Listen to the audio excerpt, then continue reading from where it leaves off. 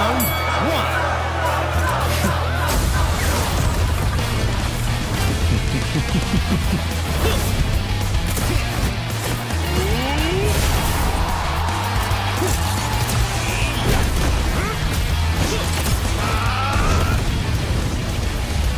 Round two.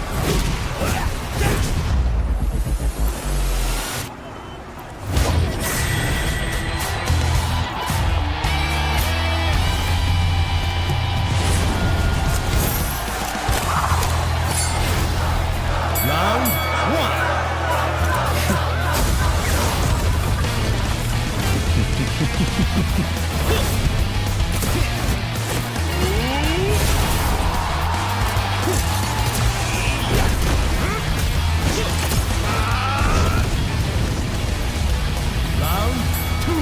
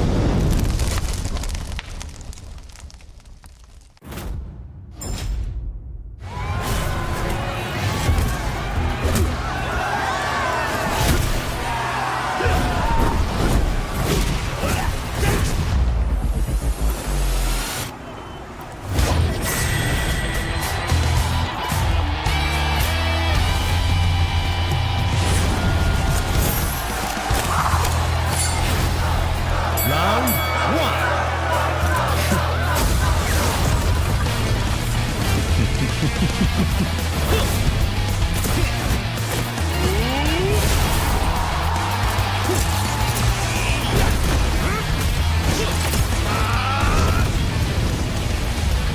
Round 2.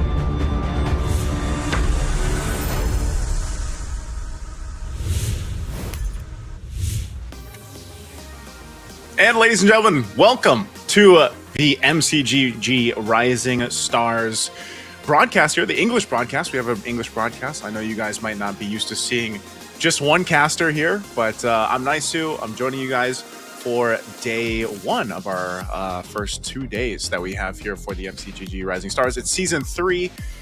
A lot of you that might be joining me today are going to maybe be seeing Magic Chess Go-Go for the first time in English. Now, previously, they have had broadcasts for you guys. I've even tuned into some of the previous broadcasts in the past. They're usually done over by our fellow casters and broadcast partners over in Indonesia, so it's usually in Bahasa Indo.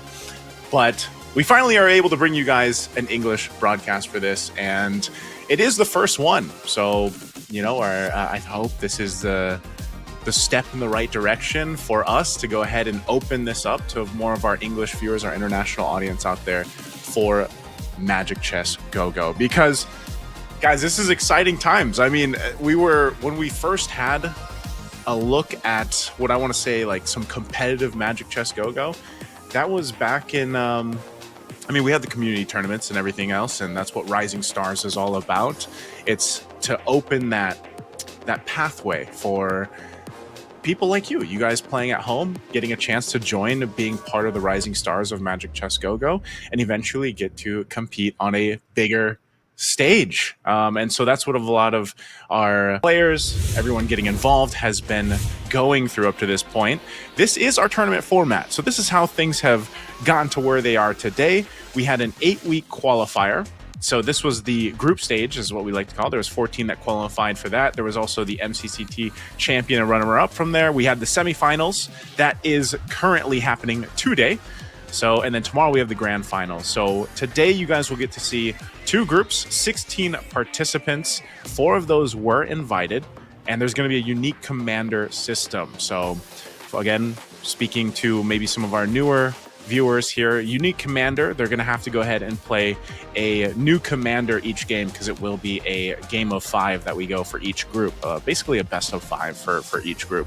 And there will be a point system that we'll show you guys later. And then of course tomorrow we have the grand final. That'll be down to the 8 participants, unique commander system as well. And each player they have to reach 18 points to earn or their win eligibility. So the first eligible player to win a round will become the champion. So they're off for the 18 points. Now, how do you get those 18 points? Well, this is how you get those 18 points, ladies and gentlemen. This is the breakdown, again, per game, depending on your placements here. You get 9 points for number 1. So obviously, if you can just get 2 games, 9 points, boom, there's 18 for you. Number 2, second place, you get 7, 6, 5, 4, 3, 2, 1, respectively. Those are the points allocation for each game. And again, the goal for a lot of these players is to get to that 18-point number. Now, the other thing about this too is, again, MCGG Rising Stars it's exciting, because even if you were joining into the group stage and everything else, you had an opportunity to join this. And who would have thought that you would actually get to go ahead and join just from your home to get to a Rising Star prize pool of a whopping $10,600 for playing Magic Chess. I mean, I think there's a lot of people out there that never would have thought that they'd be playing for this kind of prize pool for Magic Chess. Well, it's happening, ladies and gentlemen. All right, and I would surely be joining this too. I'll be honest with you guys. You know, obviously, I focus entirely on a different game, but with Magic Chess Go-Go lately, I have been playing it nonstop. And if I would have known that, hey, maybe I have a chance to go for the prize pool too, maybe in the next season, you guys will see me there, right? So this is going to be our Group A for you guys. Again, we have 2 groups here. These are our first 8 players that we have for you. We've got some familiar faces, of course, with this one, especially Elgin, content creator over here in the Philippines. We've got some KOLs. So this is a mix of KOLs and also players that have been playing competitive Magic Chess Go-Go for some time now, especially over in Indonesia, as we see some of our Indonesian flags here too. A lot of EVOS, as you guys will see, a lot of EVOS players are very committed to this ecosystem of MCGG, and I think we'll see some of the best play from these individuals that have been playing for a long time. And you know, some of them, of course, have joined from different regions as well. Now, this is our second group. We've got Group B right here. This is our next 8 players. We've even got a fellow, I believe he's a caster. He's got to be a caster, right? His name is Caster Sly. Maybe one day you guys will see Caster Nisu on that lineup. I don't know, you know? Maybe if we get good enough. But again, this is Group B. Nice little diversity going on here. Players from all around. And again, those are their top commanders that they go ahead and like to play.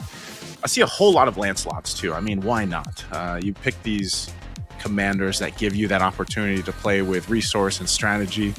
It makes things a little bit easier too. But some of these unique commanders, I do want to see how this plays out in a point system that we have to focus on, but also the fact that you have to go ahead and that's part of the strategy, right?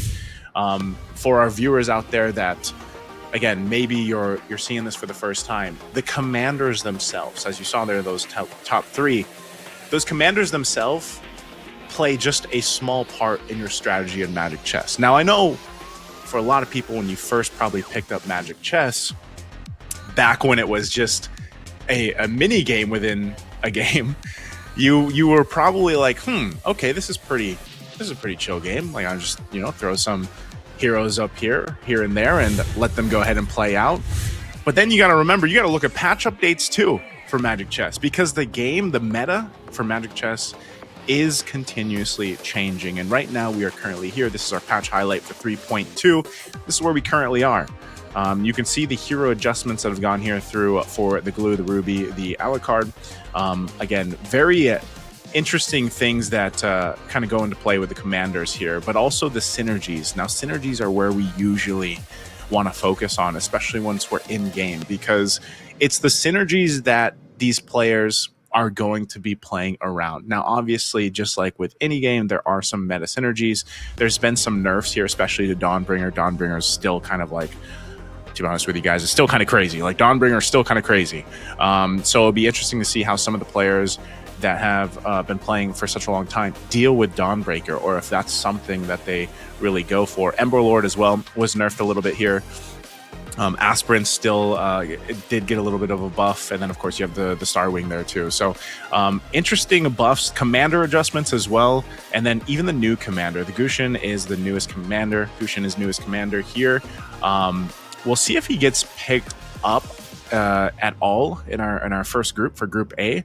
But even the adjustments that came through here, I'm glad to see that they did go ahead and nerf a little bit the Xylong, because, like, I know it's only 4% that kind of got nerfed there, but the fact that he could trigger 2 additional attacks was pretty good. Of course, even for the Cho, I feel like Cho was a little lacking in terms of his commander. But that's the thing, we have to go ahead and see. And even the Aurora, I have to say, I recently started playing Aurora, and she is an interesting commander to play because, again, when you pick your commander, it's going to play into the way you approach a game, the way you approach your pacing of your strategy, depending on the synergy. So, again, we kind of have to break it down. We'll break this down once we're in game. But you have to look at commanders, synergy, even down to the go-go cards and equipment that they get. Moving forward, though, we're going to look at Game 1's draft for, again, Group A. You can see there's a whole lot of bans here on Popol and Koopa. But there's also 3 Lancelots coming into play, 3 Paquitos. We got the Layla and the Xylong, too. Okay, so this tells me, right off the bat, with the choices that we're going for here, is basically the 3 Lancelots just kind of want to go ahead and not worry too much about the economy. They want to go ahead and just, get into the swing of things based on that functionality of interest, not worrying too much about the interest with the Lancelot. Of course, you got the Paquito there too to go ahead and help build things up. Now, we are going to jump into Game 1. So we're going to go ahead and take a look at how things go. Let's once again welcome you guys to the semifinals. Group A here. We are Stage 1, Round 1. Of course, it's just a creep round for our viewers out there watching for the first time. So this one, we go and take a look at what items they're going to get, what their, I guess, first synergies are going to be built up to based on the first 3 heroes that they were given at random. And you can already kind of see what the play is here. Also, they're going to get their first cards. So the first cards are going to be picked up. We got some full throttle. Again, a lot of players want to just go for that XP, the gold. You want to scale up as quick as possible. Well, for the most part, you want to scale up as quick as possible. So you'll see a lot of these cards. These first cards are going to be focused on XP.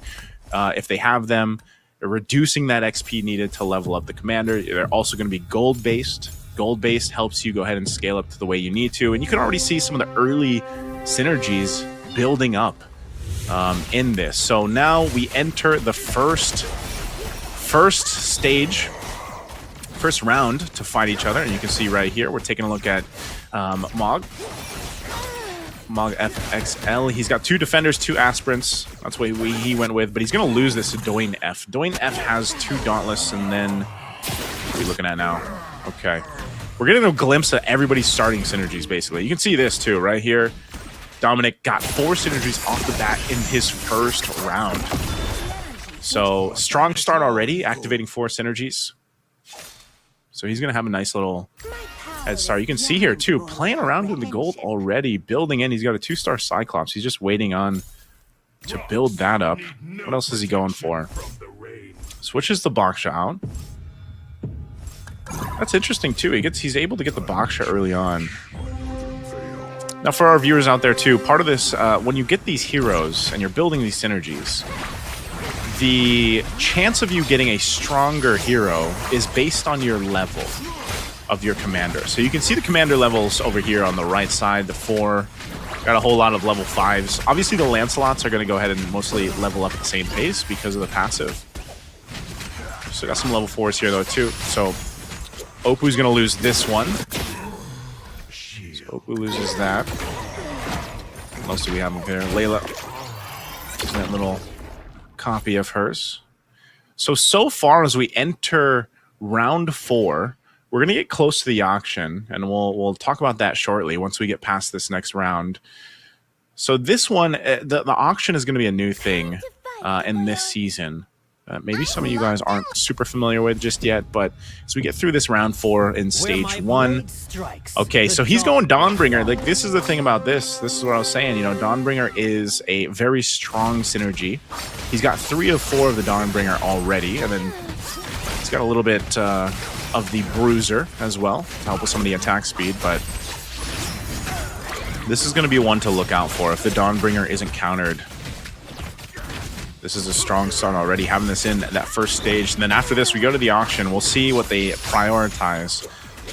Now, before we get to the auction, you guys can see, you know, the HP over here on the right side. That's the order that they'll get the pick in. That's still a thing, but the auction works in a way where all these items will be in front of them, and the players here can then go bid gold on these items. Now, they can just buy out the price if they want to for 20 gold, or they can continue to bid if they want to. And usually you'll see going for capacity or some of the items that they want to. You can see this. The hot item right now is that extra capacity. So it's going to go for 6 gold. I don't think they're going to use any more from it. So looks like the rest might just go for what they can get. All right, that's locked in. So it's Quen that gets capacity. Copy device goes to LH, so he grabs that. Nocti Game just gets the purple buff. Elgin grabbed an Antique Harass, Berserker's Fury for doing F. Now, how do they play into this? As we enter stage 2. Stage 2 is where we're going now. The equilibrium has Let's see what they do here. maintained. All right, that Baksha again. That's a 4 gold. This little Baksha early on already. What do they want to do? We still got a couple 100 HP players up here too. Quen doing F. Like I said, Quen's got the Dawnbringer build going up. So as we enter stage 2, round 1, go ahead and look at what they did after the auction here. Strong synergy. He's going with the Marksman. He's actually got 5 synergies already here. So this is good. Aspirants, give him a little bit of the buffs. He's got Doomswarm too, so Doomswarm's going to give him that Hanabi, and then the Marksman that gives him the attack speed, but he's still going to lose this round here. Take a look at Doing F. Doing F finally takes some damage, takes 10 for the first time. That's his first time losing a round. Onward to a boundless world. Stage 2, round 2. Still working for that.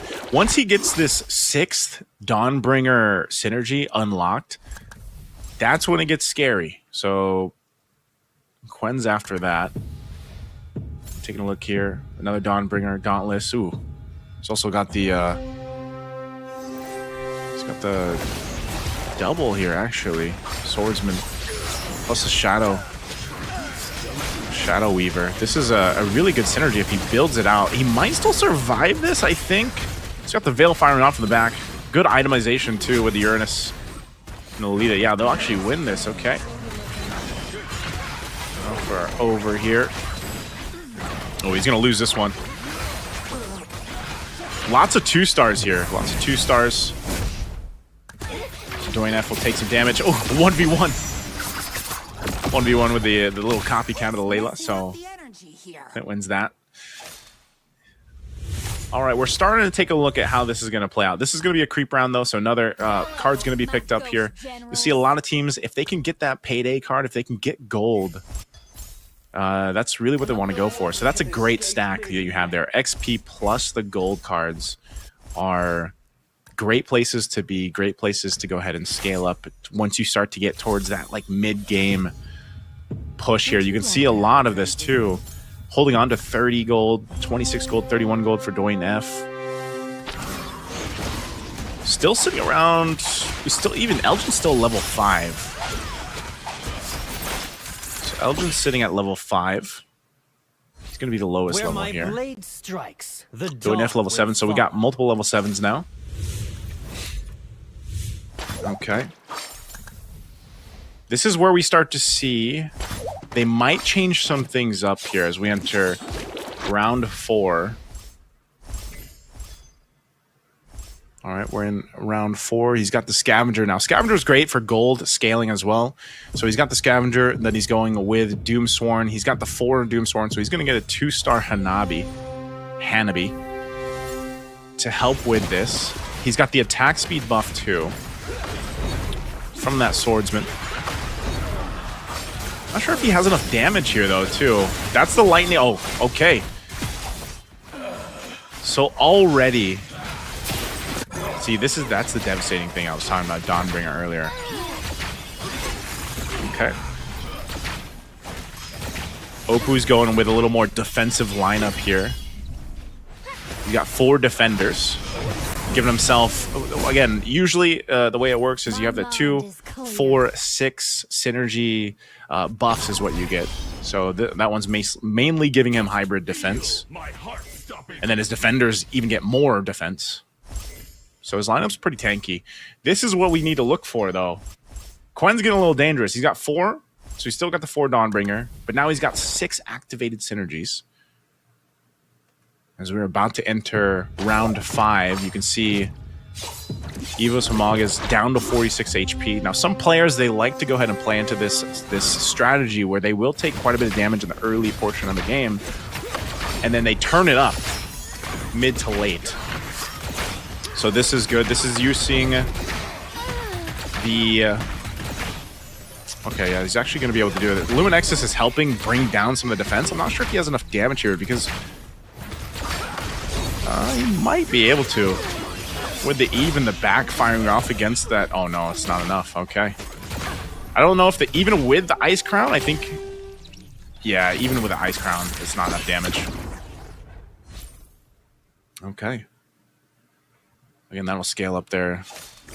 Evo Saman getting really low. 34 HP now. He's about to get into round 6 of stage 2.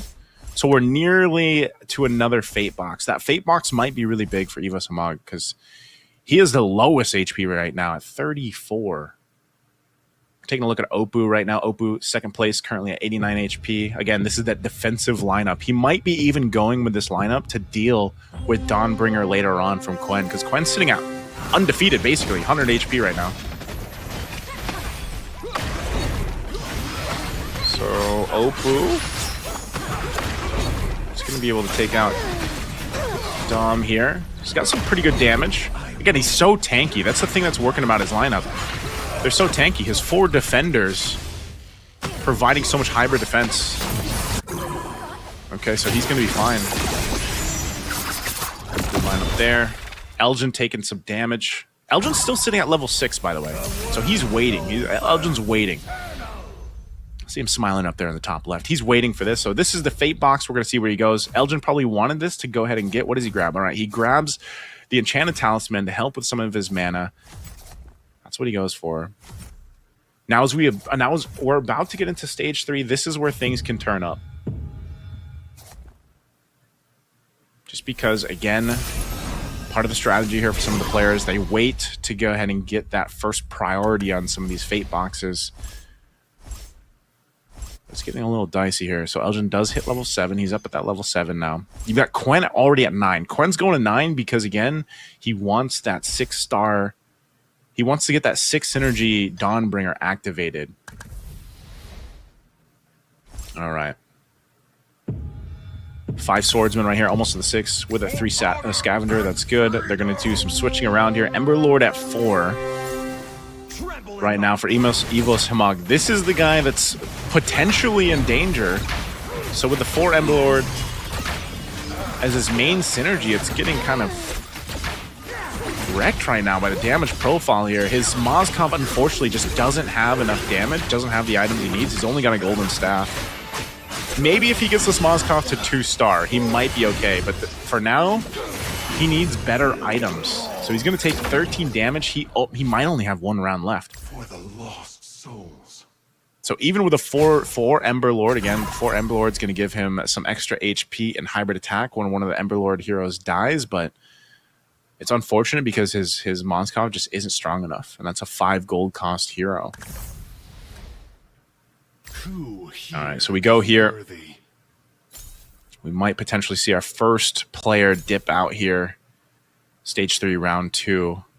Before we get to the next creep stage. Now, if Evos Hemog can survive this, it might really help him for the next creep stage. Creep round. All right, nice little setup here. This could potentially be it for him. He does pick up.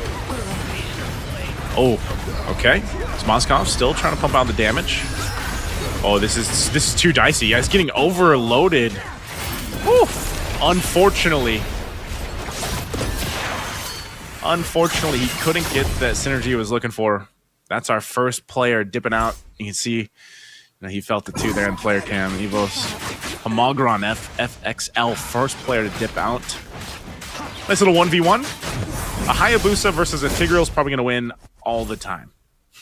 But I'm in top 4. Not that time. Let's go. All right, this is the creep round. Stage 3. Another card's going to get picked up. What are our players getting here? 9 free shop refreshes. Tear them to shreds. Some 3 commander HP back. 6 gold as well. A healing fountain is really good, especially at this stage of the game. I have no tolerance. Got that. What else do we got? Have an attack. Okay. Dimensional shot 1. Get picked up here. What else do we got? We got 7 players left. We'll see what items are picked up here as well off the creep round. So we take a look at this.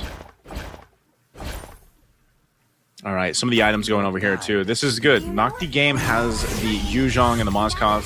He's got a couple items for them too. So let's see. This is now a big power spike possibility after that creep round into this. Stage 4. Or stage 3, round 4. What are they going here? Doing a little switcheroo. Gets, okay. Goes for the Doomsworn synergy. So he's got Doomsworn synergy. He's got the Weapon Master as well, Exorcist. So he's got 6 synergies unlocked right now.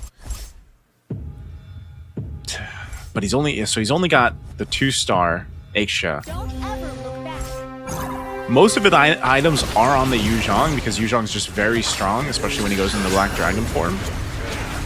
The Mozcop finally has some items though. Or this Mozcop does, anyway. Oof. Unfortunately, still not enough. Good play over here. I don't know. Okay, I was gonna say that's good damage coming through. Whole lot of Hayabusa that we're seeing. He's still got the Winter Crown and the Immortality, so that's gonna be really hard to kill. A Hayabusa that's already using that Shadow Kill, but then has a Winter's Crown plus an Immortality. It's gonna be kind of annoying to deal with. I join. Okay. Man, he's got the 6. He's got the 6 Doomsworn, so he's got his 3-star Hanabi. Loaded up with a Berserker's Fury and a Golden Staff. Okay, and over here, Elgin getting quite low. Next potential person to bow out would be Elgin. 23 HP right now. He's literally, his synergy, I mean, he's somewhat tanky. You know, he's got the 6 Dauntless synergy going with the Luminexus, so he's going to reduce the hybrid defense here.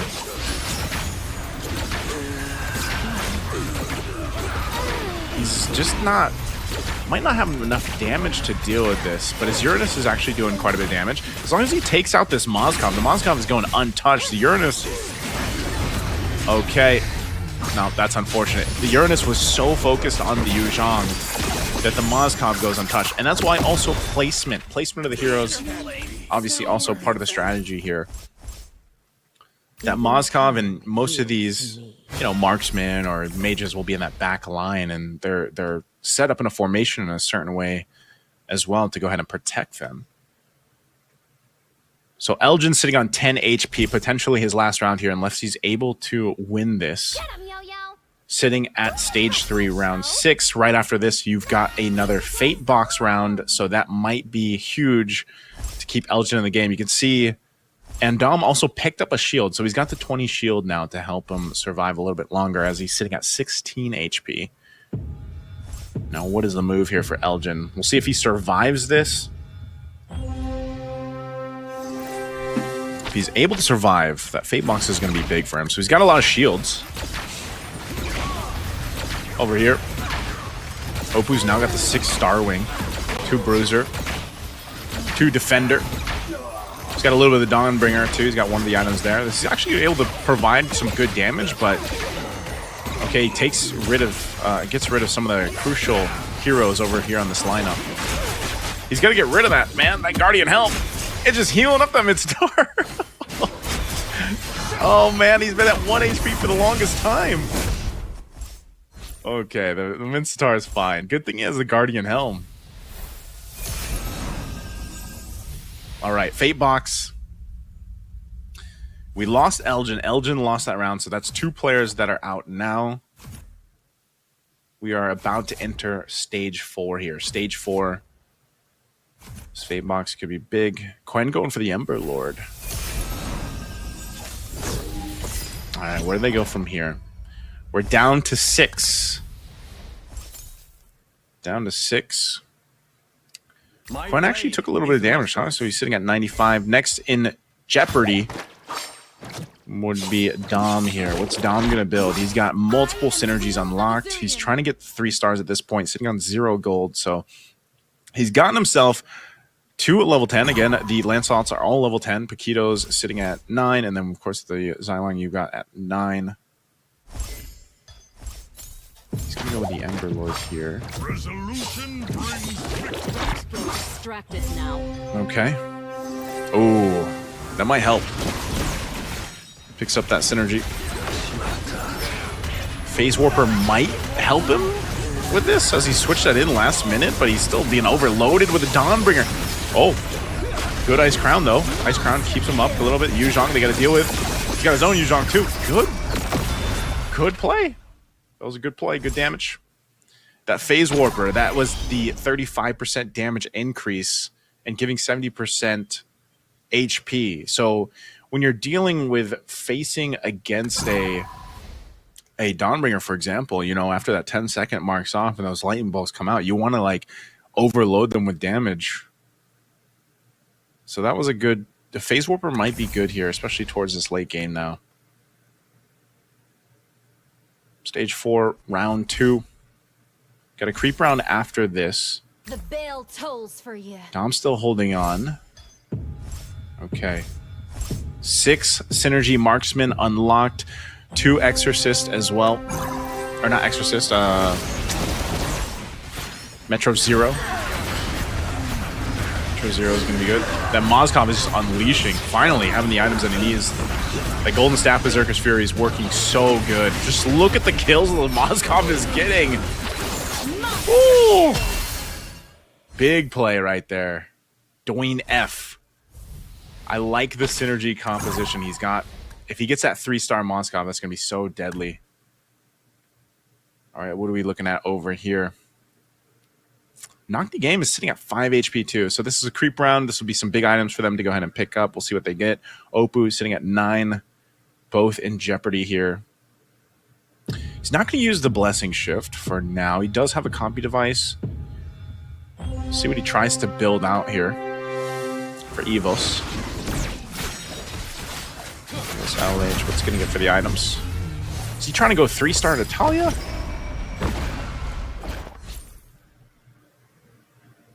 Evos LH. What did he grab? He's got a lot of gold. Okay, he gets the 2-star Harley. I'm not just a weapon. Now we're swapping over here. Quen's still at 100 HP because he has the card, I believe, to heal Commander HP. Okay. Multi-synergy here for Dom. What do we end up here with? Okay. Quen is just sitting healthy right there. Someone's gonna have to do something about it. Oof. Oh no. Oppo, I think Oppo has just accepted. I think Oppo's just accepted his fate. Yeah, that's unfortunate for Oppo. He's got the 3-star. Oh, what can he do? Are you telling me, is this gonna work? What? Legendary. What? Legendary. Okay. Oppo made it work. What a move. So he sends Knocky Game out. Knocky Game, third person knocked out. Oppo still holding on. Quen not touched yet until now, finally, from Evos LH. For your king. And we gotta take a look at Oppo now. He's got his 3-star Angela, Starwing, and swords. Be careful. How is this Angela doing so much damage? Now he's got the 4 Starwing, 2 swordsmen. Angela is crazy. Running with the talisman. He's got a little bit of defense with the blade armor. All right, now he's got the phase warper going too. So it's going to help with the damage. Maybe it's just overloaded damage. Plus the buff. Now with the 4-star Starwing, you've got a nice little buff. 10% extra damage. Let's watch it. 3-star Angela. Look at the health. So he gets knocked up. Shadow Weaver. Going to use that hard guard. Staying alive a little bit longer. And Angela. It's beefy, but is it actually going to be able to go through this? It does. Wow, look at the heals from the Angela. Legendary. This is crazy. The love waves are crazy. Legendary. Legendary. Woo! Legendary. Humanity is Oh, poo. Don't get on my bad side. Oppo is swinging things forward here in stage 4, round 6. What started with a 3-hero setup, now he's got this 3-star Angela running the blade armor, the Ice Queen 1, Enchanted Talisman, and you don't even know it's wrecking you until the end because she uses the Heart Guard for the start. Now he's got the 2 Exorcists. Okay, goes Aspirants, picks up the Marksman, so he's got the attack speed. Also gets a 2 Mage, so he's gonna make his Angela hurt a little bit more with the extra magic damage. Aspirants might help a little bit too, but let's see how this plays out. This Angela is a problem. Okay. Oppo versus Doin F. What a turnaround so far, 9 HP. Again, you can see this Angela is a menace. It just goes in the Heart Guard and then stays alive. There's the Heart Guard once again. Look at the love waves with the Heart Guard are insane. Legendary. Only the strongest. Legendary. This might be a big problem. Again, Oppo from Indonesia making things work when he was sitting at what, 9 HP, 5 HP or so. Goes for another Starwing, so he's actually gonna go for what? He wants the 16% extra damage if he can get it. Let's see what Oppo does here. This is gonna be so interesting. Okay. So he's got the 5 out of 6. He's got the 6 out of 6 now. That's massive. So now that he's got the 6 buff Starwing, this is going to give him the entire battlefield coverage of a 16% extra damage. So that is a damage overload. Again, not to mention that majority of his damage comes from magic damage. So the fact that he has a 2 synergy mage synergy as well is giving him another extra 10% magic attack, but then his mages get an extra 40%. So basically this lineup from Oppo is buffed out of its mind. He's got 9 HP left. So his front line's getting demolished pretty badly here though. But again, this Angela with the Heart Guard staying alive, keeping the right members alive, and then the love waves. Look at the damage with the waves. That is the problem that can't be solved right now. Legendary. Oppo. Legendary. Taking out another 2 more fall. We're down to 3. I don't know if Quen, as strong as a start that Quen had in the early game, I don't think he has an answer for this lineup, this Starwing Angela lineup from Oppo. Fate forced me to become an assassin. An absolute menace. Stage 5, round 2 is where we're at. We're going to have to see what else we got going on here. Maybe the next creep round might give one of those key items to go ahead and help deal with this, but again, this Angela, big problem right now. Quen or Dom, can they figure something out? Dom, next at risk of dying, gets a 2-star Kalea. 3-star Kalea built up. What's Quen going to do? Quen versus Dom. Okay. Again, using that Dawnbringer. Valentina has a ton of damage with the Dawnbringer. Legendary. It's just her and the Yuzhong. Boom. All right. We are down to 2. Oppo and One Quen. life is just enough. Is that Dawnbringer? That Dawnbringer, Swordsman, Phase Warper, Starwing, and Emberlord and Exorcist lineup. Is that synergy enough to deal with this Oppo Angela lineup? Creep round right now for this. See what items are picked up here. I don't know if you can really buff up the Angela much more, so we got to see what Quen does. What's the play here? And if he's able to get to a potential another Fate box, but 3 rounds, if they all go to Oppo, then we'll see that Fate round for the last one. My protection never shifts. All right, Ken, FXL, and Oppo. What are they going to pick up? So Yu Zhang for Oppo gets to the 2-star. What is Ken? What's Quen fishing for? He's only got 2 gold, so he's got that 3-star Valentina sitting with the Dawnbringer items, that 4 Dawnbringer items that he's got. Let's see.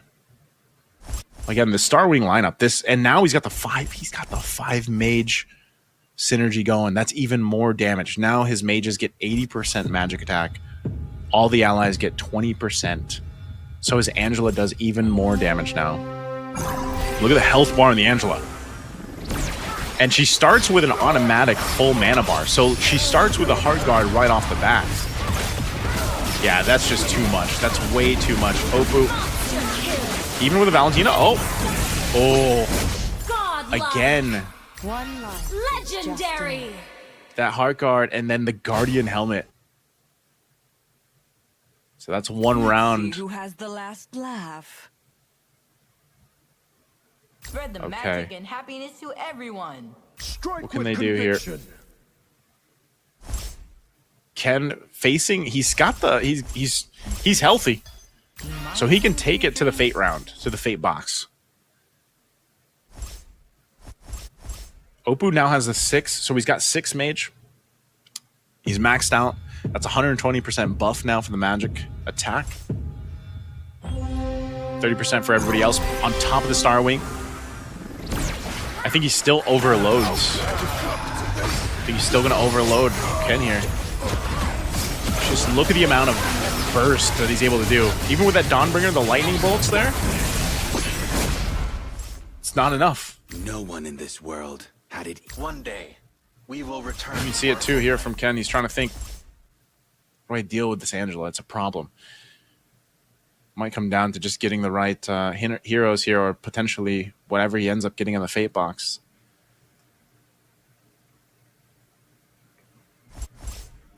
All right. Little swapperoos going around here. 3-star Angela, 2-star Saber, and then the 2-star Yuzhong with that Sea Halberd and that Brute Force are helping him out. Then you have the Harley now too. Harley's actually pretty stacked as well. Earlier from that last creep round, he's now got the Feather of Heaven, Holy Crystal, and that Revitalize to go ahead and help heal. Quen picked up a 3-star Hayabusa, it looked like. So again, Angela just stacking up on the kills. trying to focus down the Angela with some of these assassin heroes, but it's just not able to get it. So now we go to a Fate box, and we're down to the last round after this. Both sitting at 10 and 9 HP respectively. What does Quen take? Is there anything good here that he can take? Okay, he goes with the bruiser. I don't think there's much that he, like, you can see the smile on his face. I don't think there was much there that are going to help him out here. Okay, I don't know if this is enough. He's got a couple 3 stars. I guess he's going to go with a bruiser here. I don't know if he's going to roll one more. He's only got 2 gold, unfortunately. Opu still running pretty much the same thing. He was trying to get the 3-star Harley, but not able to get it. Sitting on the Hayabusa as well. It's down to this. 3 HP went to Quen for that card that he has. Oh. Again, it's just too much. Opu, Opu, Opu! Oh, he's got it. Angela's taking a lot of damage. Oh, actually. Oh, but Opu, what a play. Congratulations to Opu getting game 1. Hey, Opu getting game 1 again. Opu, he waited for that moment. He waited for the moment to make that Angela a menace. It's not something you typically would expect, right? I mean, again, for a lot of our viewers out there, maybe it's the first time you're watching this, but Magic Chess Go-Go, you have this kind of pacing that happens here. And especially when I was mentioning we got to that second phase, that's that mid-game, if you will. The Angela became a menace. And it also worked out well because, again, the items that you get, we'll take a look at the items here in just a bit. But the items that you get, too, is what allowed that Angela to work so well. Again, even a Guardian helmet helped. There was times where it helped keep the Angela alive a little bit longer, you know? So, again, it's just a great thing to see there. By the way, I want to go ahead and mention to our viewers out there, we want to invite you guys to go ahead and join and follow us over on our official Facebook page. You guys can go ahead and go over to the global Facebook account. It's at Magic Chess Go-Go. There you'll find the most luxurious rewards waiting for you guys to join and get a hold of for Magic Chess Go-Go. You guys can go ahead and scan that QR there too. Now, don't forget, we have a little bit more for you guys watching. We want you to go ahead and chat with us. Chat with us in the chat. Make sure you guys chat. You can get some super benefits. All you guys have to do is send over a message, follow the Magic Chess Go-Go Facebook page, and then in the chat, type in the chat, take a screenshot for us, okay? You guys can see it on your screen right there. And just say MCGG FB milestone. Make sure you take a screenshot of that. Make sure you guys go ahead and post that for us too. And head on over to the page. You will get a chance to go ahead and grab some goodies for you guys in Magic Chess Go-Go. Okay, so again, scan the QR codes if you guys can.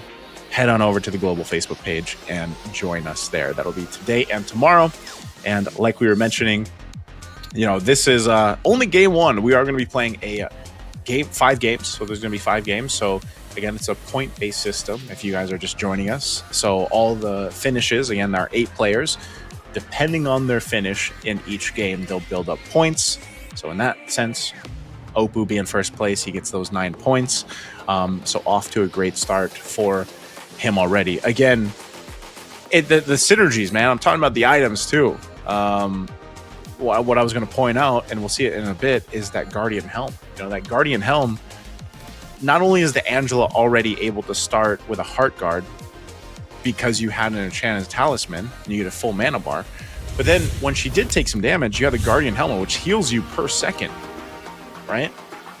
So you can see here, our winner for game 1 is none other than 7RY Opu.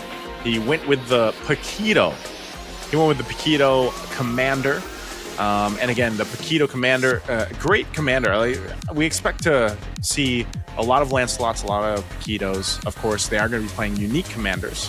But that Paquito helping him out. This is his lineup as well. It was the Angela that made things really, really shine, though. 100% there. And then also his synergy. The synergy that you see right there, the 6 mage synergy, was part of the big reason why it helped so much. 6 mage synergy, again, buffed up his Angel, buffed up the rest of his mages, which he had a lot of. allowing him to get that extra magic attack damage. And of course, you also had the Exorcist, and also he had the Starwing. Like I know we're missing it there. He had the Starwing synergy as well. There it is. So we had the Starwing synergy, and that 6 Starwing synergy buffed up his whole board. So basically, his entire board was buffed up. You're going to see from the highlights here from our game 1 how things started off from the beginning towards the end. And maybe we can see some of the pacing here from Oppo and how he was able to go ahead and build things up here.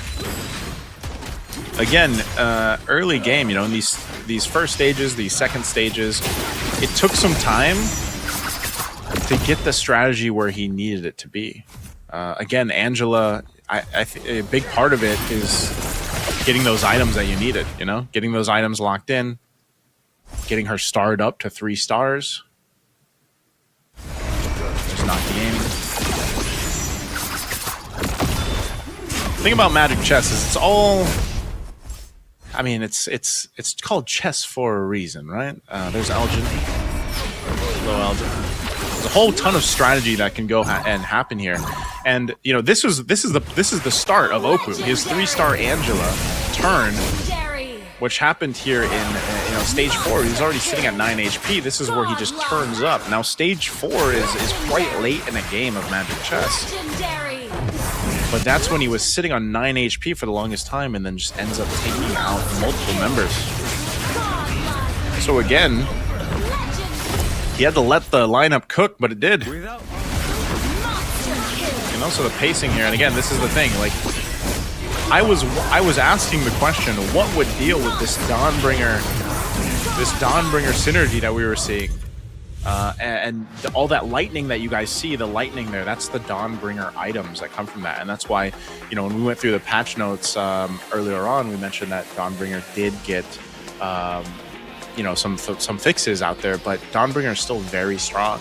And what a lot of players like to do when they roll with Dawnbringer is they like to get those stacks on the items, the Dawnbringer items, but then they also like to go ahead and get the specific lightning item for Dawnbringer, and that right after about 10 seconds or so, the lightning starts to hit, and you have a certain amount of lightning stacks and everything else, and it does a ton of damage to the board. And so Oppo solved that after he was seeing Quen, because Quen for the longest time was at 100 HP. He's kind of untouched, and then the idea there from Oppo was like, all right, late game, I'll make it happen by survivability, but then his Angela alone had a lot of damage. So it was a late game play that ended up working for them, and it was a good play because that's something you have to do. You have to be able to go ahead and counter Dawnbringer. I think we're going to see that a lot here in the games that we go forward in the next game 2, game 3, game 4, game 5 even. So good play from Oppo. Good play from Oppo. I like to see it. I like to see what kind of commanders are going to be switched up here too. I think, again, when we look at commanders, they play a big part into what they can do. What the strategy is going to be, what the synergy they're going to go for, and everything else there. So again, good job there from Oppo. The rest of the players too. Again, if you finish in 8th place there, you want to go ahead and make sure you grab yourself a better finish, I would say. A better finish, obviously, moving forward. So, again, we're going to take a look at the post-game stats here in just a second as well. Let's go ahead and see what we got. All right. So you can see the finishes here. Again, first place Oppo, so he's got the 9 points. But over here, too, this is what I'm talking about. Quen FXL. He had a nice mix of synergies, but he was not able to... I thought he would actually win. I thought he would actually end up getting the win there. But that doesn't happen, even with the Dawnbringer. So Dawnbringer, it can be dealt with. The other one I was really looking forward to seeing scale up, but just unfortunately couldn't work out, was from Doinef. I like what he was doing. He was doing that. This is very meta too. The big meta thing about Magic Chess is like the mixing up the synergies, getting multiple synergies in some cases, and then, you know, just kind of working with a lot of those. And that's kind of what we saw here. But unfortunately, again, part of that is being able to scale up. But then there's this bit of luck that comes into some of the random items that you might pick up, or even down to the cards. Like some of the cards, obviously, really big part of that too. So again, there's the points being broken down here. You can see it right there. Again, I think this is big for Elgin and Mulgren if they want to go ahead and get more points for game 2, because if you're in that lower half, those lower 4 members there, you want to go ahead and have a better finish, I would say, for the game 2. So we'll see what they end up going for.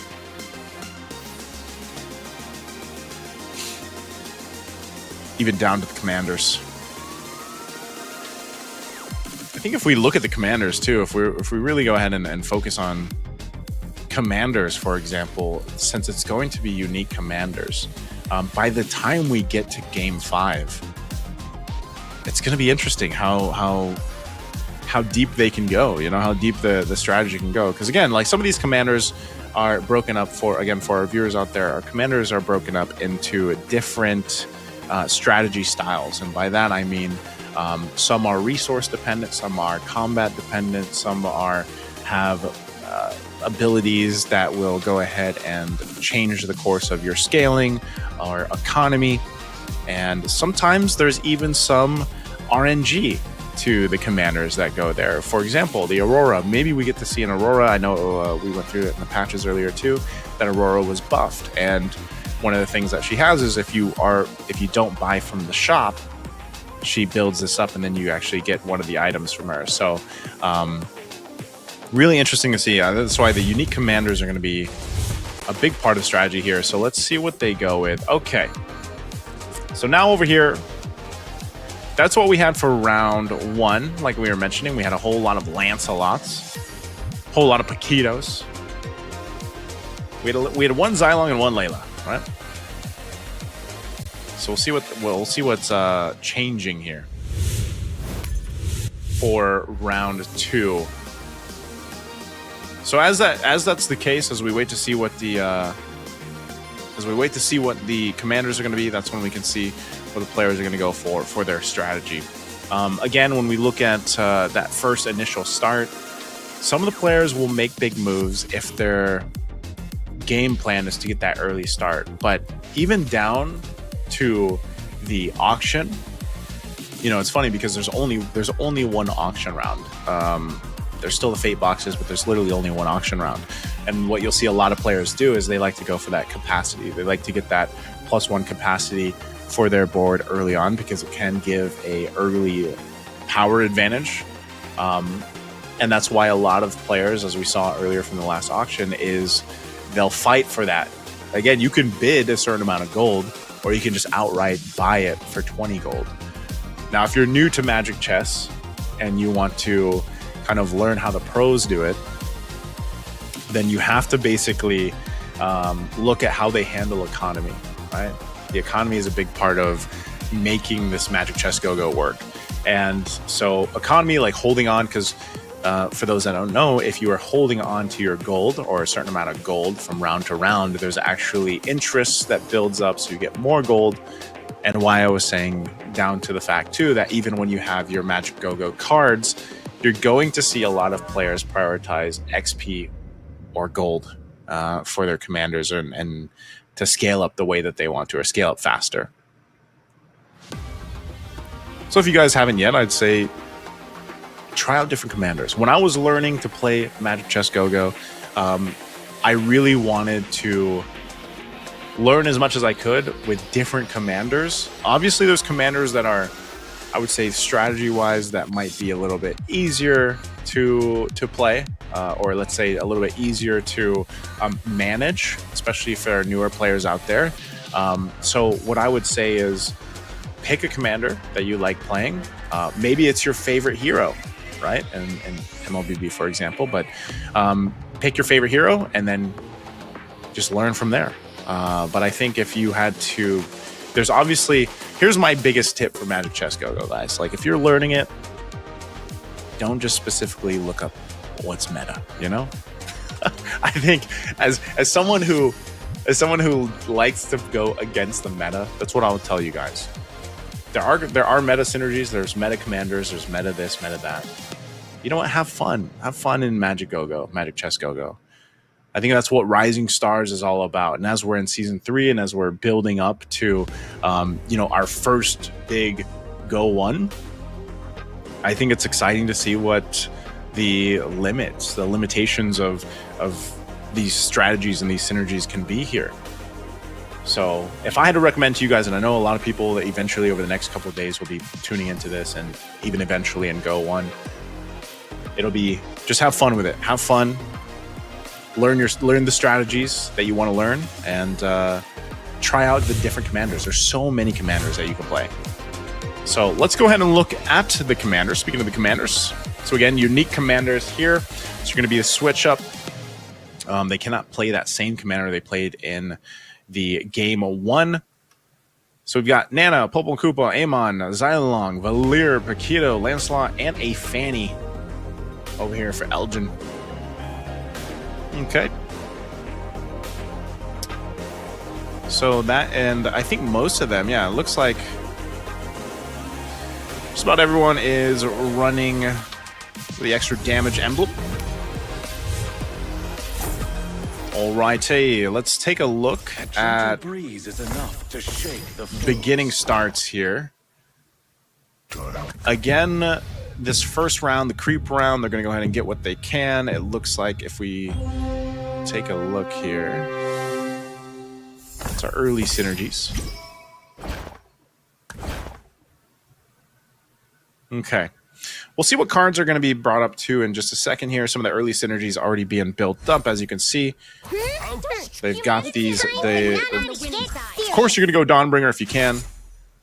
So we've got one Dawnbringer here for Mulgron already. Elgin too. Elgin building into a defender. I never miss my mark. All right, what do they go for the calls? For the cards? If you dare. Not as many as XP cards as we saw in game 1. A lot of equipment. A lot of mix going on here. That's, that's good. Mostly equipment. Now that we're in stage 1, round 2, first PvP round between each other here. All right, Oppo, this time he's going to have to go with a different strategy. It's interesting, too, because Oppo, he's already got those, he's got those items on that Layla, but it's just not really enough because he has no synergies built up. So he will take that first damage. Oppo, the first place finish from last game. Let's see what else we got here. So synergies are still trying to be built up for Dom and Naki game. I think Dom specifically really doesn't have much just yet. Meanwhile, Elgin sitting at the top. He's out level 4 on this Fanny here. I think the big thing for Elgin was that fact that he got the two early equipment chests too. So he's actually going to have a really good start just by the mere fact that he had some of that early damage, which went over to the Ruby, by the way. So he went with the Ruby, put the axe on her, plus the Winter Crown early on, too, so that helps with the defense. So even if it's not a 2-star, it's still going to be able to survive quite a bit. But man, this Hanabi's causing some wreck. Causing some damage. Okay. All right, Elgin still survives that, so that's going to be fine. Again, a really early power spike that he had with some of the items that he got. So we got some Star Wing action going over here. Oh, now he's got the Shadow Weaver with some Defender. Mulgron at FXL, he needed this as well, again, after what we saw in game 1. Still sitting on 100 HP, that's good though. Again, nice synergies early game. This Star Wing synergy gives him a nice little buff. It's about 8% extra damage plus some HP that goes over to him. Shadow Weaver gives him that little bit of extra attack speed, and that's why it works really well with a Matilda who's going to buff your team anyway. Now for Ken over here, he's still got the 4 stars synergy, but he's gonna get beaten this round because he just doesn't have the itemization just yet. Again, in stage 1, a lot of these things can happen, but we're heading into the auction. This is a big part that I was talking about earlier. Now for game 2, again, Go-Go Magic Crystal is usually where people want to go for. We'll see if it's going to be highly contested or not. Some players like to see what everyone goes for before they go and bid. Again, they're bidding for certain items, and it looks like they just want to go for these crystals here. So it looks like no one wants the mirror device just yet. Swapping things out. It looks like it's just going to go to LH, FXL for the capacity. Oppo will grab the mirroring device, and okay. Locked in here. A nice antique Karas for Mogoron to help with that tankier lineup that he has. Now we get into stage 2, round 1. What do we have here? What does Quen go for? All right, he picked up a defender. So now he's got the 4-star defender, 4 synergies defender, which is good. He's also got the blessing over here on the Cyclops for the Doom Swarm. So he looks like he's going to try to go Doom Swarm. Now over here for Dom, he's running the 2 Marksman and the 2 Scavenger. So the Scavenger will help a little bit. You just get a random hero. If he can get the 3 Scavenger, that's going to be good because then you get some extra gold too. And if you get the random hero, you just sell the hero for extra gold. It's an economy play, basically. Economy synergy, playing into your 2 Marksmen. So he's doing okay. He does have a Novaria. Interesting synergy from Dom. That's going to be more of a late game one that builds up. Nocti will take some damage here. As we move into There's no stopping round this 3 place. shortly here. After this, that's going to be a creep round, so that'll be good for some itemization. All right, 2 Synergy Luminexus, 2 Starwing. The Shadow Cell is great, if you can go with that. Let's see if he does. Nocti game. Interesting synergy. Doesn't have the best items. I mean, right now, sitting on the Jushin, Jushin's got the Blade Armor and the Holy Crystal because of the theft device, you know? So it's just copying the items. It's not really going to be beneficial for that. Oppo, once again, our winner from the last game. It's still doing really well here. Again, with this, the Nana Ghost generals. works pretty good. Just because you get those two equipment chests early on when you take damage. So we're about to enter the creep round. We're going to see what they end up picking up here. Some of these cards. Oh, Golden Staff. LH goes with the Golden Staff. Of course, you've got both Howling Wind here for Elgin and Ken. Fully loaded now, too. Then you've got the Rising Festivities. Messing up the energy. I can't get Good for economy there, too. What's that last card going to be for Dorian F? All the synergies pretty much being built up, too. And at this point, a lot of gold being held on. Because they'll turn it up here in just a second. They'll go ahead and see what the strategy is going to be here for them. All right, let's take a look. This little Starwing still sitting on that 2. What is the move here?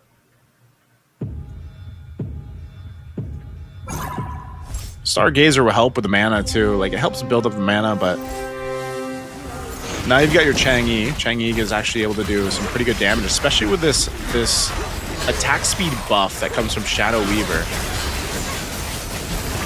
It's gonna go ahead and use that Meteor Shower to do a lot of damage, but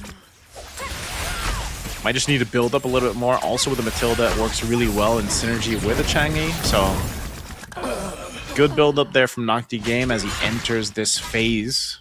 Now over here for Ken. Looks like his Hanabi's doing pretty well. He's got the 3-star Hanabi. So Quen's got that under control. He's going to win that. That 6-star Doomsworn is really, really good. So we'll see how they deal with it. Now over here. Shield of the people. Don't ever look back. Nice synergies being built up. Kind of a mix and match, if you will, for this one.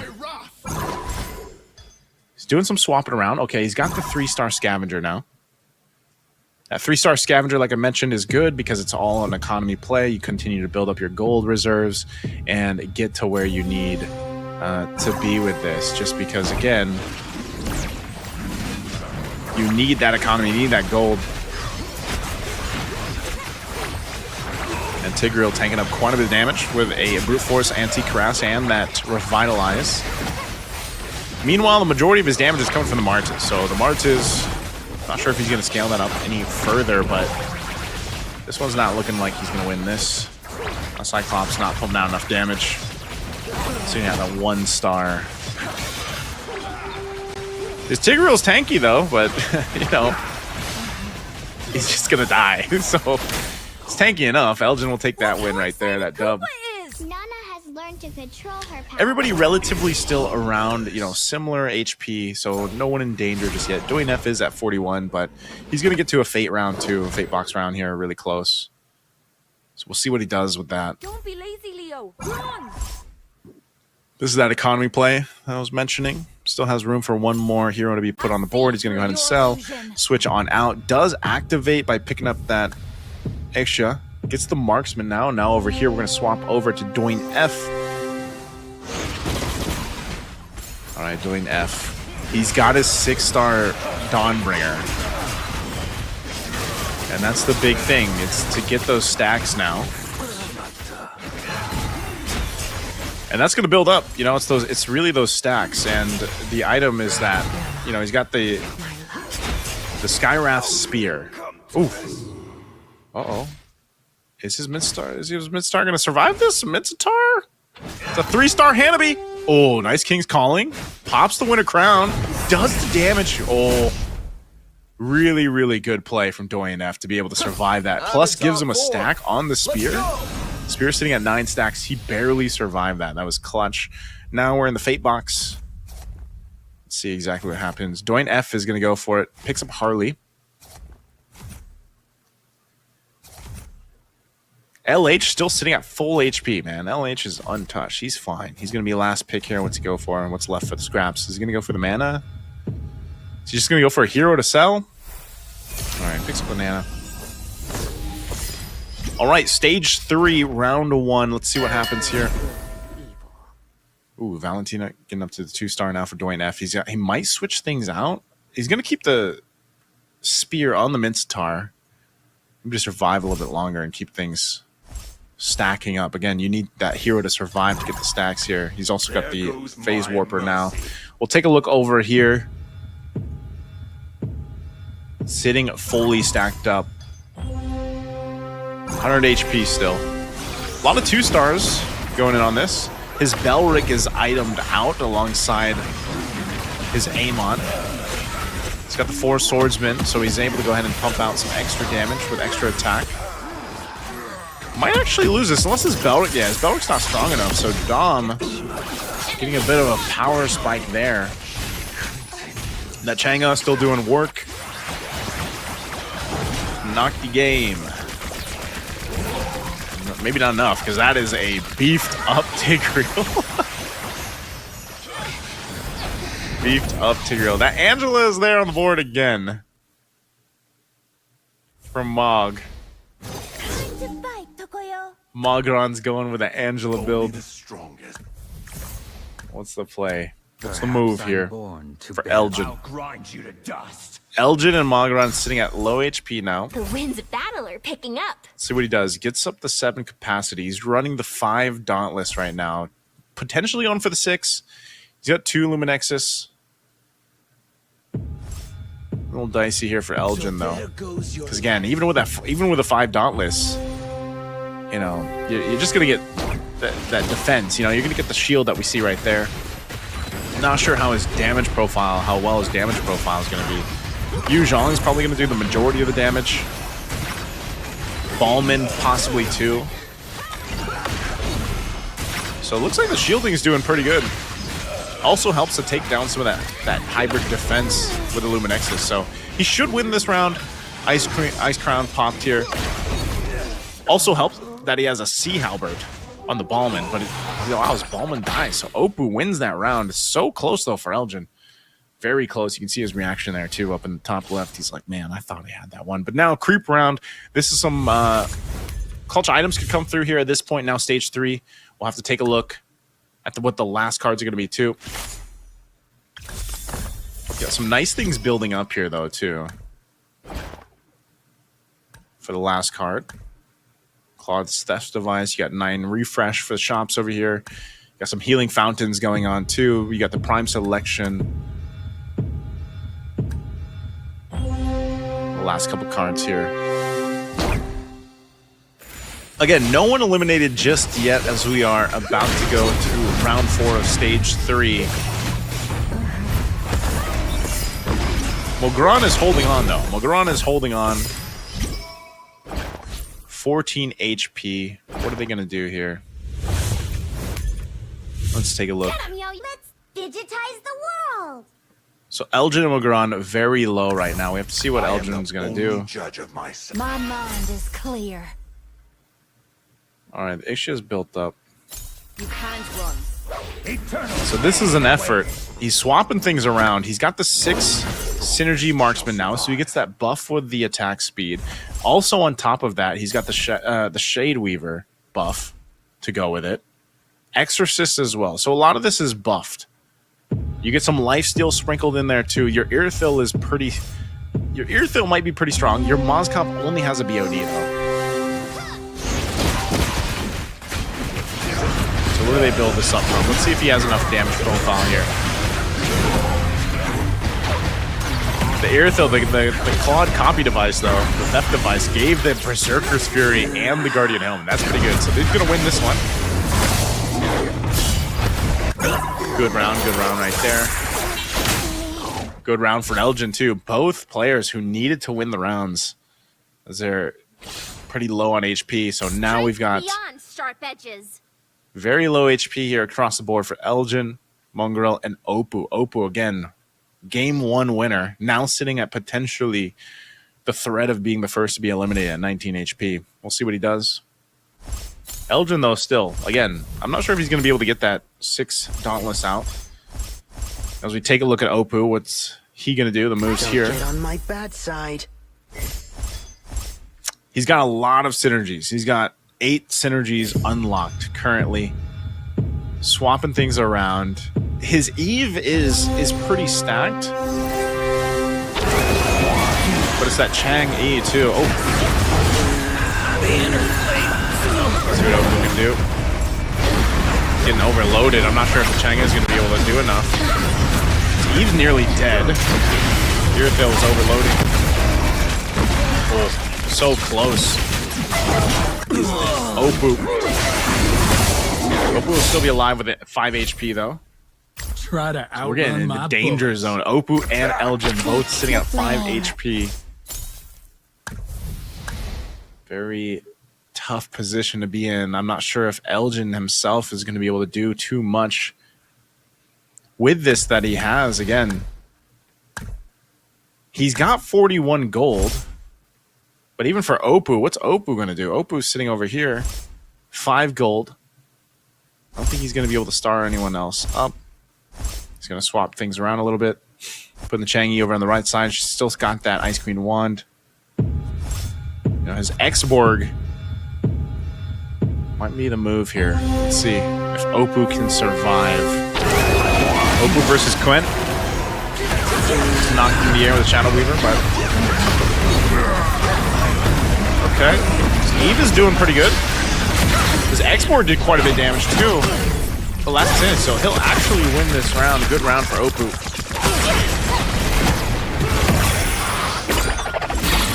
Good round for Oppo. They take out... Elgin is gone though, so Elgin's going to be the first one to get eliminated. See him smiling there too once again. Tough for Elgin again.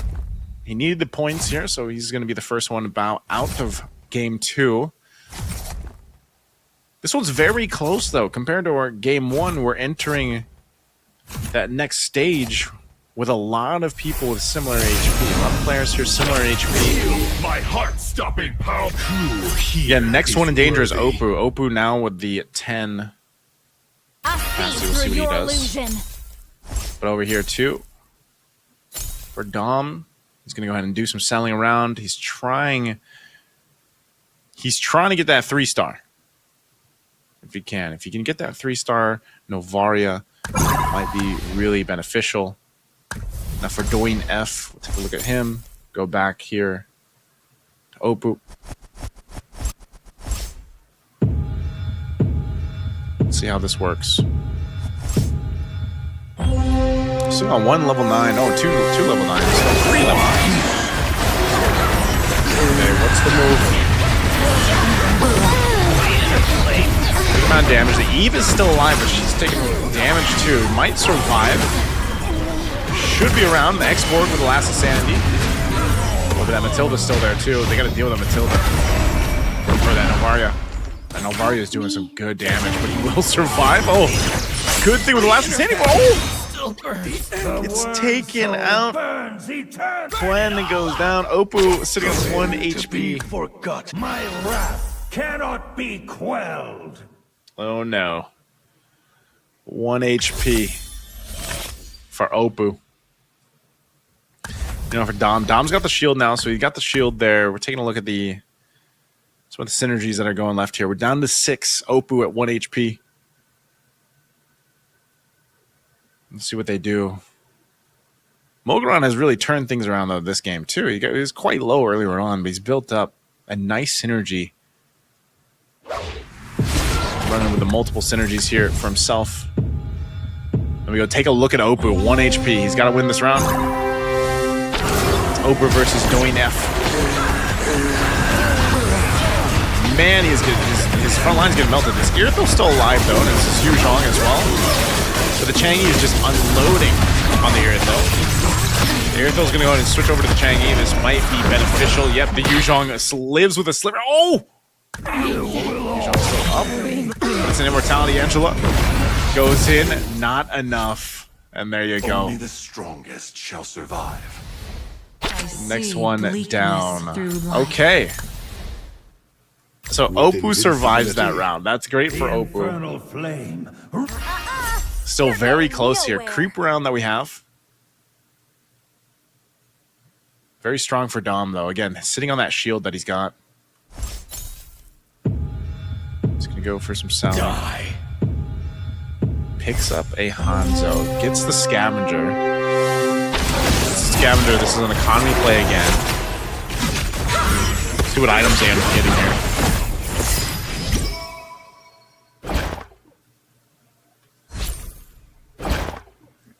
Okay. I stand for the Empire. All right. He's going to go ahead and build in. Dom is the healthiest, man. Dom's sitting at 51 HP with a 20 shield. Feel my wrath. Someone's going to have to do something about Dom. My kingdom. He's also got a really nice synergy lineup here. Pain awaits. And this 6 synergy Luminexus is really helping him to deal with, linking the heroes, getting their hybrid defense down. And then he's able to just kind of overload them a lot with his, he's got multiple 2-stars. His entire lineup is 2 stars. So they have good damage, even down to the itemization is pretty good. Looks like he's going for that 3-star Novaria still. He's getting close. That's that purple bar that you see on the cross from him. That's that Luminexus. Ice crown can be popped. Got an immortality still though too. Yeah, the amount of damage that Novaria is doing as a 2-star is quite crazy, but doesn't win. Loses to knock the game. It's again this Angela here. Time to do. Over here on this side. Of Azurian. Oof. Getting really low here. Oppo still sitting at 1 HP, but Mongeron also at 4. It's done a really good job of surviving up to this point for Oppo. Let's see what they do. This is crunch time, though, now. You're in round 5, stage 4. You got a couple battles coming up, and then you can get to the Fate Box. Again, this is... We might potentially see 2 people drop out of here.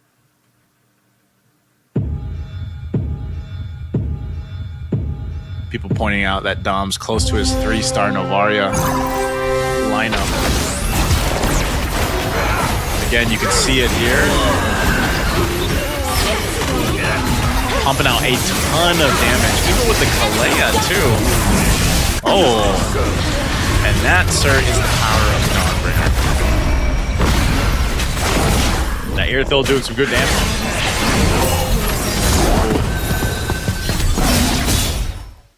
Goodbye.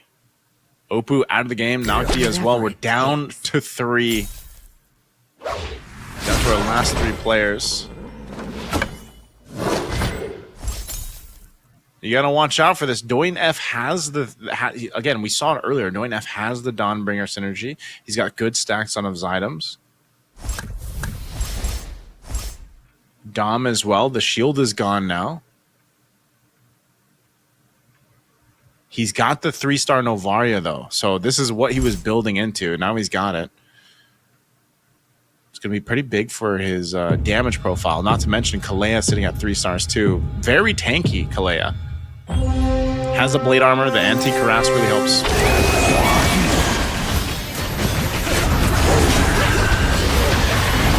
Yeah, that damage with that 3-star Novaria is just insane. It's crazy damage. As soon as you get that power spike with 3 stars, look at that. Monster kill for the Novaria. Absolute menace. Dom gonna be really happy with that. We're down to 2. Another Fate round here. Little Fate round. What are they gonna build? Again, Dom is clearly favored to win. Does he just take... Oh, he gets another Ice Crown. Okay, you get a Winter Crown. He goes another Winter Crown. So he goes with the Winter Crown here. He knows he has tons of damage. Doin F is in a little bit of a tough position just because, again, he's relying on the Dawnbringer burst damage potential, but he's got to get to the Novaria. So we're down to these 2 for game 2 here. Winter Crown on the Novaria. Can they make it work? Is a Dawnbringer, Dauntless, Mage, Exorcist, Face Warper lineup going to work? His most stacked hero here is the Mincetar. Shifting things over a little bit. You know, like trying to guess where that Novaria might be. But no one can get to it. Mincetar's doing quite a bit of damage. There's that Dawnbringer was proccing right there. That King's Calling's really going to help. The Mincetar, though, Mortality gets popped, but look at Novaria, completely untouched. Good attempt there from Doin F, but Dominic right now, that's the problem. Not to judge others. How do you get to this? Dominic locked in here. Yeah, Dominic is a player from Bolivia. He's got a great lineup. The power, the stronger the curse. Okay, he goes with some Exorcist. Then he gets the Mage unlocked here too. So he's got the Mage unlocked. He had that Jushin in there. This is going to give that buff over to the Novaria. So now sitting at 3-star Novaria. Tankier items too. It's just kind of insane how much damage the Novaria 3-star is able to do with the Star Shatter plus the buffs coming from this lineup here. Having that mana too from the Stargazer synergy. This works so well. But as beefy as that 3-star Mincetar is, it's not going to be enough. This Novaria once again just unleashing. And that's going to be it. Mincetar's still alive, but this Novaria, there you go. Dom. Taking the dub here. Dominic getting the first place there again. SKN Dominic from the Latam region, Bolivia, getting that first place finish. It was another one of those lineups that took some time to build up. You know, he had to get to where he needed to be. But once he got it, and you saw him, he was really trying to get that 3-star Novaria, because again, with a lot of these heroes, you will see that. You'll see the build up of getting to that 3-star, getting to that switch for these heroes, these lineups, to make it work. And that's what we saw. Once that 3-star got unlocked, like it is with a lot of heroes, if you can get that 3-star, the jump there is pretty insane. So before we break down the game 2 stats here, again, I want to go ahead and ask you guys to go ahead and scan that QR if you can. Go ahead and head on over to our official Facebook page for Magic Chess Go-Go. There you guys will find all these luxurious rewards for you. And if you are just now getting into Magic Chess Go-Go, this is one of the ways that you can go ahead and grab some freebies by just following the page and, of course, giving us a follow, scanning the QR there. Also, don't forget, we have our Magic Chess Go-Go milestone event going on right now. You guys can just head on over there, follow, of course, Magic Chess Go-Go Facebook's page, and then in the chat, you guys have to take a screenshot and go to the pin post on the official Facebook page and make sure you guys post that screenshot there. You can just comment down MCGGFB milestone, and don't forget to follow, and then of course find the pin post, and we have more freebies for you guys. And like I was saying, if you guys are just joining Magic Chess Go-Go, if you're just starting to get into it, maybe eventually you want to be part of Magic Chess Go-Go's Rising Star program, maybe in the next season. Well, the time is to start now, because just like in MLBB, MCGG changes as well. The meta, the seasons, the heroes. You know, as some of you guys might know, I love a hero named Gord, and he was part of the previous season. So maybe your favorite hero, if they're not in the current season right now of MCGG, maybe it'll be there. But I know you guys saw it leading into this, by the way. When you saw us leading into MCGG Rising Stars, you saw the KOF skins are going to be coming out soon too. I can't wait to see that. So once again, congratulations here for game 2. Our winner, Dominic from the Latam region, Bolivia. Specifically, he had a great lineup. But like I was saying, it was a lot of people start playing in Magic Chess Go-Go. They think, okay, you know what? I'm just going to focus on like one synergy or one of those and build it up as much as possible. Like I want to go for that, you know, full synergy set. Well, that can be a strategy. But as you see here from Dominic, the way that he made this work, it was a whole mix of synergies. And we'll see that here from the highlights. This was really good, though. Again, starting off with the auction. You know, the auction allowed him to go ahead and set things up for that strategy that he wanted to take this. And I was worried. I was worried for a little bit, because like seeing that Angela again, like we saw from Oppo in game 1. You know, they wanted to go ahead and counter into that. And I think this was just a really good strategy that we got to see here. It was a very close game. Like game 2, if you look at it, considering how game 1 went, you know, again, we got to stage 4 with nearly everyone still alive. So very competitive games here. A lot of good synergies too. And there's a big mix and match. Again, you might see some similar synergies where it's kind of like this mix and match, or this kind of chop suey synergy builds that we see here in the current meta right now, Season 3. But it also, like I said, depends on what you're running, what items you're lucky enough to get, even down to the cards. And even these battles with the Minsitars, the Dawnbringer Minsitar battles were really good. Again, the whole point of the Dawnbringer is to get those stacks too. And he got really close, but you know, when you have this Novaria in the corner like this, or let's say it's a major, or it could even be a Moscow, for example, and you got them in the corner there, and you want to go ahead and focus down that 3-star, you know, damage dealer essentially. It does take a certain strategy to be able to take care of that. Sometimes it's either with that durability that you have. You might even have an assassin lineup. For example, you're using the Hayabusas or the Harleys to try to get to that line. But unfortunately, with the way that the formation was set up too, that Novaria was so well protected.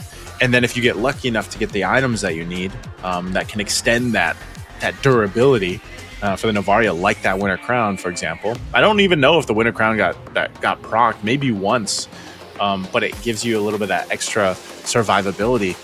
But then when you also have the Enchanted Talisman, and then you have some of the synergies here that help you build up your mana, because again, all these heroes, as you see, or most of the heroes, they have these mana bars, and once those are filled up, their ability will be propped. Again, speaking to some of our players that might not be super familiar with Magic Chess, each of these heroes have that one ability. And so for the Novaria to use that Star Shatter, that bar needs to be filled up. Well, that was filled up so quickly because the Enchanted Talisman, which gave you basically full mana, and then, of course, the synergies, which on attacks gives you mana too. So there was a lot of procs happening with the Star Shatter. And it just works really well into the lineup here that we saw from Dom. So Dominic, great game too. That's going to get him some good, healthy points to go ahead and carry forward with. Again, if we start to look at this, we're going to see some of the player breakdown points in a bit, but it's getting a little dicey, for even for Elgin. Elgin's got to go ahead and lock in, see if he can get a better finish moving forward. Oppo, after winning game 1, struggled a bit in game 2. So we'll see how they approach it, because again, that's part of the 5-game, series here, technically. Again, they have to pick very unique commanders each time, so we'll see the switch up on commanders. I think even when you look at the last game, the way that the Amon played there into the hands of Dominic really helped him. It helped him set things up the way he wanted to. Even the cards, even down to his cards. Sometimes you're fishing, like if you're approaching the game in certain strategies, sometimes you're fishing for certain, because again, the cards are random, right? So the cards come through random, but sometimes you're searching or you're fishing for those certain items, and that's why the auction is really good. Again, there's only one auction. And then, of course, the Fate Box rounds. And then you have the Creep rounds. A lot of your RNG or strategy can come from those moments. And we'll see some of the players, too. We've actually seen it in the last game where sometimes they go and switch things mid-game.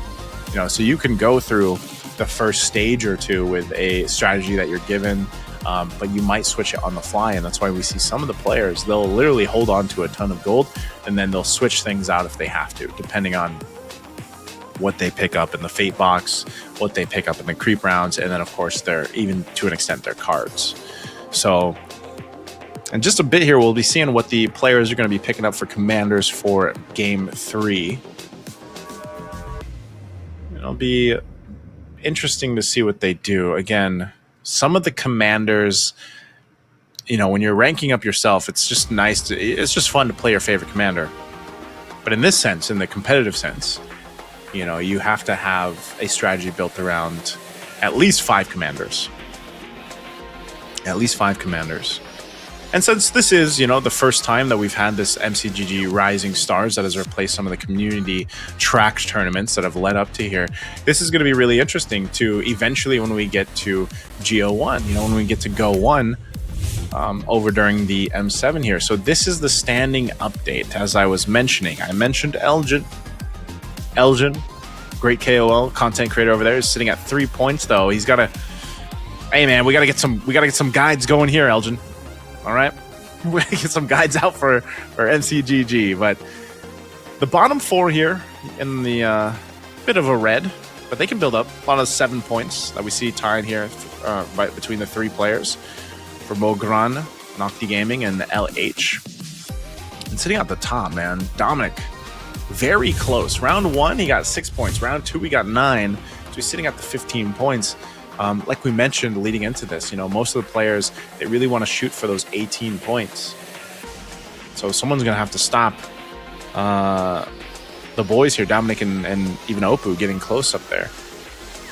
Obviously, they can have more than 18 points. They can get there, but some of these players that are in the bottom 4, if they want a chance to move forward, again, everybody is fighting for that chance to move on from MCGG Rising Stars over to Go 1. And of course, we have our prize pool here. Again, it's 10,600 USD, which is a great prize pool, by the way. I don't know. Again, Magic Chess, and it's probably only going to continue to grow in time. But it would be great to see the the development of what MCGG Rising Stars turns into. I think if I would have had, you know, more time to study MCGG, I definitely would have joined the Rising Stars group stage when we had the group stage and everyone was joining. I know we had, I believe it was over 200 countries that actually competed in Rising Stars.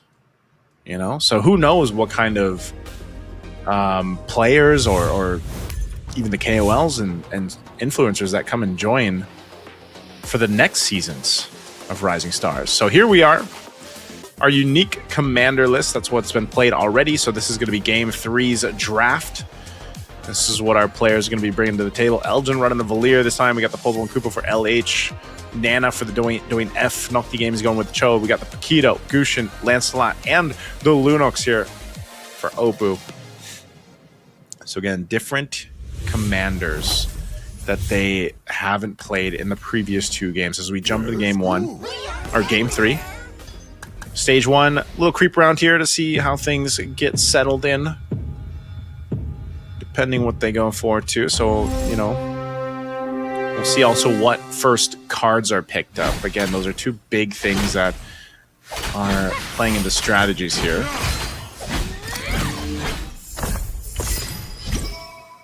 Okay.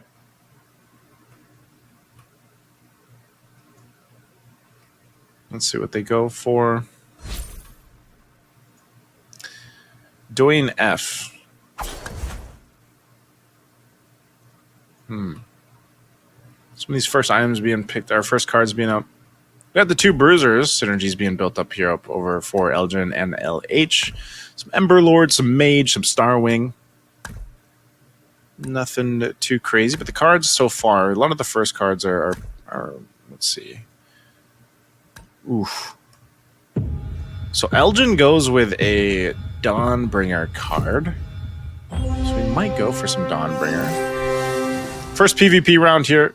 Coin and Dom, we'll see what they play out here. No synergy unlocked just yet from Dom. He's probably just going to go ahead and take it slow and steady.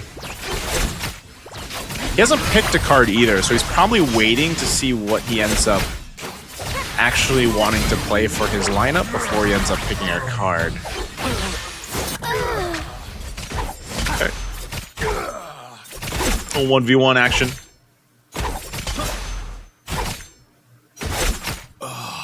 Okay. So Elgin will take that first hit. Another word for The dawn will finally come.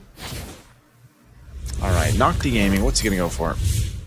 Let's take a look at see what they do. LH2. Now he's got the Scavenger. He's got 2 Scavenger. Quen also the 2 Scavenger. Okay. Nothing too crazy yet, too. It's interesting, though. He's just keeping his Hanabi up top. He's glued down there at the bottom. Okay. The Popol is interesting, too, the way that it works, because, again, you can basically use a trap. Even his Hunter's Mark. Interesting too, the Cyclops just has a Purify on him. I don't know if he's gonna have enough. He got some damage with this Cyclops versus a Cyclops across from him plus the Hanabi, so that round will go to Opu. I never miss my target. Again, I think they're still scrapping to see what they can build up here too.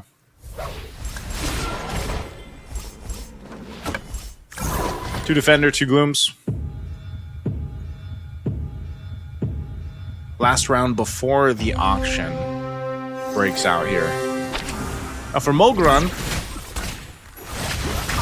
still sitting at 100 HP. He's got the 2. He's got 2 defenders, so he's got a little bit of extra defense.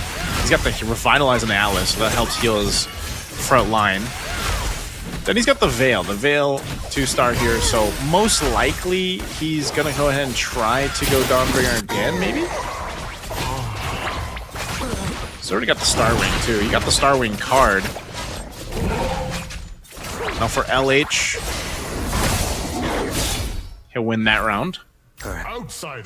Still waiting for that 3-star Scavenger, most likely, so he can get his economy building up. This is going to be the auction, though, as we run into the auction phase We'll see what they prioritize. Elgin will be the first pick as he's the lowest HP. Where's he going to go for? He's going to go right for the... He's going to go for the Ice Queen Wand? Okay, he goes for the Ice Queen Wand. I don't think anyone's going to outbid him there. Crystal's going to go for Nocti Game unless someone outbids him. Dominic fighting here for that 4-star. Okay, they are going to go on a bidding war a little bit. Nocti Gaming will go for the 6 gold for the go Crystal. They don't want to spend too much. That's what we see here from a lot of the players. They don't want to spend too much. Everybody crowding around the enhanced war axe. Little swap last second there. 9 gold. Dom will go ahead and take that. I don't know if he's going to get outbid here on this one. They still have 15 seconds to go ahead and bid. 4 of the players, 5 of the players have locked theirs in. So, again, they'll take their time. Take what they can. All right, they're going to run out of auction time. Okay. Soon you'll see me come out on top again. Let's see after the auction what they go for as we enter stage 2 now. Dom still holding on to the 2 defenders. Will go and get a marksman. Switches over, though, to the weapon master. Okay, and then we have LH building in. Drop your weapon. What's LH going to do here? He's got his Benign at 2 stars. He gets the 1-star hand of you with the Doomsworn synergy. Bruiser is going to help with that little bit of extra attack and attack it twice. And like I said, too, you know, he gains the extra defense because of his card. His Go-Go card, LH's Go-Go card, gives him Steel Front. It gives him 40 hybrid defense if they're in the same row. That's why he's got them stacked the way he does there. Dom, is he going to win that? Nope. No one can escape me. Dom's still trying to build up here too. Freedom. Again, synergy's going with take some time to build up. All right, Mogran. Still sitting at a nice 100 HP. Now he's playing the Lancelot. Again, this Lancelot you can kind of help with your economy building into, with not having to worry about the interest and everything else. This death, I wish. He's also got the Starwing already. It's interesting, too, because he's going to go with this Starwing synergy because of the fact that his Go-Go card that he got earlier was a spaceship. The spaceship hanger basically increases the damage that your Starwing gives you. It's 25% extra damage. That's why he's doing so much damage. And then if you just have a 2-star Matilda giving an attack speed boost with a Guiding Wind to the rest of your lineup, it works really well. So, like, even though you have a Mozkov over there, it's not enough to out-damage Mogran here if you're dominant. LH should be able to win this one. You got the 2-star Emberlord too. Dang's doing quite a bit of damage. Long arms. Looks like he's trying to get... Let me go on here. All right, Elgin. Elgin again. Again, Elgin needs to get a better place finish in this one. In this game 3. Let's creep around here. See what cards are picked up. Second cards of the game. We've got some shop refreshes. We've got an Immortality over here. Rising Festivities again. Without honor, we have nothing. My skills just otherworldly. Evos LH is going for damage, so he just picked up the Vanguard leader, so it's going to give him some extra damage to deal with.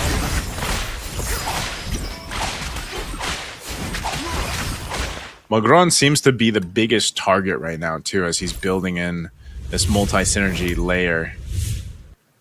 Feel the surge of the oceans. Okay.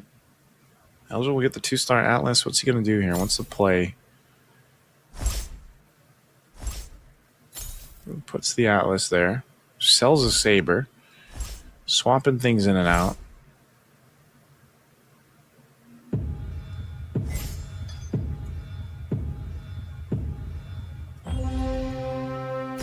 Okay.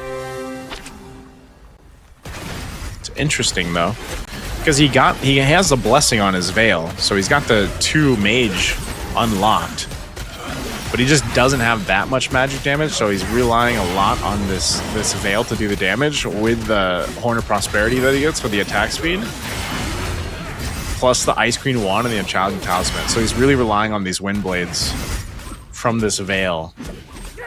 I don't think he's going to out-damage a Moskov, though, yeah. Not going to out-damage a Moskov. That 5-cost hero. He might be cooking something, though. Elgin's pretty low on HP here, but he might be getting something under control here. Look at that back line. That is a backline lineup. Right? Got some selling and swapping going around here. Now with the 4 Dawnbringer. 4 Dawnbringer going through. Plus the Mage, plus Starwing, plus Stargazer. So he's got a good solid lineup. Again, Mogran might be a little bit harder to deal with because he had that Spaceship Hangar Go-Go card.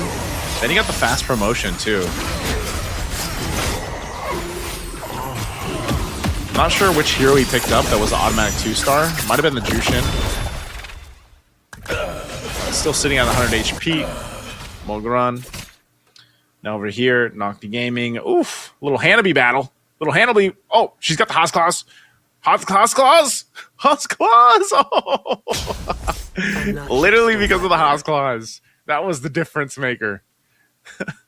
A true hero has 1v1 difference maker right there. Haas Claws can come in clutch when you need it, right? It's gonna swap things around. Gets the Starship though, Starwing. We put the Saber and Irithyll there in the buff. Okay.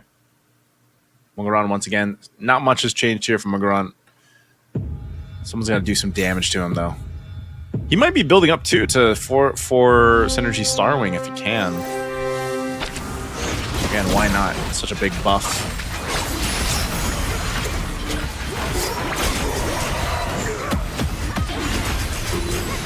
Of course, he's got the Valentinas with the 2 Dawnbringer items, the Horn of Prosperity, plus the Direwolf Devastator. So he's got those. Should be able to win this matchup against the 2-star Hanabi. Yeah, there it is. Mogran still untouched, sitting at 100 HP. As we are about to enter another Fate round here. Fate box. So Elgin should be first pick, lowest HP once again. He'll go and grab the capacity, grabs that. Yuzhong's, 2 Yuzhong's up for grabs. Yuzhong, one of the more sought after heroes just because the way that he works. His dragon form allows him to go in and fly over. And then, of course, he does actually quite a bit of damage. And he can actually extend some of the team fights just the way that he works. It's great pickups here. See what they do. Mogran might not change too much. Doesn't have that much gold. He's got about 7 gold, so not much he can do. Sitting at level 8. Elgin on the other hand, too. Elgin, 20 HP. See what he ends up doing. If Elgin can stay in this game. Kids, pride usually comes before the fall. All right. Stage 3. Round 1.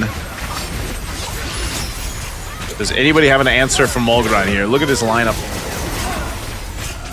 At least you have some Dawnbringer being used over here by Doinef.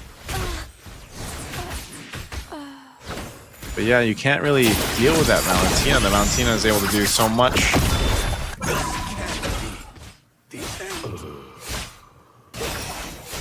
Quen fighting 1v2. But it's fully stacked items right there. So Elgin really low, 9 HP. Threat of being the first one to be eliminated in game 3 right now. Let's see what he does. Not too sure if this lineup that Elgin has is really going to save him. You know, it looks like he's just trying to go the durability route here. He's got 2 Dauntless, 5 Defenders. I think he was trying to hunt for that 6th Defender, but couldn't get it. He'll switch over to 4 Dawnbringer, though, so he gets the extra item. But even with the extra item, I don't know if that's going to be enough to help him. You know, he's got the horn on the Uranus. The Uranus is just a 1-star. Maybe he can win here against Doinef.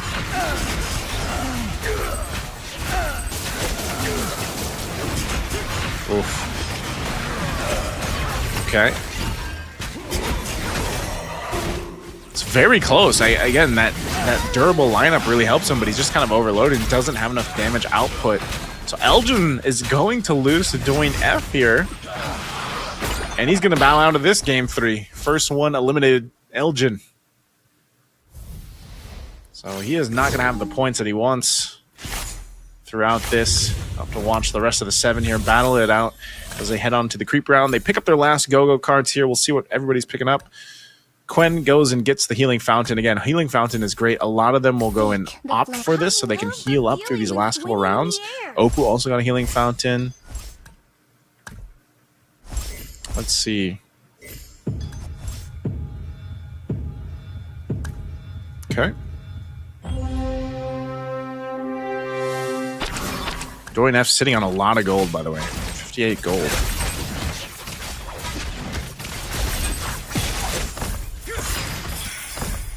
All right, and that creep round will get them the items, some of the items that might shift things over here. So we continue on in stage 3.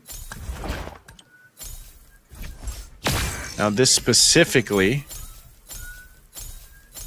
all right, some selling going on here. Just a big switch. This is actually a big sell. And now this is a switch up from Dorian F. Now he's got the Luminexus, the Mage, the Scavenger, Exorcist, and Bruiser.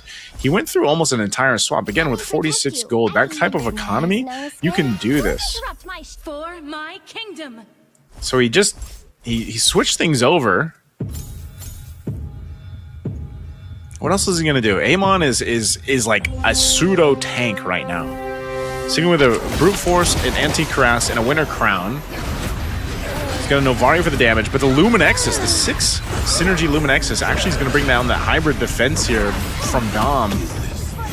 And it looks like he's actually got some decent damage to go and deal with it because of the Yu Zhong that he has too. But man, it was not enough damage to actually win.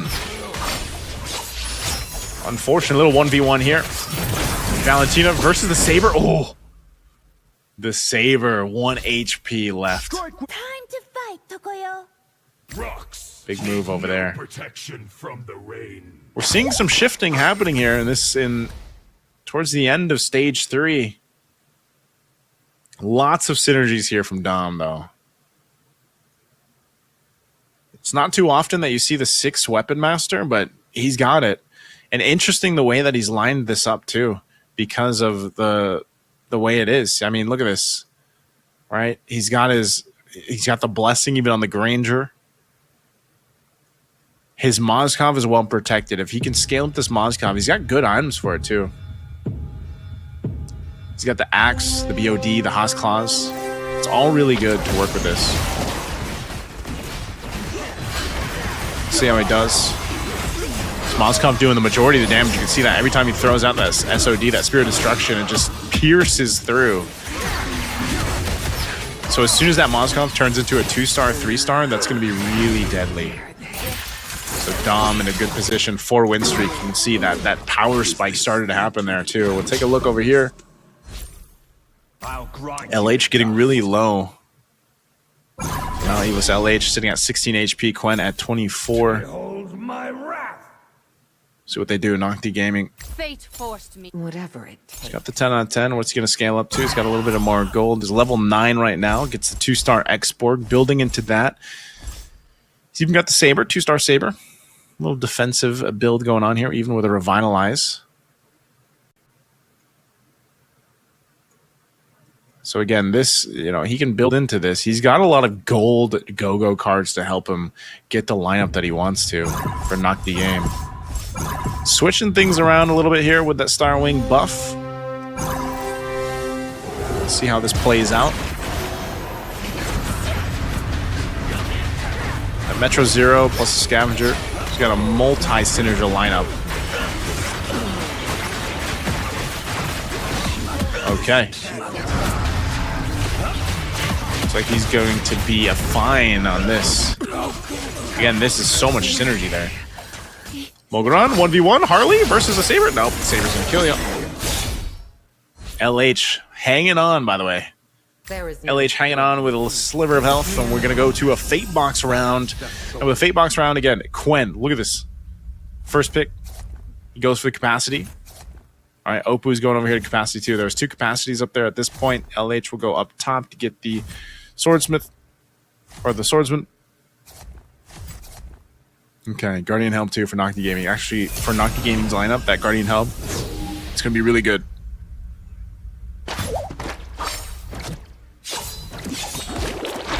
Now, the danger zone right now is Quen. Dom. What are they going to do here? Quen. I'm not sure if this is what he was looking for. I feel like he does put the glove over here. Time to change. Okay. We exorcists are bound by duty. He's fishing. He's probably going for the Hayabusa. He gets a 3-star Hayabusa. This is a big shift once again. We saw this similarly to Oppo back with the Angela in game 1. So he gets a 3-star Hayabusa with the Exorcist buff here too. So he might get a big damage boost. Good shadow kill damage. What's he able to do here? His Hayabusa's popping off, but it's not enough unless he actually goes 1v2 against his own Hayabusa here. Oh, he pops the Winter Crown. That's going to be big. Oh, that was huge. That was clutch. The move paid off from Quen to switch things out, sell some of the heroes, fish for a 3-star Hayabusa, and he gets it. You can see his reaction up top, too. Great play there. Now he's sitting on the 7-star wing lineup. That 3-star Hayabusa is a big play. Now he's actually able to fill out his board. Picks up a 3 synergy swordsman. He's got the Shadow Weaver, marksman, exorcist. That's all going to synergistically work with his Hayabusa here. He does switch into a Stargazer to get that mana, though. That'll give him a chance to go ahead and get that mana bar filled up to get that shadow kill on the Hayabusa faster. He took away one of the Star Wings because he doesn't need it. He just needs that 6 synergy build. So that's why he switched that out. So this is actually going to be good for Quen. We'll see if he stays in the game. We got to look at Oppo too. Oppo, 4 HP. What's going to happen here? Oof. He's still going. His Yuzhong is able to do quite a bit of damage, but I don't think he just has the capacity to deal with this. Just overloaded, unfortunately, for Oppo. Boom. Okay. Quen was still in the game too, so it looks like he won that last one. We are down to 5. Quen is making this work. This is actually going to be pretty devastating. So we're in the creep round now. Stage 4, creep round. We'll see what he ends up picking up. We got to keep an eye on Quen. Even though he's at 15 HP, he's the lowest HP here. He could be causing some wreckage. Not to mention, by the way, Quen has a Healing Fountain Go-Go card, so he is going to get 3 HP on his commander each round. So Healing Fountain is really good. That's why they picked that up. Okay. The infernal flame. Hello, my ghost. What do they got building up here? Okay, a little switching going on. Gets the Exorcist going. He's going for the Nana play. Trust me. This is 2-star Nana. He's going for the Kalea, possibly 2. Over here from Mulgron. Mulgron was up at the top earlier on. He's struggling a little bit now.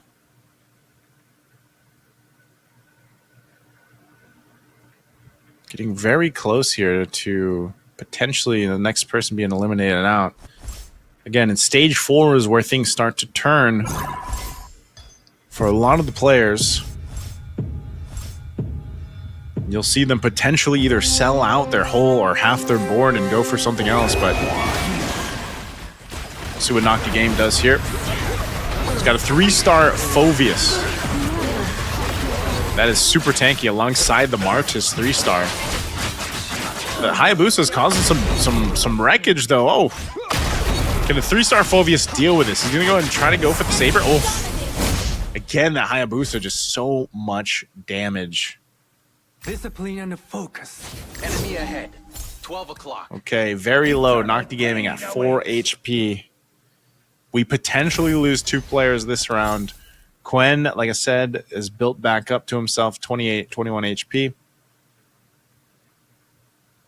Because of that Healing Fountain Go-Go card that he has, he's going to continue to get HP each round. Mulgron. Acquired. Locked and loaded. Relying on the Star Wing. Potentially going for a 6-star wing combo. There he is, 6-star. What else does he do? He's going to switch some items around. Doing F. Good Luminexus mage combo here.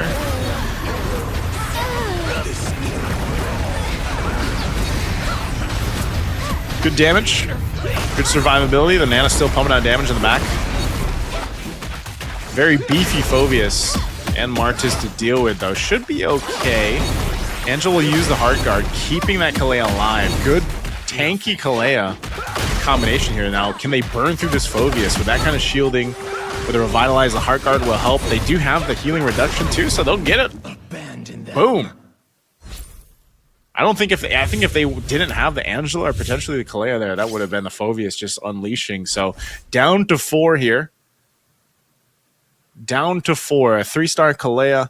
Fishing for the 3-star Nana. As soon as you get close to that 3-star Nana, it's going to be pretty good for doing F.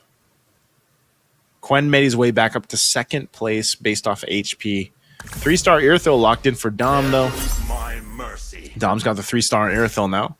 He's got a little bit of shield, too. Picked up a shield. Extends his life a little bit longer. He's got the 3-star Argus. Again, this Weapon Master lineup can work out really well. You get a lot of lifesteal. He's going to switch things around a little bit. See if he can protect his Irithyll. Metro Zero lineup 2. It gets a nice little burst of attack speed. Oof. Can they keep it together? Nice little breakdown 2v2 here for our last 4 players. Irithyll still alive, pumping out the damage.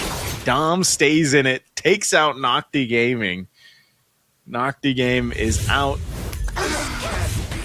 Dom takes one out. Little 1v1, Kalea versus the Hayabusa. Not going to be able to survive. Doing F takes some damage. We're very close here.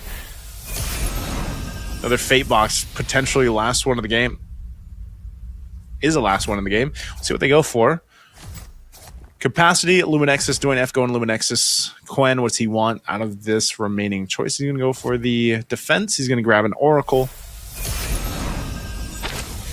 All right, grabs the Oracle. Don't blink, or you'll miss the draw. Rejo never disappoints me. Switching things out. He got the 3-star Nana now, too, so that's great for doing F. 3-star Nana with those kind of item setups are going to be really great. Does switch over the War Axe, though, too, so what are they hunting for here? They still got about 10 seconds to get to this next phase. Someone potentially could die here, depending on the mirror action, too. Dom still holds on to the shield, though. Doing F. Doing F versus Dom. He's going to get that shield. Again, this Kalea is doing so much damage with the Luminexus buff. Even the Nana there. Nana's still alive. Should be around for him. The Irithyll still unleashing, though, with the Angela combo that we saw before. The Ice Crown going to be popped. Win a crown. And he'll take out the shield of Dom. Doing F in a good position. Quen, though, too, is on a streak. Dom's got to win this one if he wants to stay in a little bit longer, but it's going to be tough. Quen also, this lineup that we saw from Quen earlier on, that Starwing lineup with the 6-for-6 swordsman, this lineup was really, really good. It was built earlier on. He made a play to switch in for that Hayabusa. It paid off, getting that 3-star Hayabusa. See what he ends up doing. His play here is basically let the Granger die. The Granger dies, activates the Exorcist synergy, and then your Hayabusa is doing crazy amount of damage.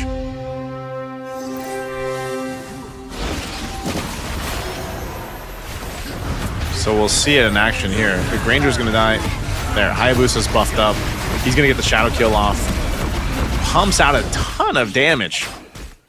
So even this, in this situation, look at him. It's Hayabusa, 1v how many? There's a Shadow Kill. Gets through the Heart Guard. Still alive for a little longer. Pops the Winter Crown. He's going to heal back up. Gets the health. Oh, but it's 2 3-stars. I don't know if he can take him out. Oh, he gets the Shadow Kill off again. What a maneuver. Again, that's why the Hayabusa play earlier on, rounds ago, was so good. Now he's got a creep round here. The Hayabusa, able to survive that too. Winter Crown came in clutch. Even the War Axe to an extent. And then, of course, you get that buff, that Exorcist buff. That's why he keeps that Granger over on the other side.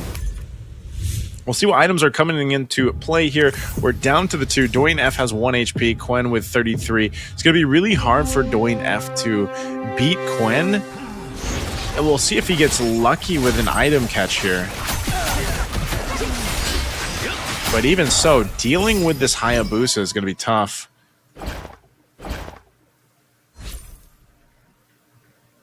Again, with his lineup, Sweet dreams.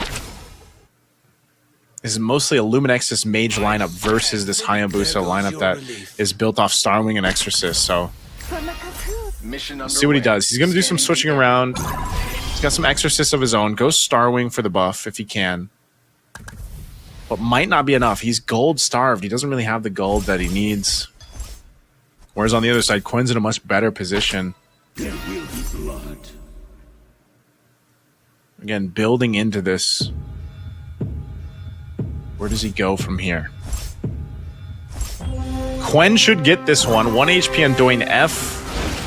Unless Dwayne F got something that can help him out. Luminexus is going to go ahead and help with the hybrid defense. Home run of the damage. Angela just isn't 3-star. Maybe if the Angela is 3-star, but the Nana has quite a bit of damage. Can he take out the Hayabusa? This actually might be a turnaround. Has a Winter Crown too. They should be able to kill the Hayabusa now. Oh, this is going to be a big play, but the Shadow Kill again. Kalea with their Omen Vitality pops off the punches.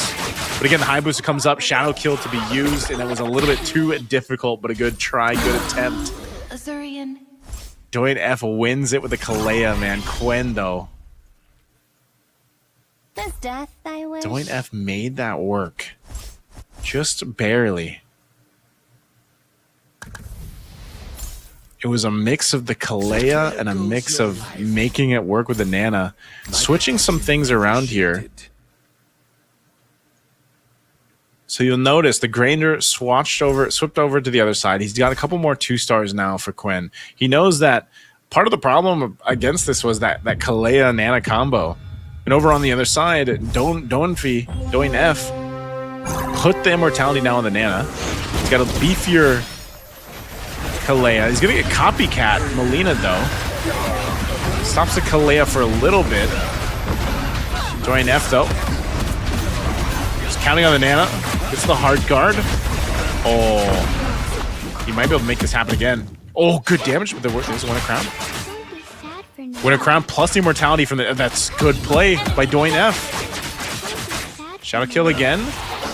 And there we go. It's so close. 3-1. Dwayne F turned things around. Azurian. He was able to turn things around.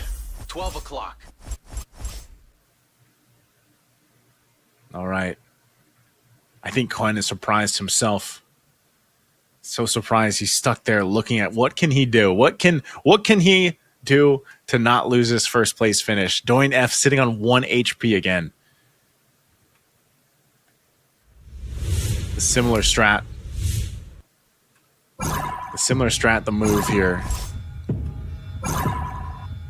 Dwayne F for the win. Switches things around, still holding on to this. Again, good play. He's actually able to make it work. Nana's still alive. They're going for it. Oh, Dwayne F might be able to make it happen again, but his Nana still holds on. Immortality was already used. It's them to the Hayabusa again with Kalea. 2v1 Shadow Kill going to be used. There's the Winter Crown. Kalea to cap it off. Dwayne F. There's the Shadow. There it is. Dwayne F comes back with a vengeance on 1 HP to take game 3. That was one of the bigger turnarounds that we've seen so far here. Again, he was hoping. He was fishing to get what he needed for that win. Whew. Very, very close for Dwayne F. A hard-fought victory, though, on that one. 100%. In that sense, too, when you look at his lineup, it was a great lineup that he had. You know, we saw earlier on where the Angela 3-star Angela was crazy, was able to pump out a bunch of damage, but that was a different built Angela. And we look at this one, and this was an Angela built into a combo with a Yuzhong, of course, a Yuzhong, the Kalea, and then the Nana. And it was also based off the items that they had. The juggling of the Winter Crown Immortality that we saw with the Kalea and the Nana worked so well for the game plan there. I mean, again, you know, that's when we talk about high octane Magic Chess Go-Go gameplay. That's what we're talking about. All right, Doin F had 1 HP, 1 HP for the longest time, and he was able to unlock a synergy, a combo that worked in his favor. I mean, that's the strategy right there. All right, and this is a strategy for you guys if you want to go ahead and grab some freebies while you can, of course, by supporting and heading on over to our official Magic Chess Go-Go Facebook page. You can scan the QR code if you guys want to down there as well. Head on over, give it a like, give it a follow. Make sure you guys check it out. There's also a pinned post there that you guys can go ahead and grab some goodies from. All you guys have to do is go ahead and follow the Magic Chess Go-Go Facebook page, like I just mentioned. But then also in the chat, make sure you chat MCGG Facebook milestone. You take a screenshot, you go to the pin post, and you post your screenshot. And we'll have some random lucky draw winners for you guys to grab some goodies for Magic Chess Go-Go. All right? Now, maybe some of you guys watching us right now are learning some of your own strats that you guys can go ahead and utilize for moving forward. Yeah, you know, I think we're all learning what we can do to be better Magic Chess Go-Go players. I think even our players themselves are really adapting. I think what we're seeing here too is, again, it's nice to see the reactions of some of our players who are also, again, invited, and some of them are KOLs. And they, you know, I think I wouldn't be surprised if I see some more for guides from Elgin from Magic Chess Go-Go after his experience here. But this is our winner here for Game 3. Doin F. He went with the Nana commander. Again, we're on the unique commanders, so they will be switching up commanders each and every game. They've still got 2 games to go. This lineup that we see right here, this is what I was talking about. You know, it was nothing too fancy in the beginning of the game, but then later on, it really scaled up. We look at the highlights here, broken in, and again, Doin F got very low in terms of HP and everything else, but his strategy was strong, and he knew the game plan and he made it work. It was one of those games where it's patience is the key for Doin F. You can see there, you know, he saw Elgin get eliminated, and then he's nearing elimination himself towards that mid game here. Gets quite low, makes this play. This is what we saw Quen do. Quen got towards the end game too. This was a great switch up, by the way, for the Hayabusa play that he went for. And it was just that was such a strong change of the course of the match here, because that's what we saw a whole lot of. You know, this Hayabusa, like what was going to solve the Hayabusa, and that's where Doin F, like the high IQ from Doin F came through. He's like, well, I've got a Kalea and I've got a Nana. I just need the items that I need. I need that Immortality juggle and the Winter Crown juggle, and I'll make it work. You know, this one was relatively close here towards the end too. We had a lot of similar health bars throughout that stage 3, stage 4, even with this Irithyll lineup that we saw from Dom. But this was a whole lot of what we saw between Quen and Doin F. Again, look at that, 36 HP for Quen. Doin F holding on with 1 HP, wins that with the 18, and then comes in again. So it was just really good, sitting and playing on 1 HP, but every single time it came to the end, this is what we saw. It was a Hayabusa versus a Kalea, or a Hayabusa versus the Nana that he had too. So it was one of those things, like I said, it was the power of the Go-Go cards that he picked up earlier on. The fact that he had the Nana commander, I think, helped him with his scaling as well. But then it was just the switch-ups that he did with the getting the right items on the right heroes. So that's what we saw from Doin F, and it was a good masterclass of how you can still again, the thing about Magic Chess Go-Go that I feel like a lot of players, a lot of new players might feel like if they're losing that first stage, or let's say the second stage, they kind of start to panic, you know? But you'll notice from the best players out there that even in the final stages, you can still turn things around, right? And that's what we saw here. Now, these are the match results here for Game 3. Once again, I think if you look at, for example, for Elgin, with his Valier lineup that he had, he couldn't really find the setup he was looking for. It was mostly built into that durability lineup. You know, you can see he's got a lot of tankier heroes here. He did eventually get the Dawnbringer synergy locked in, but then even with his mage synergy, it just wasn't there. So that's a clear example. Like in Elgin's case, it's just one of those games where you don't have, let's just say, some of the RNG in your favor, right? Because again, what you start with, what your first items are, or even in the creep rounds, or even down to the fate boxes, you might not always get exactly the synergy you want or the start that you want. Again, you can, you kind of have some control over that though, depending on how you play your economy and everything else. And that's why, again, economy is such a big concept to being successful here in Magic Chess Go-Go. Now, when I say economy, you're seeing the players do it, right? You're seeing them hold on to their gold so they get more interest. Because the more gold you hold on, as long as you hold on to even just 10 gold, you'll gain some interest, unless you're playing, for example, Lancelot. So you'll gain some interest, which then gives you some of those power plays or that power option later on to spend the gold that we're seeing the players do, even down into stage 3, stage 4. So once again, let's take a look here at the lineup, or the standings here for our players. You can see this, Dwayne F now sitting at 21 points. He's done really well for the past 3 rounds. 21 points also for Dom. Dominic's got 21. Oku's got 17. Quen at 16. Again, our bottom 4 here are getting in the danger zone a little bit. So they're going to have to figure something out here for game number 4.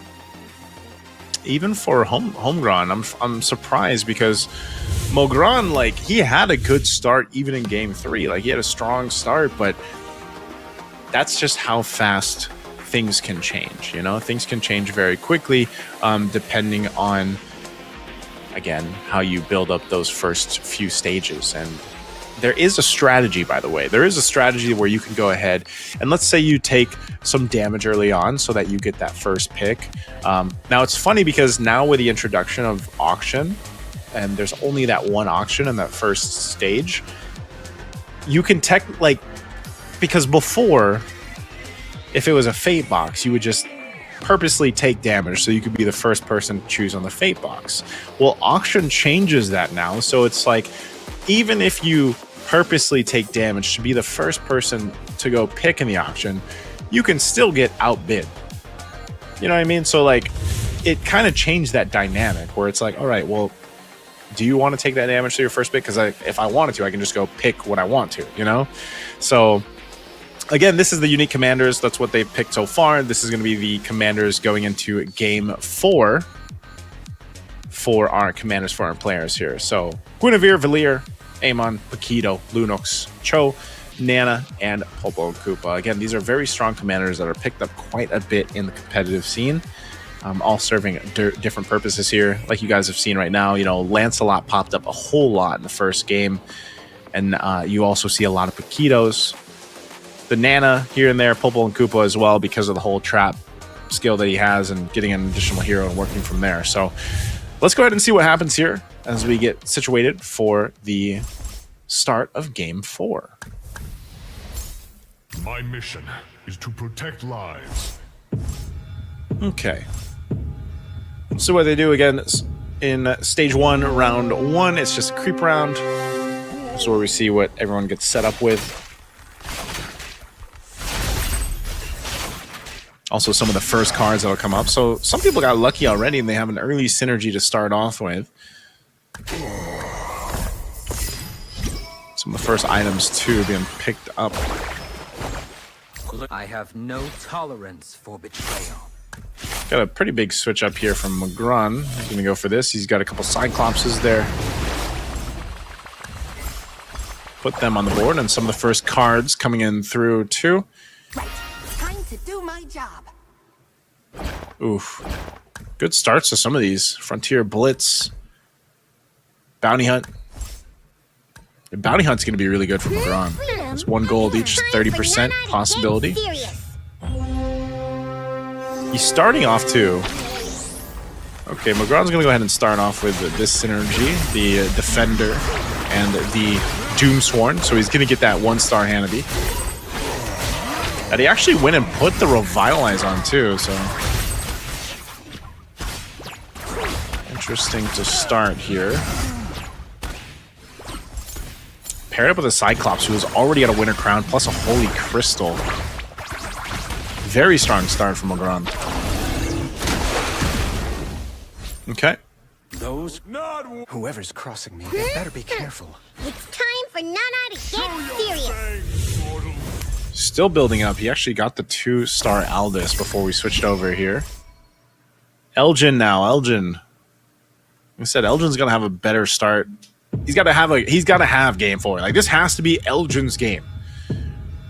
We'll see what he goes. He's got the Luminexus. He's got 3 Luminexus plus the 2 Dauntless. So that's going to give him the shield. He went with the shield before, too. He went with Dauntless before, Dauntless Defender, but maybe he'll try to go with something different.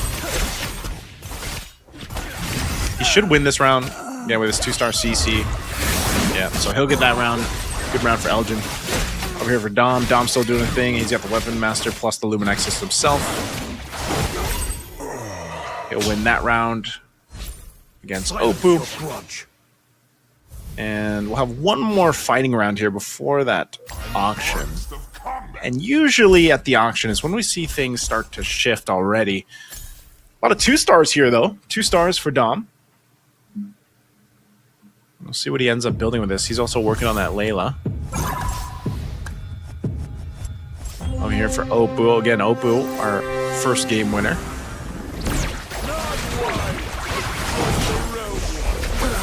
What does he want to go with? What does he want to build?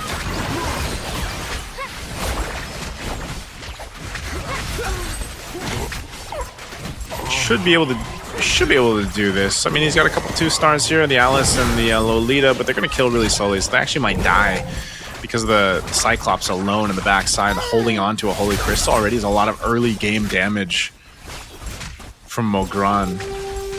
So yeah, he's going to lose this round. Definitely a synergy that he still needs to really build up. So we head into the auction. Let's see what our players go for. Opoo will be first pick. Some good items on the table too. Again, a lot of players like to go for the Go-Go Magic Crystal. They might hold off and wait. We saw this previously too, as you have plenty of time to go ahead and choose. So this is where they'll bid. Once again, some of these players will bid. You can see their bid, their current bid for the item that they're going for above their head. Once they have the green check, they've locked that in. So that's what they have over here. Okay.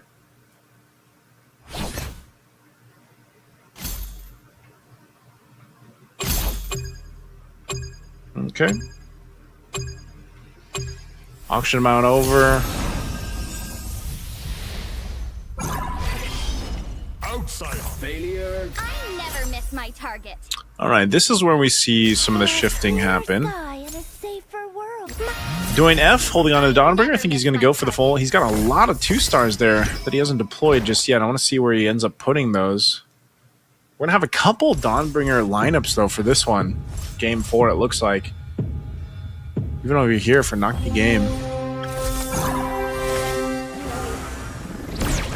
Doing F. Still hunting for the synergies he's looking for, I would assume. I mean, this isn't really going to do it for him, though, unfortunately. So he's this is a tough one against Opoo. He's cooking something up, though. You can see it. He's got the Laylas. He's got the Veils. See what he ends up doing. But right now, this is just not what he wants.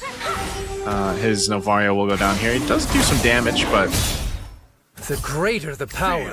Novaria could be the play later on, as we've seen in the past few games. Let a storm whip up the souls. So he gets the 2-star Veil. He's going to go ahead and swap things over, get the Shadow Weaver synergy unlocked. He's got that for now. Oh, he sells a Veil. He might be switching up here, actually. For Quen, though. Quen, on the other hand, has already got the 4 Dawnbringer plus the Shadow Weaver, so he's going with that, plus an Immortality set up in the Gushin with the Horn and the Prosperity. 2 items that he wants to go ahead and continue to build stacks on. He does take quite a bit of damage, so he's going to want to be kind of careful. He's not going to be able to beat Nocti Game here, even though he has this damage. So he doesn't get any stacks on his Dawnbringer items. And now Elgin's actually turned things around over here. This time around, he went with the Bruiser himself.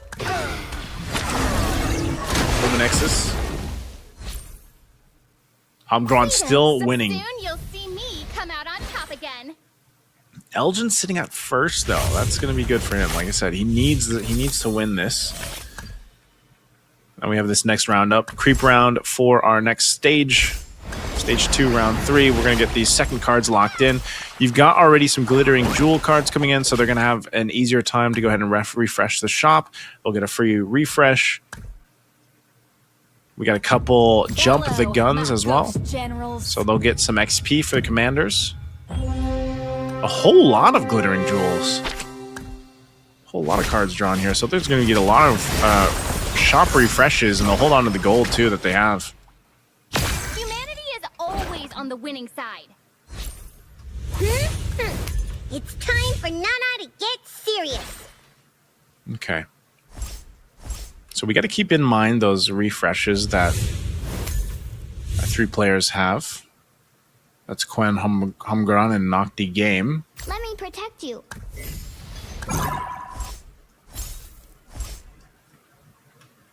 All right, Starwing over here.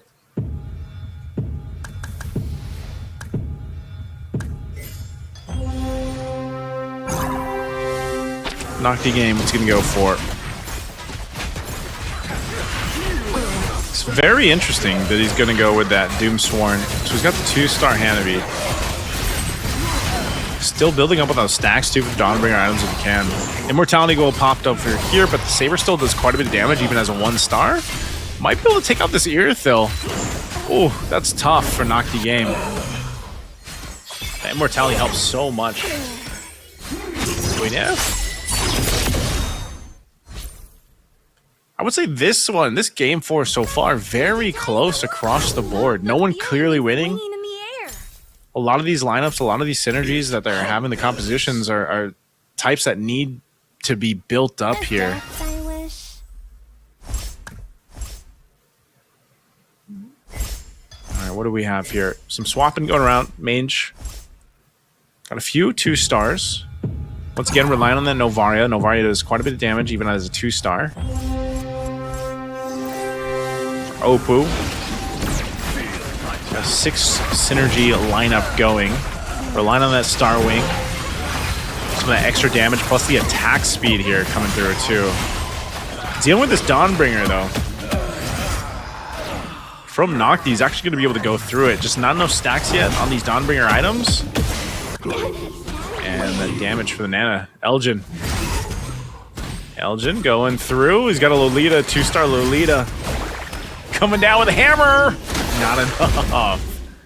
Elgin will take a loss there. Very, very close there, though.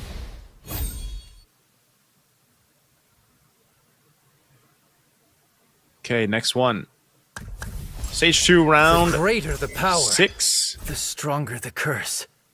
Close to the Fate round. Another word for compromise is failure. They gotta watch out for Nocti Gaming. Nocti Gaming was building into that Dawnbringer lineup. But again, this is one of those situations where it's not... It's close all around. So a big Fate box can change a lot of these... the momentums of these lineups. It's a good play right here. Again, the Starwing does really help this lineup. Plus the attack speed with having a Matilda. Just not much for items right now in this against these itemized heroes that Elgin has. So that might be the benefit that Elgin has right now. Just the item difference.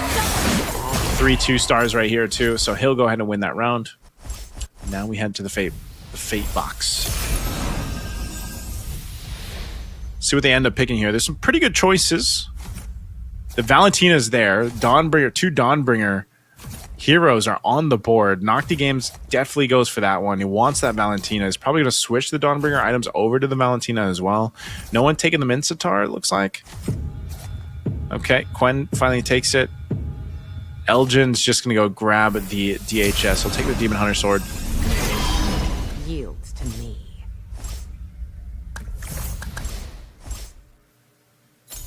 See what they do here after that fate box round. This is where some of the game plans too for some of the players can change here,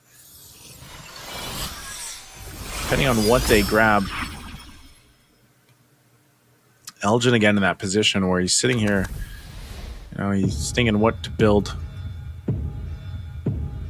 This is what I was talking about with the Dawnbringer. You can see the Valentina on play now, still trying to build up the stacks too. That Uranus survivability will really be beneficial to building stacks as long as he can survive for Quen. Even with that immortality. So can he go 1v1 with an Novaria? It's going to pop the immortality. That's just a lot of damage. With Enchanted Talisman too, it's going to get that Star Shatter so many times. So Doin F already locking in that Novaria. And as soon as he starts fishing for that 3-star Novaria, that's going to be very tough. Now Quen, Perhaps I'm born to bear the weight. there's got to be a way for Quen to make these stacks better for him. And for Doin F, I was saying he's going to be fishing for this. We've seen it before. We saw it just in game 2. That Novaria was devastating. He's got a couple options. It just depends if he goes with that. Even the Nana to an extent. He's got a couple 2-stars here.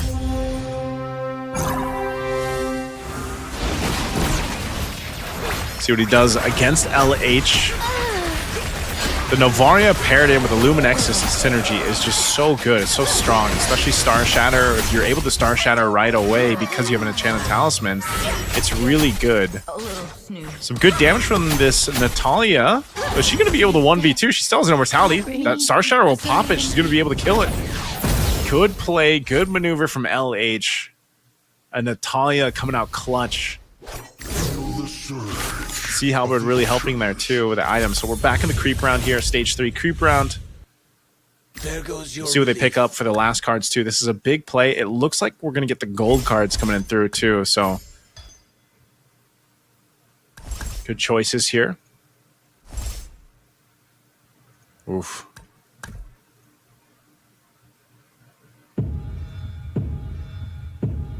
Yeah, that Ethereal Essence is really good. 70% mana after hero casts his skill the first time. Good premium client too, refreshing the shop. Swordsman Blessing as well. A couple players waiting to see what they want to grab for their last cards before, after they clear that creep round. We'll see what they end up taking. The stronger the curse. prepare to be. I'll crack you like a Okay. coconut. Nocti Game went with the Peculiar Merchant. What's messing up the energy? And then Dominic as well. Peculiar Merchant. They both got merchants. We'll see what they end up doing with that. This is now the shift. Now that we're in stage 3, round 4. We'll see some of the shifting happening here. No one dying just yet. Now, Oppo, if he loses this next round, even though he's sitting at level 10, he's got a really good lineup. Might be in trouble. Sitting at 20 HP. Dominant as well, 21. LH, though. LH is going to be playing against Elgin here. Good swordsman lineup. With that Star Wing, he's got to get through the shields of Elgin. Elgin's lineup built on shields, but not sure if there's enough damage from Elgin's lineup. So he does take the 20 HP hit. That's tough for him. Again, Elgin really liking this Dauntless, the Dauntless synergy. He's done that a couple games now, and it's just not really working out for him, even though he's got the 6 Dauntless synergy. Get him, yo. We'll see what they end up going. Mama told me not to judge others. Quite a few members here, very low. Opus being one of them. Sitting at 20 HP. He's got the Star Wing lineup, though. I think at this point, even with the Hayabusa, it looks like he's going to try to replicate that. If he can get a 3-star Hayabusa, that'd be great for damage profile-wise. Couple key components to the 2-stars, too, even with that Saber and that Yu Zhong. Just doesn't really have the items just yet that he probably wants to go for, but the fact that he's got a Hayabusa... He might even attempt, since his Hayabusa's got the blessing, he might even attempt to go for the 4-star synergy of the Exorcist. So that's going to be good damage for him.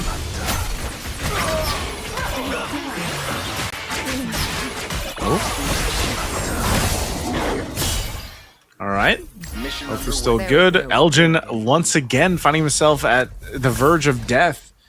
Being the first one knocked out here, sitting at 6 HP.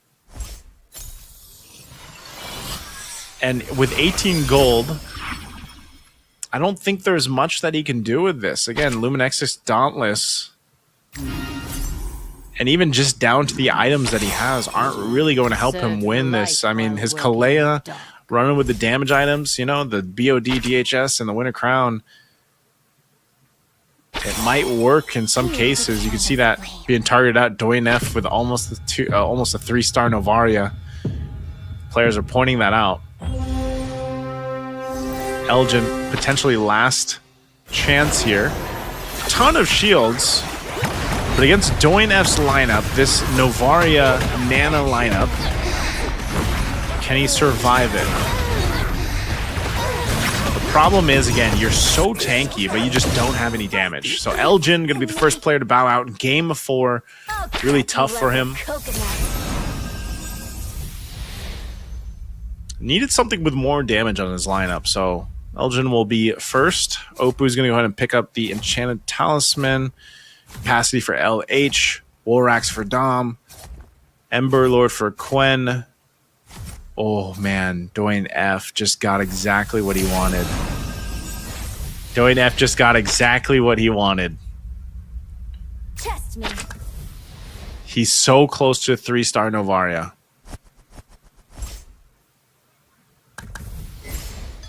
Opu at 20 HP. See if he builds something out there. It's very close. Again, many players here around that 20 HP mark, so they should survive this next round, but then they'll be sitting at single-digit HP. We'll see what they do. Nocti. Nice Dawnbringer lineup, but not sure if he has the stacks that he's looking for. Now for Opus. Opus versus Nocti. Can he win this one? 3-star Saber, though. That's going to be pretty good damage-wise, especially when he gets it off. Survives the Dawnbringer lightning shots. There's the Winter Crown. So he'll win this round. Good round for Opu. Again, that 3-star Saber was a good pickup. Running the War Axe plus the Sea Halberd. Has the Aegis. Nana has learned to control her power. So it's even beefier on the Saber. Without honor, we... Good pickup. He's still going to go for the Hayabusa play. We got some switching going around here, too. What are they going to go for here? This Dawnbringer, Swordsman, Starwing, Phase Warper, Ember Lord lineup. I just don't think you have essentially the items that you're looking for. You're kind of gold starved here, too.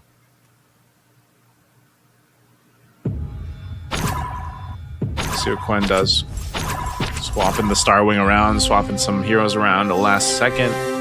Trying to get that beneficial side. The Nana's across by Homgaron, so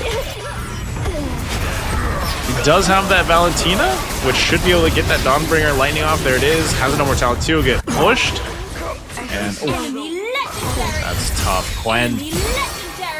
Quen surviving barely because of the Valentina. Super, super close there. Now you got Dom at 5 HP. You got Quen at 9. You got a creep round here for stage 4. Again, big moves can happen after the stage round. We'll see what the players do. Especially for Dom and Quen. See what they end up fishing for.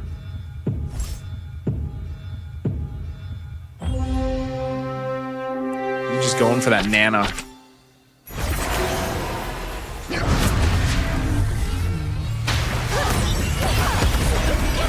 Two items are picked up.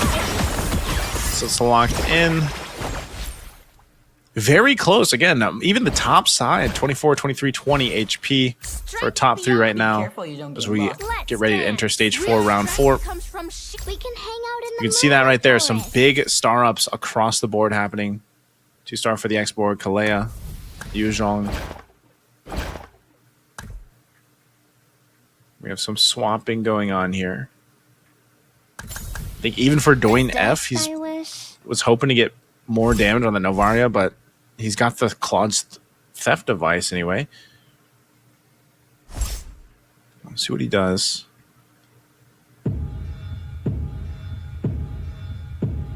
Who's Dom going to go against? 5 HP left on Dom. Can he stay in this? He's got Angela sitting on 2 stars. She'll get the hard guard off right away. Nana pumping out the damage, but this is a 3-star Saber that you got to deal with, just constantly hitting your back line with the triple sweep, man. That is so tough to deal with from Oppo. Oh, man, Oppo coming in once again with the stage 4 switcheroo. Not really a switcheroo, but just a power spike, if you will. So he takes out Dom. 2 out. We're down to 6, but everybody is so low. We've got 3 players within single-digit HP. Quen, Mogran, Doin F sitting at 1 HP. What can he do here? What can Doin F do? 1 HP. He's just fishing for the star ups. Let me protect you. He sells. He's going for the Kalea 3-star if he can.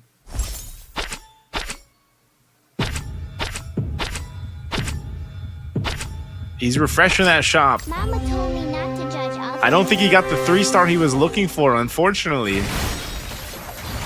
He was going for the 3-star Kalea. Won't be able to get it. And he's going against LH. LH's lineup is just going to be better right now. That's going to be it. Doin F. He went for that last-ditch effort. Wasn't able to get it. Doin F knocked out. Also, Quen, we're now down to 4. What's the truth? This is where we see the players, you know, playing that economy game where they held on. They're trying to get some of the 3-stars up if they can.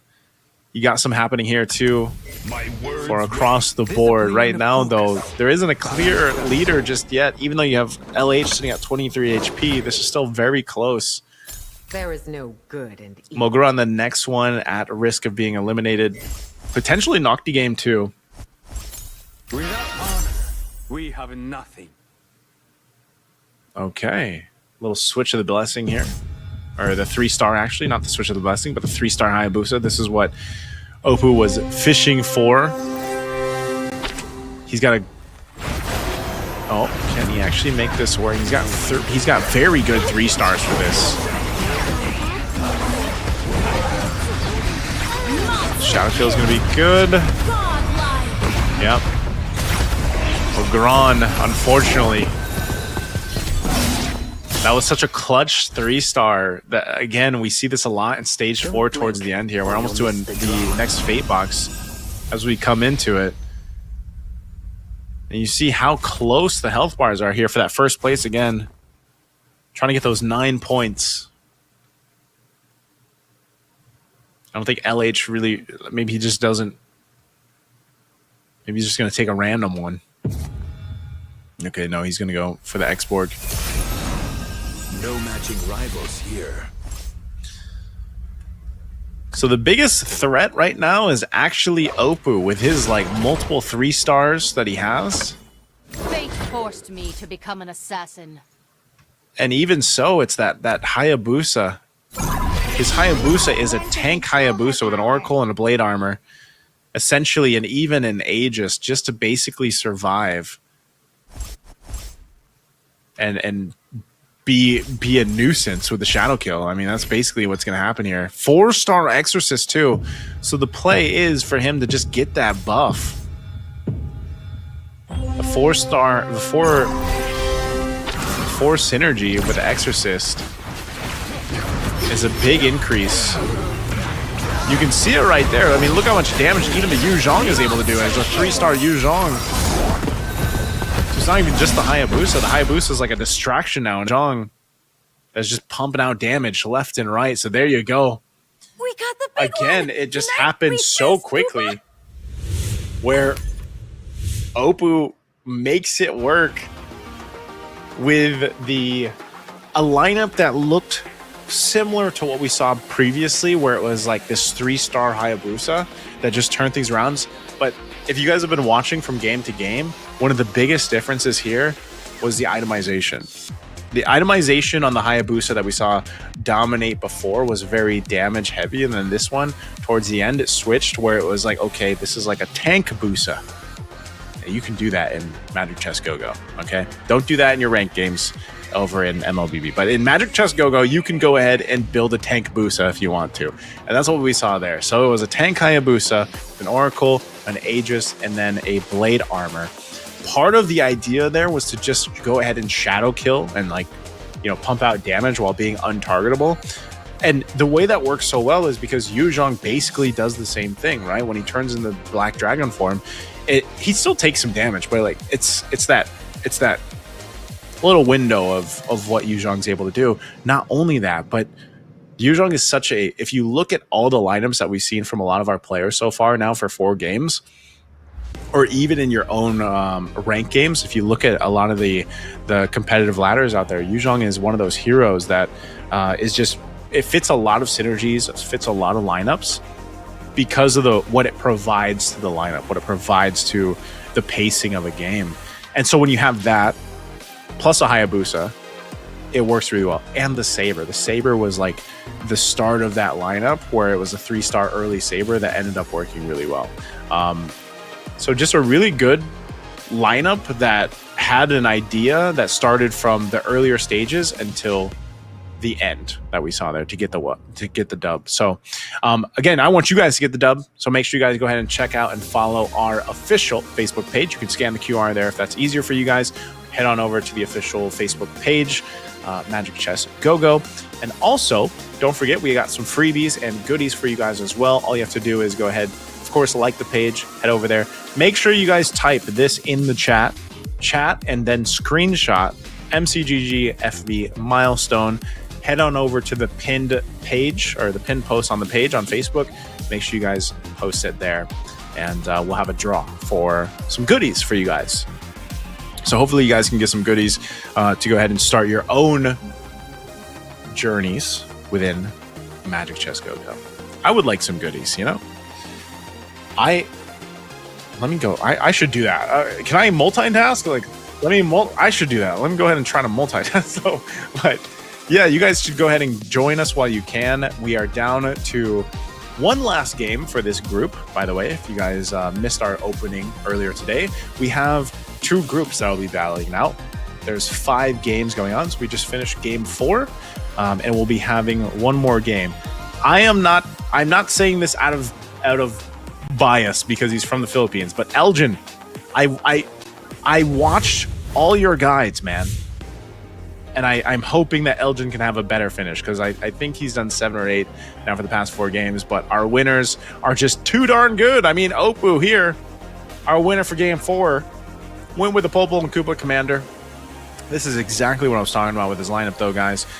The Yu Zhong, the Hayabusa, the Saber, like those 3 stars.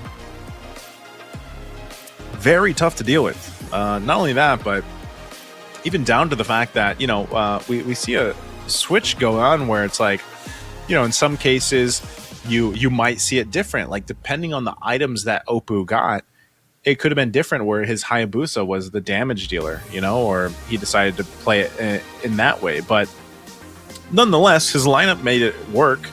The Starwing and the Exorcist synergy worked really well together too, just because, again, if one of his Exorcist heroes died, his Yu Zhong buff was insane. And that's why, like, you could see how much damage his Yu Zhong was doing. It was insane. Like, it was not even close to anybody else. Again, that's just the power of it. And, it started like a slow burn for Oppo here. He really had to get to build up and get to where he needed to be. to make this lineup work. But again, you'll see it here through the match highlights where it started with even that saber coming through with his 3-star saber. Really helped him out in that mid game, I would say, the mid game portion. So great plays here from Oppo. But again, game 4 I feel like was the closest that we've had for the majority of our game so far. Like game 4, everybody was relatively close, and it took some time for their synergies to really come online and be built up, as you guys can see here from the highlights. So it was good. I mean, even down to some of our previous players who finished first in games 2, 3, 4, or 1, 2, 3, 4, or 1, 2, 3. Struggled to get the lineups to going that they wanted to. I think maybe as fast as they wanted to, or they have in previous games. Because even when we were down to this final 4, it was so close. And then again, you know, just that combo, those 3 3-stars really paid off here. And that was it. I love those animations, by the way. Love the animations here. So, you know, I think the other animations that are going to be coming out soon might be the KOF ones. I know I have seen those, and leading into this, it's like, I want that, right? But I think, again, for the players here, we're going to have to see what commanders they go for. This is what I was wondering, because we're in unique commanders. Now the majority of the players have played different commanders, each one for the previous 4 games. What is their last commander going to be, right? Like, what do they go with here? I feel like if we kind of look at what's been working for the people, for our players that have been winning, it's these lineups that it's a lot of obviously the Dawnbringer. The Dawnbringer is still very sought after. Also a good combination of using the Luminexus paired up with maybe the Shadow Weaver or even that Mage synergy, if they're able to get that. The ones that haven't been working out, though, I gotta say, the synergies that just don't seem to be doing too well is like the tankier ones, right? Like the Dauntless and the Defender. I mean, Defender's okay, but like Dauntless, like the shield just doesn't seem to be doing too much. That hybrid defense and everything else doesn't seem to be doing too much, especially when you are dealing with such an overload of damage and Luminexus synergies, you know? So this is our match results once again for game 4. Good breakdowns here. Again, Oppo was the one to look at. Took him a little bit longer to get that 3-3-star lineup, but worked darn good. And Starwing as well. Starwing is such a strong lineup with specific heroes, but you will see a lot of Luminexus here across the board. Luminexus, you still see the occasional, you know, Ember Lord lineups kind of working together. I think even to an extent, the Shadow Weavers built in with the swords, the swordsmans. But so far, I think maybe Elgin can get something different than Dauntless. Like I think he's tried that a couple times. Weapon Master as well. Weapon Master can work, but it's got to be paired up with these other synergies. That's what I'm saying. For a lot of our newer viewers out there that are learning here, there's really pure synergies that can work really well together, like 1 or 2. But the most successful ones that we're seeing from our players here that are getting, you know, the first place, second place finishes, is these very chop suey built up synergies. But the interesting thing about it is you'll even see them switch it in the game. Sometimes like they're switching things out in the game, and so the way that it works too, again, this is another layer of strategy here, where even when you notice the blessing shift, like if you use the shift blessing, some of the players are using the blessing shift because they're changing the synergies, right? But the blessing shift, even so, it can be random, so it's like you don't really know 100% what you're going to get, but it's still part of that strategy. It's still part of that kind of RNG to making this work. So here's our standings once again. So sitting at the top here, Oppo 26, Dwayne F 24, Dominic at 23, and Quen at 20. Nocti Game can get into this top 4. So can Mogran. Actually, even LH. Unfortunately for Elgin, I think even if he gets first, he's only going to be at 14 points. So he won't find himself up in the top 4 anymore. But the rest of the players any of them that can get that first place should be able to bump them up there in that top 4 section. But very tough. Again, part of this is really reliant on some of them get luckier than others when it comes to what they start with, as it is with Magic Chess Go-Go. Even down to the cards, like we saw some of the cards really playing a big part so far in our last 4 games on your approach to either economy, your approach to how you go ahead and switch. We've seen teams, by the way. This is the hardest thing, or the hardest concept that I had to understand when playing Magic Chess Go-Go as a new player, was to tell myself that, okay, I have committed to this lineup in the first stage or second stage, that it is okay to completely switch your lineup if you have to, depending on how you played your economy and depending on the items that you got, and even depending on the fate box, how those went. Like, it's okay to switch things up, and you're seeing the players do it here, the best of the best players, by the way. All right? So we got to get over that obstacle, okay? But we're going to get to see the unique commanders for our last and final game of Group A. We'll see what they end up picking here for their final one. Elgin going with Nana. We got the Lunox over here for LH. Cho for Dwayne F. Moskov with Angela, the Valir, Amon, and the Guinevere for Oppo. I like the Guinevere. Guinevere for the last game here for Oppo is really interesting because, again, Guinevere lets you kind of fish in the shop a little bit. You know, sometimes you get lucky and then you get a free pickup in the shop, and that can be used for economy purposes, or it can be used for, again, a deeper strategy here with that Guinevere pick. So very interesting that Oppo, our previous winner, picks up the Guinevere for his last commander for that game. Let's see what Quen ends up doing. Quen, our first opening round here, of course.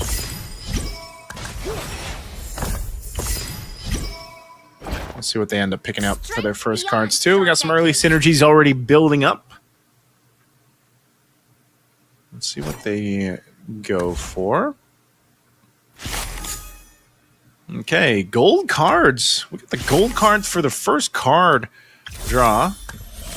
Some XP. We got gold. We got XP. We got gold. Man, they're getting really good cards for the first draw. The power, the stronger the For curse. their last and final game. This is really good for them. So everybody's going to be able to go ahead and scale up really well with this. We still have, of course, some synergies across the board happening too. Some multi-synergies, even just to start out in stage 1, round 2 here. So if I could explain what I was saying earlier when I said, you know, the last game, it took a lot of time for these synergies to build up that we saw from our players. This game, game 5, is going to be completely different because you get these multiple early synergies for some of these players, but also really good initial cards, those gold cards to start off with the first draw. So that helps with scaling here. So you scale up a little bit quicker if you want to. Mogran will take the loss in that one. Let's go ahead and check out what some of our other players are doing here. Here's Quen. Again, already got that Star Wing locked in. Gonna hop things around here. He's also got the 1-star Hanabi from the Doom Swarm already. Interesting too. I don't know if we've seen too much of. I know we've seen a little bit of Angela as a commander, but this is good too because you get to go ahead and use her little skill to give some extra mana regen and max HP. Kind of see it in action here. The Matilda is built up already, by the way. The fact that you have this Matilda pumping out the damage. I mean, the fact that Quen first gold card was Box of Holy Objects, got an Enchanted Talisman, Glowing Wand, and a Queen Wand, like, and then you put that in the Matilda is huge. It's a huge power spike. So for Dom, and take a look at Dom here. He's switching things around. He's got the 2 Mage, Dawnbringer, and then the Exorcist going. Over here for LH.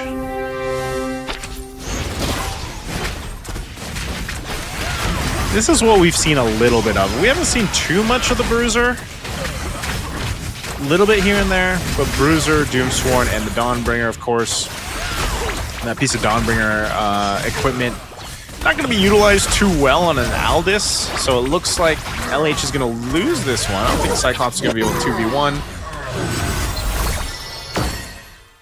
Quen, though, that's what I'm saying. Quen with that Matilda, that stacked Matilda, because that early go-go card is a big power spike early on. So we're going to go into the auction here. We'll see what our players go for based off this auction. Again, I want to see what Quen takes, because Quen had such a powerful start with that gold card that he got, the Holy Objects card. So he's going to go for a bidding war. So does he still want to bid here? Does he still want to bid against Mogran? He's hovering around, but he might just go for the golden staff. It looks like okay. So Quen goes for the golden staff. I thought he was going to continue to bid. Doesn't want to spend too much gold though. Right. Time to do my job. Okay, Mogran. Tell me Mogran is doing what I was just saying Elgin was doing. He's fishing though. He's going for a lot. Oh, okay, he's gonna sell he sells the Veil.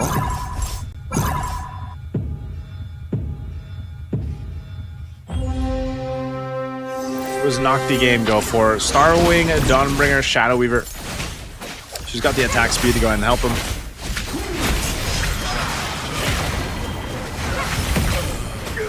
Good amount of items that he's got too, Uranus, but you can see this. Mogran might win this though, just based out of the 2-star Layla too that he has.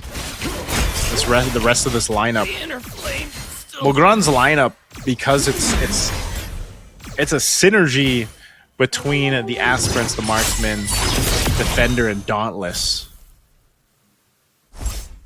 Just the right amount of little defensiveness with some damage. Would you like see what Dom does? He's got the 4-star Mage though. 4-star Mage, Exorcist combo, Dawnbringer.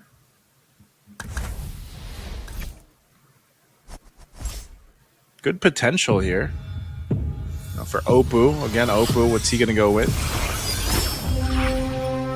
A lot more Agent Aspirants this time around in Game 5. For these synergies.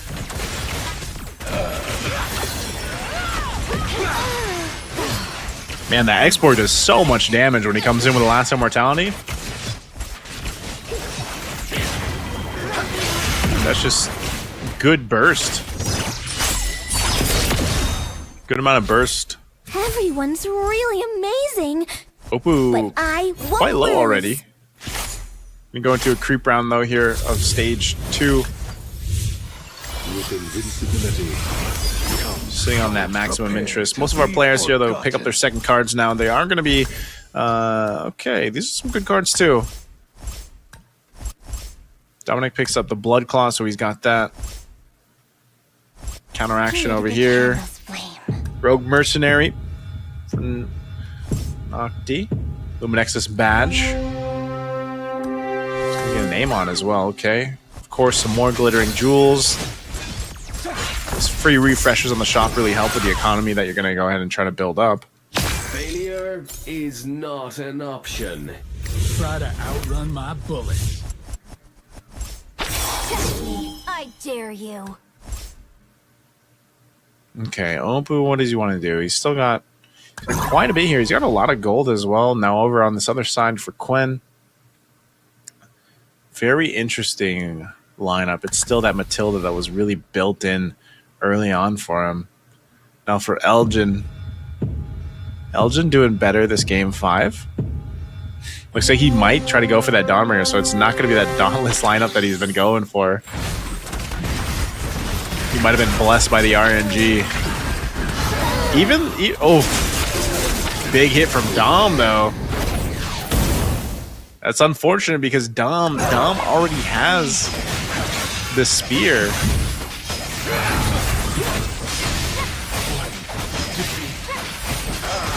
Means nothing. It's already got that spear. So Quen, the only one sitting on 100 HP right now. Let's see who has the last laugh. And, you know, Quen's lineup isn't anything too fancy. It's just really working synergistically together very well. The dawn will finally come. Oppo, 41 HP alongside LH. What's he going for on the build here? He's got the 2-star Hanabi now because of the 4 Synergy Doom Sworn. Scavenger as well. He's got the Defender. He's got some tanky items on that Mincetar, so he's able to grab a Mincetar this early on. Ooh, those Dawnbringer Lightnings. He's got to get through this Uranus, though. This Uranus is so tanky. Even at 2 stars, I don't think he's going to be able to get through it. It's just distracting so much of the lineup from Oppo. I mean, with an Antique Cuirass and a Sacred Offering Revitalize, it's too much to get through if you don't have enough damage. Fate forced me to become an assassin. My blade is restless. All right, he's going to switch some things around. Might be going for the play of the Swordsman, at least. So he's got the 4 Swordsmen. And over on the other side, we're taking a look here at Mogran. Okay, Mogran. Still very healthy at 77 HP. We haven't seen too many Aspirants lineups. Based off the 40 Faith points, the way this Aspirants lineup works is you basically get Faith points and then there's a chest. They provide extra skill damage. So he's already got, okay. Good damage there. He's got a Leslie alongside that 3-star Layla. I think if he gets like items that he actually wants from Mogran, like he'll feel pretty good with those items. We'll see if any of these items are going to be good for him to grab in the Fate box. LH will grab Capacity. Okay. What does Mogran go for? I want to see what he goes for with this Aspirants lineup. Ooh, he's going... Alright, he wants to get the Dom Ice.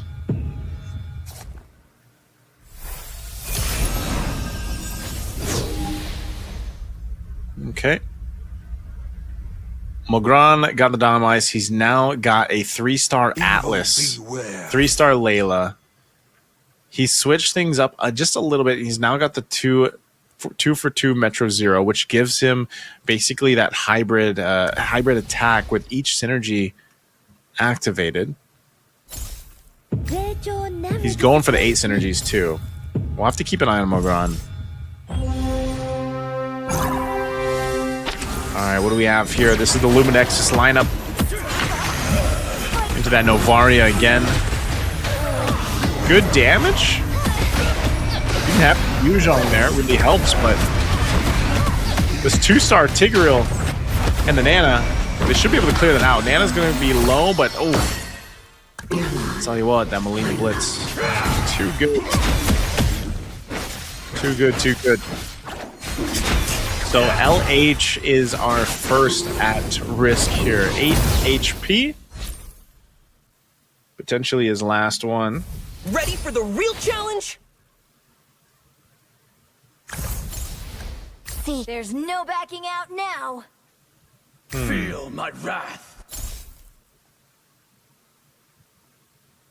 Okay. Nana has learned to control her check from the cocoon. Leave it to me. Good star ups here. 2 stars over. I'm not sure. It should... Depends who he's up against, too. We'll see if LH is able to survive through this or not. It's up against Nocti Game. Again, if this Novaria scales up, he'll be in a really good position, so he's got to survive this. Has an Angela. Should win this, so that's going to be good for LH. A good round. Good round for LH. Stays in it, does some damage to Nocti Game. Elgin now also quite low.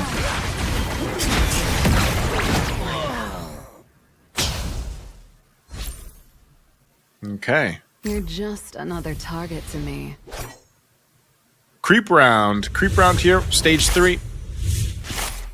See what they end up getting. Also, the last card. This is a big card pickup for some of them. Yeah, the Glittering Jewels here. For Dom, I'm going to go for the Switch. You got the Hybrid Lifesteal for Mogran. Winter Trunch, though, for Quen. Might help him out. Elgin. He's getting a mirror device. Okay, Elgin gets Faithful Dice. Fatal Flare. Customized Recruitment.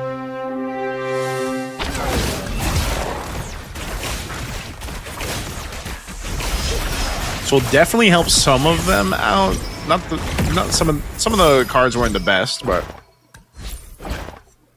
it's because they started the game with a gold card. They got the gold card in the start of the game, so that was good.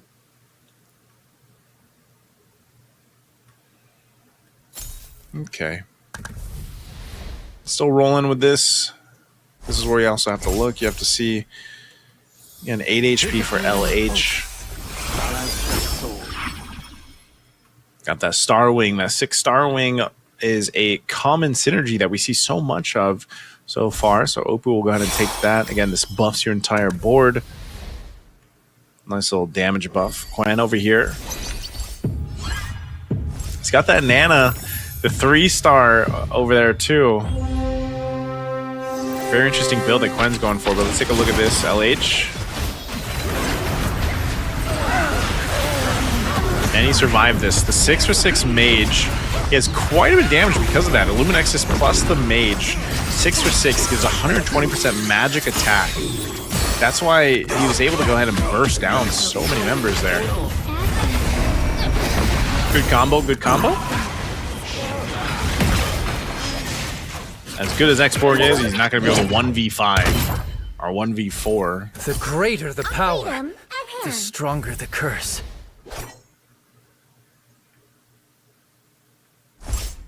All right, now stage 3, round 5. A couple more fighting rounds before the next Fate box. We'll see if they can hold on. Elgin sitting at 1 HP. LH still at 8. But LH is actually, his lineup is really, his lineup is still good. Elgin, he has to switch some things out. He actually has decent synergy, and like I know Elgin, last time I saw him, he had the Novario too, but a little dicey for him to deal with. Got a couple seconds here to switch things around. Again, this 3-star Hellcurt Layla Atlas combo is actually pretty good. And we going against Oppo here. The Metro Zero buff that they'll go ahead and get. But the back line gets focused on. His 3-star Layla gets focused on by the Saber. And so Oppo utilizing the Assassin there to take out the Layla. But this X-Borg, though, does quite a bit of damage. We'll heal back up with the Revitalize. Last Insanity again. There's just too many things get thrown at him. So Elgin will be knocked out. Elgin knocked out. Low HP here for Evos LH. We'll see if Evos LH can last one round. He's got to survive one round to get to a Fate box here. He's got the lineup. Like I said, it's been working for him.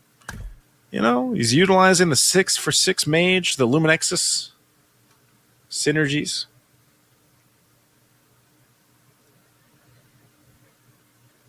Interesting items here too for the Angela. He's going to switch things over though, over to the Nana though. So the Nana gets the Purify. So you get extra hybrid attack because it's the enhanced one. So it might help the Molina Blitz.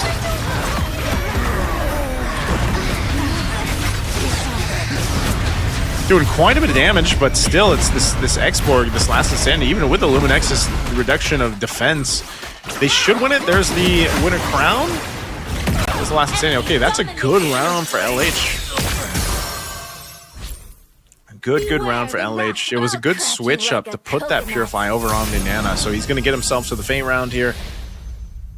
See what he ends up picking up. ALH will be first pick because he's going to go for... Okay, he goes for the Immortality. A little more defense. That Immortality, again, we've seen it in the previous games where an Immortality can change the course of the 1v1s that ends up there. You know, it's such a big item that can play clutch. I'm not sure if he's going to put it on the Nana. He's going to go for some cells here. He's going to... Then over here, we've got Mogran getting a X-Borg. He's going to go sell himself. Wow, he's selling a lot. He's going for a full switch, Mogoran. What's he going to do? He's fishing. He's fishing. He's going in the shop for sure. He might be trying to get a 3-star X-Borg if he can. He's going to keep selling. He's taking the chance. He's taking the risk. He has no more gold. He has no more gold. Mogoran went for the play. Unfortunately, couldn't get that 3-star. He might be able to, with some last insanities, do some damage though. I mean, he's got some items. Doesn't win a crown, but no, it's not going to be enough. Mogoran attempted it. Attempted, but he's going to be out. That was his last-ditch chance. Mogoran will be the second one knocked out here.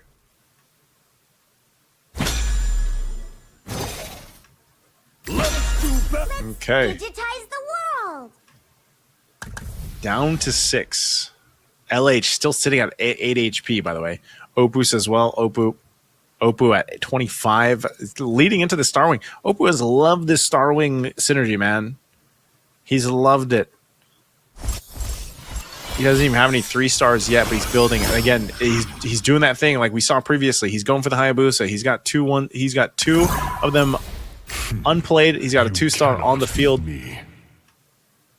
Now over here. Going for the rolls again. Okay,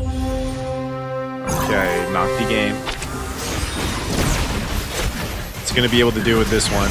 He is going against Quen. Quen's got to go to lineup, but this is actually going to be a good synergy. Wow, he's actually destroying him. It is a 3-star, though. 3-star. Good star, got the King's Calling off. There's the winner crown. It's going to be popped. Ooh. Barely survives it. Quen takes a hit. Doin F. Doin F's going to be out. So that's going to be a good bind for Doin F. Dominic takes him out. 6-star. Our 6 synergy Dawnbringer. It's going to be a creep round, though, here. Stage 4 creep round. Down to 4. We'll see what items they pick up. One of the problems, though, again, is going to be that Dawnbringer. Those stacks are there. I got a glimpse of those stacks. Midsitar is buffed up. Let's see it. He's got the Valentina in play. See what items he gets here. This could greatly increase his power. What's he end up getting? Okay. We have nothing.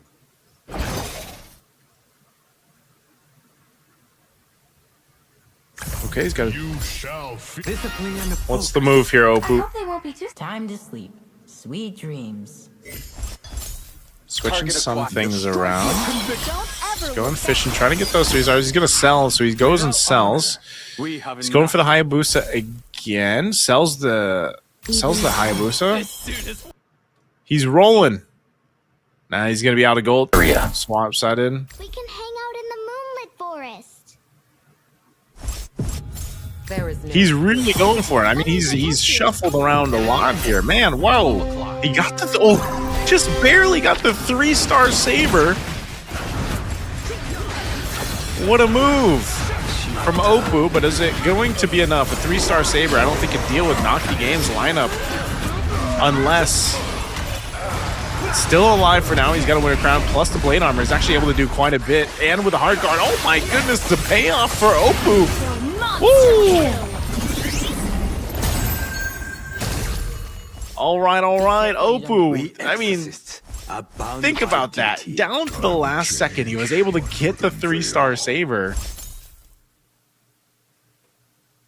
What a move. 3-star saber. Now he's going for the 3-star Valentina. If he can get the 3-star Valentina, he just did. So he got the 3-star Valentina. That's a big move for Opu. Big move. That's going to be tough to beat because it's also well protected. You've got the Angela again. You've got a Holy Crystal. You've got a Winter Crown and Enchanted Talisman.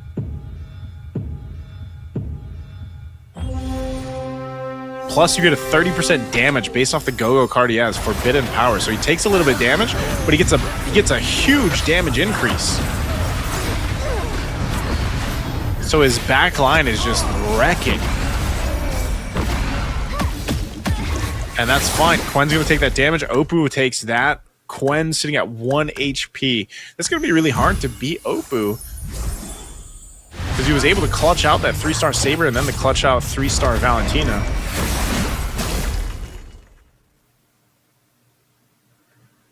That's what they do here. Now. Get him, Yo-Yo. A little bit of shuffling around here. Down to Quen and Oppo. Quen and Oppo. I don't know if Quen is able to actually deal with this, man. Even with the Mage and Luminexus. It'd be a little bit too tough. Oppo probably will switch over his things as well. Switch over some of his heroes' placements here. We got 8 seconds for this to count down. Get no gold for either side. Quen is just going to have to go with it. 3-star Kagura. Will a 3-star Kagura help him? Oh. Has some decent damage. Immortality still there. Oh, that's it. That is it. Oppo lineup too strong. It was again Were you charmed a very, by my magic very too? quick shift. We saw it again. It was this quick shift for Oppo. He was able to make it work. He really likes the Star Wing. I'm telling you, man. Oppo loves the Star Wing. Star Wing, if he can get that 6-star wing early on to just enhance his whole board. But then you got lucky in a way too. Again, part of Magic Chess Go-Go, you got to rely a little bit on the, Lady Luck, right? Because he had a very strong card to start, where basically every damage that his commander receives, he gets gold. But at the end, with that kind of lineup of having the Valentina and he had a Valentina there that was popping off most of the damage. You pair it up with that last card pick where he had, if your back line, your heroes in the back row, they take 10% damage to their health, but they do 30% damage increase. Paired up with a 6-star Star Wing lineup synergy, there's just so much multiplier on your damage. And Valentina paired with the Holy Crystal Enchanted Talisman, man, the synergy between the cards, the synergies itself, and the heroes that Oppo had allowed him to pop off like that. So very strong. Not to mention the Mage synergy as well. So again, I want to welcome everyone to go ahead and head on over, scan that QR, head on over to the official Facebook Magic Chess Go-Go Facebook page. That's a mouthful. MCGG Facebook page. Head on over there, scan the QR code. It'll get you there right away. Also, we want to go ahead and give you guys some freebies, a chance to win some freebies here. Head on over there as well. Comment down below here on the stream's MCGG FB milestone, and make sure you guys take a screenshot of it when you head over to the Facebook page. Post that screenshot there, and we will hopefully give you a great chance of getting some goodies in MCGG. All right. Now this is looking at our champion, Oppo. Oppo again. In that championship, again, this lineup here, this first place lineup with the Guinevere. This was part of it. I mentioned this before we jumped into Game 5, guys. I was like, I wonder what Oppo's going to play. He picks a commander, Guinevere, who allows you to get some free picks in the shop. And I don't know, maybe it came in super clutch. We didn't get to see his shop, but maybe we got to see him pick up that Saber clutch, and even the Valentina, the 3-star Valentina that he had. So it was just a really good way to go ahead and solidify this win here for Oppo. Again, it was Game 5 was different for everybody, just in the sense that you had a much stronger or faster start than the start contrast was Game 4, where it was much slower based on the cards that were drawn in that first phase and everything else, So it was just a very good pace here, I think, for all the players in Game 5. But Oppo was able to capitalize on it. You can see here he's so low too. You know, at one point, Opu's like what 20 HP? What is he at? 25 HP here. So he was able to really like lock in the lineup that he wanted towards that end. So the clutch 3-star saber that he was able to get, then the Valentina. It's if you're noticing, if you've been with us for the 5 games now, you'll notice the stage, especially like stage 4, the quick shift that can happen between a synergy or between a lineup or with some of the players taking that last moment to get those 2-star, or to get those 2-star, well, sometimes 2 stars, but mostly the 3-star heroes, and they might even clear half their board. We saw it there where some of the players actually sell even their 2-star heroes for a potential chance, because they get more gold if they sell a 2-star hero, for that potential chance to get another hero they need to get to that 3-star. And even if they go into that next battle with just the 1 3-star, but they have the items that they want, they can sometimes win them, you know. And it's in a way, it's they take that chance, and it ends up working out. So that's what we're seeing here, especially in stage 4. For a lot of our players, they'll not entirely clear their board unless it's just literally a last-ditch effort, like we saw also in game 5, where you're fishing for that 3-star X-Borg and you don't get it, and then you're kind of just left with like 2 2-star X-Borgs, 2 2-star X-Borgs and 1-star X-Borg. You're like, hey, at least I got last insanity, So here's our breakdown for game 5. So the last game for Group A. Then we had our first group here of players. Again, tough here for Elgin. Wasn't able to really get anything going with this lineup, although it was not the Dauntless lineup, but it still had a difficult time. Now, across the board, too, I think, we saw some great things from Dwayne F. We saw some great things from Dominic, as he's number 2. You can see Opu is first place at 35 points. He went back-to-back. Like, Opu won 3 out of the 5 rounds, ladies and gentlemen. So, 7RY Opu from Indonesia, man, this guy, he knows. He knows his stuff. He might be runner for literal overall champion, maybe even at Go 1. The way he was able to play here, the way he was able to make things work, it was amazing. So again, I can't wait to see more from Opu. Very, very good though. It's just the way some of the ways that Opu was able to make that work, and sometimes it was like he had literally no health. And I just feel like, again, if I want to talk about from my experience as getting into MCGG, as maybe some of you have played MCGG more than I have, but I'm sure at some point when you started your journey in Magic Chess, you had to get over that hurdle, that mental hurdle of, oh my gosh, I only have like 10 HP. I might die, right? But we got to ask the guy himself. We're going to go head over to an interview, I believe, with Opu. Halo, selamat malam, Seven Try Opu. Seven Try Opu, welcome. Gila, lu luar biasa sekali. Dan hello, Naiso. Hello. Nice to meet you, brother. Hello, boys. Hello, Arthur. I'm good. I love Magic Chess. Woo! Woo! We love Magic Chess. So what do you think about the match? I love it, man. And Opu is a monster. It's a monster. Three first place finishes. My goodness. 3 times. 3 times. Yeah, 3 times. It's not by luck, but it's not by luck. By his skills. Ya. Oke, Opu, sekali lagi selamat. Bisa dengar suara? Opu, halo? Opu? Selamat malam, Opu. Halo? Halo? Apa? Halo, ada orang? Halo, ada orang. Hello, are you there? Halo, Mas. Ada suaranya, Mas? Ada suaranya. Kita ada suaranya nggak? Kita yang nanya, kita ada suaranya nggak? Halo, Apu? I don't know if maybe he can't hear us. Yeah. Iya. Ya. Coba bro, lu pakai headset mungkin, jadi biar lebih ada ini. Oke, tentunya nanti kita akan kembali lagi ya tentang.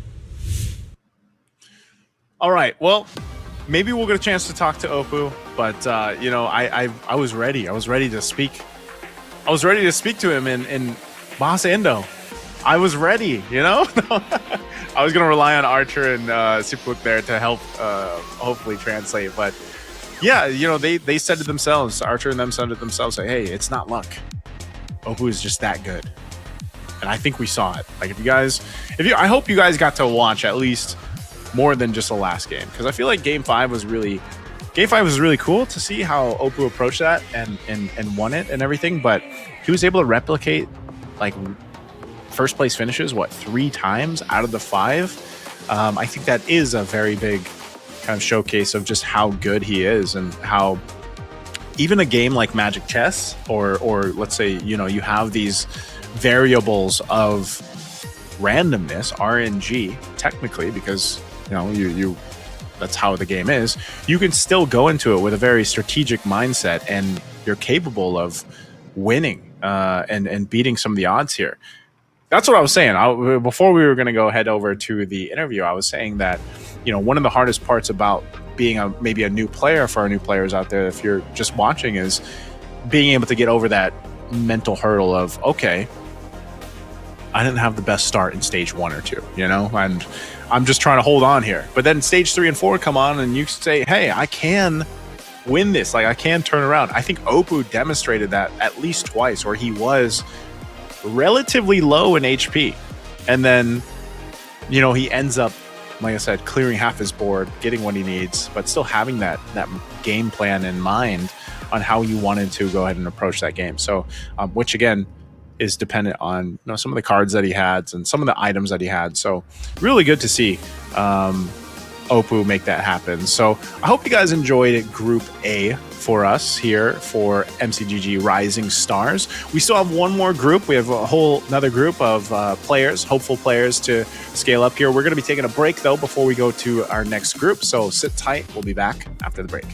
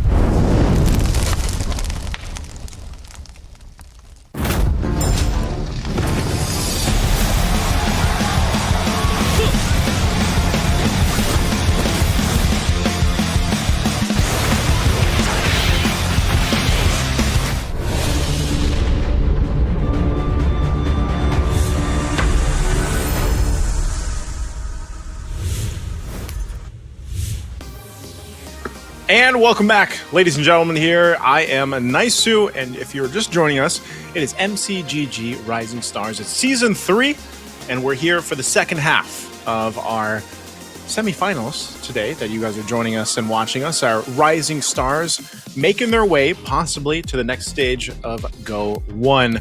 And I'll be joining with you guys. It's just me. Welcome to the solo cast. If you guys got to see and join our first group of competitors, we had 5 games, and they were quite intense. As intense as Magic Chess Go-Go can get, I'll tell you what, it is intense. So if you guys haven't watched Magic Chess Go-Go before, or maybe you have just started playing it, you're about to see some of the best Magic Chess Go-Go gameplay you'll ever witness. Even myself. Again, our Group A, our previous #1 winner there, Oppo from Indonesia.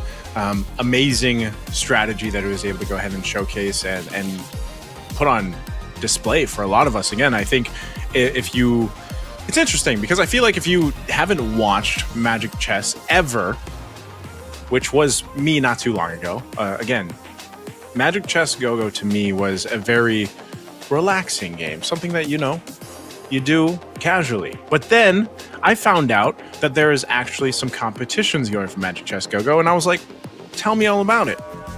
And then I started watching it, and I started getting really down. You guys know the saying when you go down the rabbit hole? That was me with Magic Chess Go-Go. I went down the rabbit hole, and I have learned that there are so many layers of strategy to Magic Chess Go-Go. And so finally getting to see it in Group A, the different variations of strategy that was showed by the different players here was great to see. Now, Group B, we'll be introducing those players in a little bit here to you guys, so you guys can see who's going to be playing for Group B. Again, it's going to be a 5-game series. I think that's how we should say it. It's 5 games that the players are going to be playing, and they will be playing for points. That's how it's going to work. So it's a point-based system. We'll dive into that in a little bit as well. And again, I think for a lot of people out there that might just be tuning in, I know I've heard some of the sentiment, like some of the people are surprised, right? Some of the people are surprised that there is this level of competition for Magic Chess Go-Go. These are our players for Group B. Some of the names here, by the way, will be familiar to you, especially if you jump into the game yourself, Magic Chess Go-Go. And just like in MLBB, you can go ahead and take some of the lineups or take some of the strategy that some of these amazing players have within the game. For my case, FML X Dean, I remember seeing his lineups in the game itself and actually using some of them in my first iterations of exploring Magic Chess Go-Go. So I highly recommend you guys check them out if you can. Again, this is a I feel like Group B is going to be quite the mix of strategy that we see here. And there's even a caster, like Caster Sly. Caster Sly is over there. Caster Sly. And you can see the favorite commanders they like to play. Again, we saw that the way that the format is it's unique commanders. Now, unique commanders means that, again, they have to switch a commander for each game, right? It has to be unique. And as we saw, the commanders are a big part of the strategy that our players are presenting to us. So I'm going to assume, again, that we see the same, because there's a lot of commanders, guys. Like, there's a ton of commanders that can be chosen, of course, but just like with anything, there are meta commanders, there are, meta synergies and meta everything else. So I think we're still going to see a lot of the same commanders themselves pop up. I don't know if we'll see anything too out of the ordinary, but that's what I want to see if Group B does things differently, because so far we've seen a whole lot of Lancelot, a whole lot of Paquito, Popol and Koopa, Valier. We've also seen the occasional Nana, the occasional Angela. So I hope in a way that we actually get to see some of the other commanders, because again, I think we still expect to see the Lancelots, like resource commanders that pop up. We'll see what Group B has in store for us. Again, too, the point system, again, all the players based on their placements will get points, and the number, I should say, that most of the players are going to be concerned about is getting to that 18-point mark. 18 points would be able to get them over to hopefully that next stage, because like we mentioned, today for the semifinals, you guys are seeing 16 players technically compete. Now, they're players, but some of them are also invited. Again, we had the MCGG event even last year where we've invited some players over here, and even KOLs. So tomorrow for the grand finals, I believe we'll be down to just 8. And then, of course, they're fighting for that cash prize that we mentioned earlier on, too, guys. That is $10,600 US. Now, again, I think it's really cool. So if you guys haven't yet, this is my PSA to everybody watching. If you haven't started playing Magic Chess Go-Go, I really highly suggest you guys start learning it and start playing it. Because if, for example, you miss the train, you miss the boat on a different game to play competitively, who would have thought that you'd have a platform like this, Rising Stars for Magic Chess Go-Go, to potentially just play from home, be really, really good at Magic Chess Go-Go, and then get a chance to battle for that prize pool of $10,000 and even travel. Because, that's, as Magic Chess Go-Go continues to grow, I'm sure the competition, the prize pool, the goodies for Magic Chess are going to continue to grow too. So who thought? I think it'd be really cool actually to just, imagine you're just chilling at home and you're like, Mom, Dad, I'm going to wherever the competition is going to be, right? I'm going to, let's say it's in Indonesia. I'm going to Malaysia. Oh, what are you traveling for? I'm going to play Magic Chess Go-Go and compete for $10,000. Like, I think think about it, right? I think that's really cool. Again, it's the whole concept of Magic Chess Rising Stars was to kind of open the door there for a lot of people that wanted to go ahead and participate in esports in a way. And Magic Chess Go-Go is another platform. It's another opportunity for a lot of people to go ahead and participate in that. And I think it really lowers the entry to barrier. That's vice versa. The barrier to entry, because you guys get to do it just from within the game itself. So highly suggest you guys check it out if you haven't yet, because again, this is only the beginning for Magic Chess Go-Go. And if you really are a competitive person like myself and like some of you watching, it's very, think of the moves that Oppo just did. Pretty sure that he's very proud of what he's able to accomplish here in Magic Chess. So again, and it's not even just like you're battling for a prize pool. So I am also very interested to see what happens in Go 1 once we get to Go 1 and we have that first really big like competition. You know, we got a taste of it last year. I know some of you guys might not have been there. Maybe you didn't even know that it was happening, but we had an event, a showcase or a show match actually even at M6, if you guys are familiar, but just because again it was something that was starting to be this thing for Magic Chess Go-Go. And I know if you're Indonesian, if you guys are watching from Indonesia or you guys are Indonesian, you guys have this community track, this community tournaments that happen, and you've been able to watch it for quite a bit. But now for the rest of the world, like in other parts of the world, this might be some of their first time even seeing, even hearing that there's competition for Magic Chess Go-Go. So again, check it out while you guys can. I know in just a bit we'll be heading into our first game here for Group B, and to see exactly how they approach this. Another thing too is, again, some of these players, they've been playing for a while. They have quite a bit of understanding for the game, of course. Now, one of the things about the Magic Chess Go-Go kind of strategy. Whoa. Are they just all going Valir? Okay. Well, forget what I was going to say because I'm a little shook here. They're all going Valir for game 1. Okay. I don't know if maybe they agreed on it or what, but that's cool. All right. So they're all going to go Valir. If you guys want to know what Valir does, Valir, you can basically choose your Go-Go cards twice in the Go-Go card stage 2, round 3. And then you can also get extra XP based on the cards and the quality. And basically, he works around the Go-Go cards.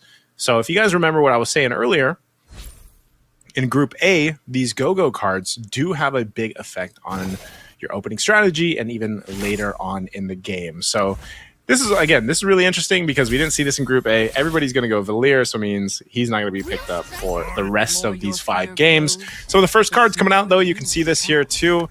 You got a whole lot of Ocean Treasures. So Ocean Treasures gain 1 equipment chest and 2 gold, so they'll get some equipment over.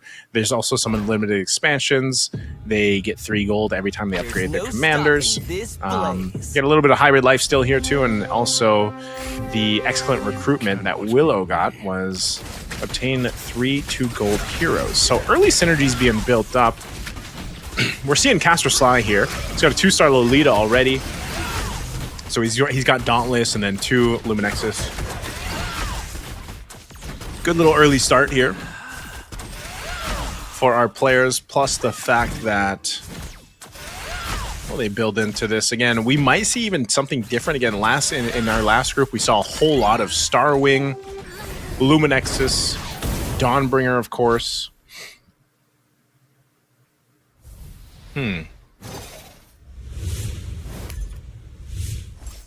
So into this, we'll see how they build this out. Fresh faces over here from our players. Already some early selling going on too. A little Revitalize on a Winter Crown for the Ruby. Family 969 already got the 3 synergies built up to Aspirants, Defender, and then the Marksman. So he's got a little bit of attack speed for that Layla.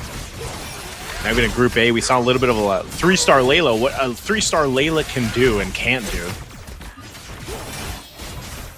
Gonna have a little bit of tough time with this. Winter Crown is already popped.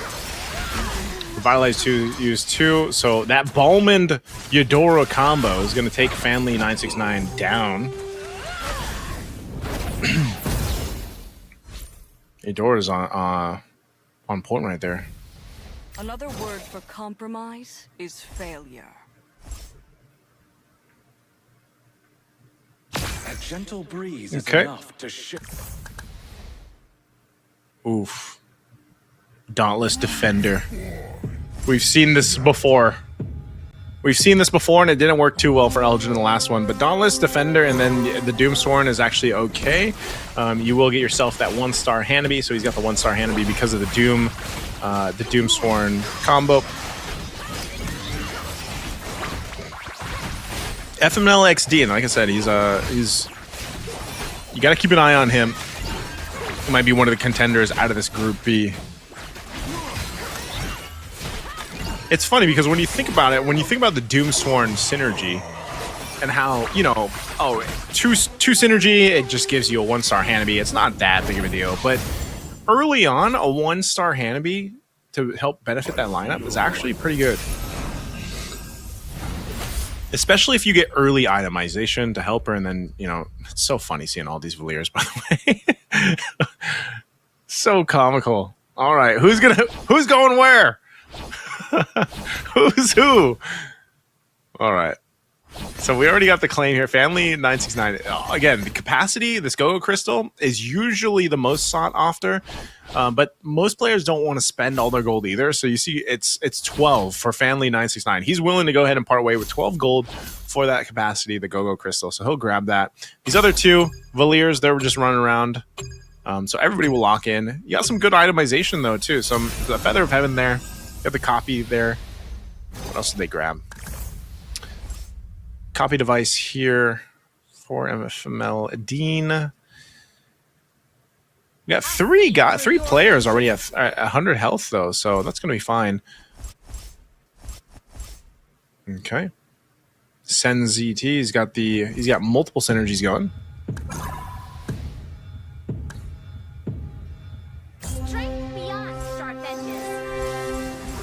We've seen this time and time again. Like I was saying, the Star Wing from Willowsuit. Star Wing being pretty good, but it's a lot of burst damage coming out from this Eudora Cyclops backline from Fan Li. And that's what I was saying, you know, Fan Li, he went for that capacity, he got it.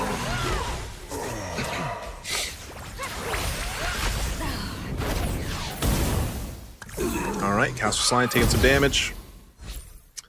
All our 100 guys took some damage. So I was just saying, you know, everybody had 100 health. Now they don't. So even out the playing boards here, stage 2, round 2, almost to the creep round 2. Creep round's going to be pretty big. First creep round's always pretty big because they can provide good power spikes. Like the power spikes from these first items, especially first creep round, can be very good after the auction. So you can see here too, some of the synergies already built up. 6 synergies across this lineup that you've got here. He's also sitting on that 2-star Hellcurt. Little tanky Hellcurt though. He's got a little Oracle alongside. 2-star 2, he's actually going to be able to pump out a decent amount of damage for Wind Soup.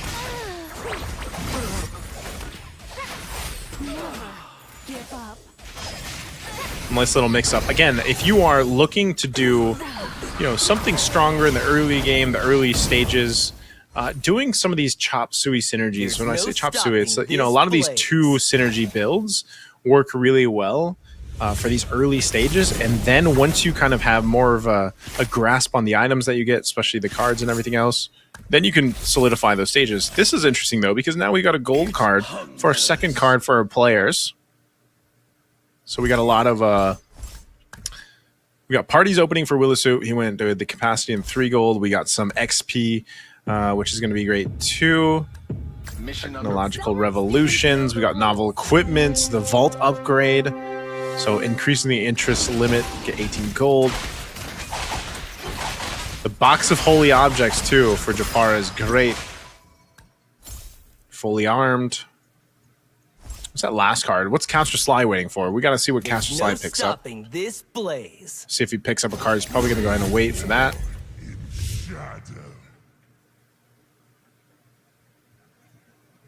Okay. So we got some switching happening here already. Blessing being activated here too. Luminexus now available. And that was the card locked in. Caster Sly, what do you pick up? Victory Horn 3. So allied heroes gain 23% attack speed. And it increases, by the way, the value increases by 1% after each round. It's really good for Caster Sly because he picked up an attack speed card. Or no, that wasn't Caster Sly. Yeah, that was Caster Sly. He picked up an attack speed card. And with this lineup, that can actually work really well.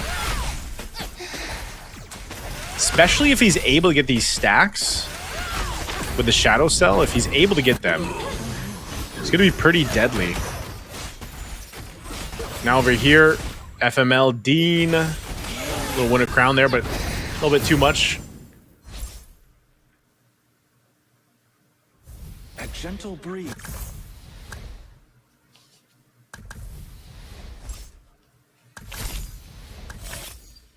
Okay. So everyone should have their cards. Little swapperoo going on here too. You got the Dauntless, Luminexus. There's a whole lot now. A lot of the players are starting to get the fours. The 4 synergies built up at this point. Stage 2, round 5. They had a couple more battle stages, and then we get to the Fate box. See, that's why they do it too. You'll see a lot of players, they switch their heroes across the board. And sometimes that's just to take a chance so that when you see those, you know, those little twisters that you see on the map from, you know, the Shadow Weaver, it's to avoid that crowd control, right?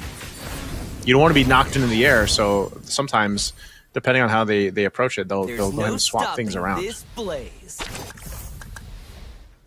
Who here is worthy? Because even so, like, your formation on the heroes also plays a part on this. So you'll see some of these players really kind of shift things over, shift things around.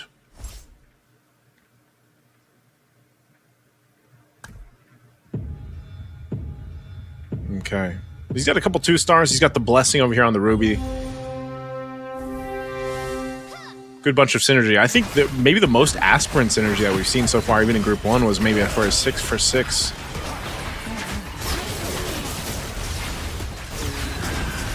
Good damage on that Valentina.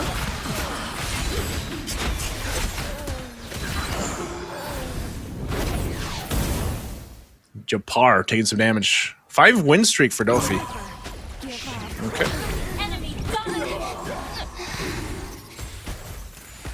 Oh. Guess that Winter Crown was already used.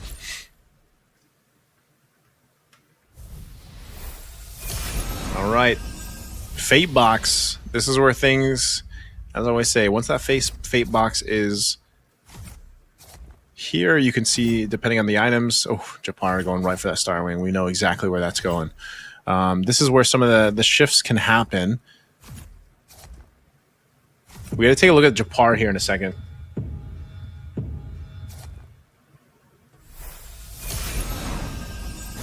Invincibility. Petra, let's go. Japar. See what he does with the Star Wing. Doesn't necessarily have much Star Wing.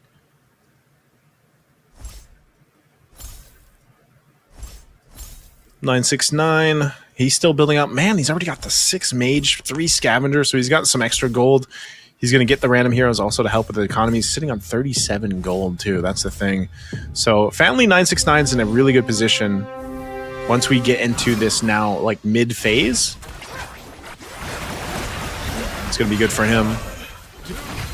Not to mention, he's got the Angela already. Like, we saw this in Group A. This Angela has good items too. Got really good items. So if you start to build this up into a 2-star, 3-star Angela, Family 969 is going to be kind of scary. There's certain heroes that once you hit that 3-star, depending on your synergy and everything else, they're crazy. Angela being one of them, especially with that kind of itemization. All right, ZNZT, what does he have? Swapping things around. Deciding on his best approach for the synergy. You see he's got a couple different that he can activate. He's going to go ahead and sell one. Going to build this out. All right, what's he going to go for? That back line, though. That back line. Eve from Windsuit. But he's got the Moskov. The Moskov is going to be great. Moskov, one of the sought-after 5-cost heroes. Especially you get something like this, DHS Golden Staff, Sea Halbert, you are locked in for the rest of the game, at least for items for the Moskov, especially if you can go ahead and scale that up. Now for Caster Sly. Oh, he's going to get beat there.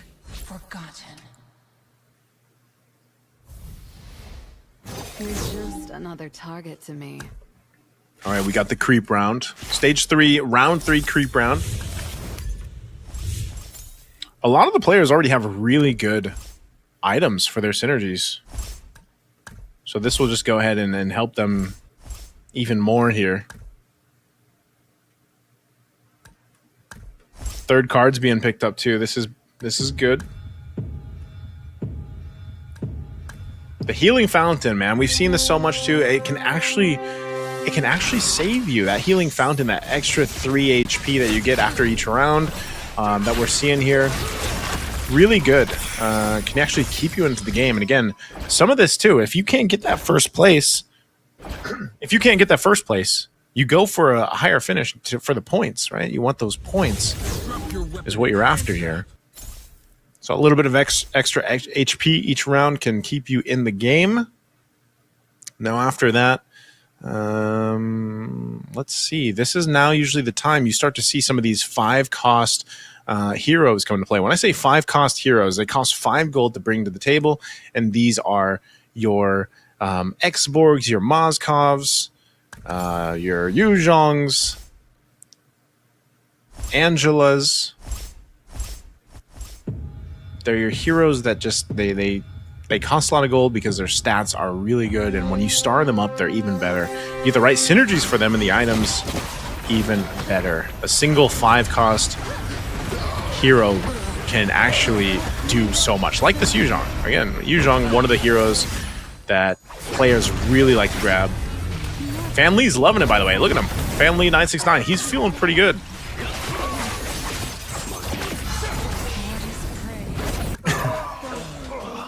I'm so glad we have these cameras. These player cameras.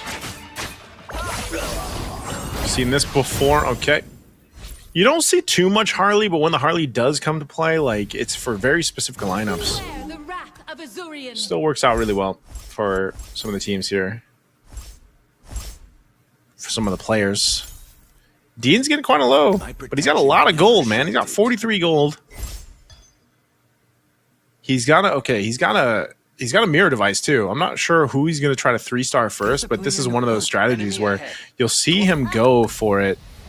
It might either be a saber. Okay, he might go for the saber. And Doffy as well. Starwing, this is the synergy that I was talking about. This is what Oppo has run to. Oppo, the winner from Group A, he's loved this 6 synergy Starwing lineup where it just buffs your whole board. And depending what you have, which in this case is the Valentina, you get the mage buff. You get that percentage to the maze buff. You also have a little bit of extra attack speed, the phase warper, and then you have a Nana on the other side. So this is really good here that Doffy has. And that's why we always have to look around stage 3 into stage 4. We see the power spikes. A lot of these compositions and synergies pay off. So a lot of these players, you know, they're holding on to quite a bit of gold because they're trying to get to this point where they spend a lot of this gold up in towards that later portion, especially after the next Fate Box round, before stage 4, or when some big changes can happen.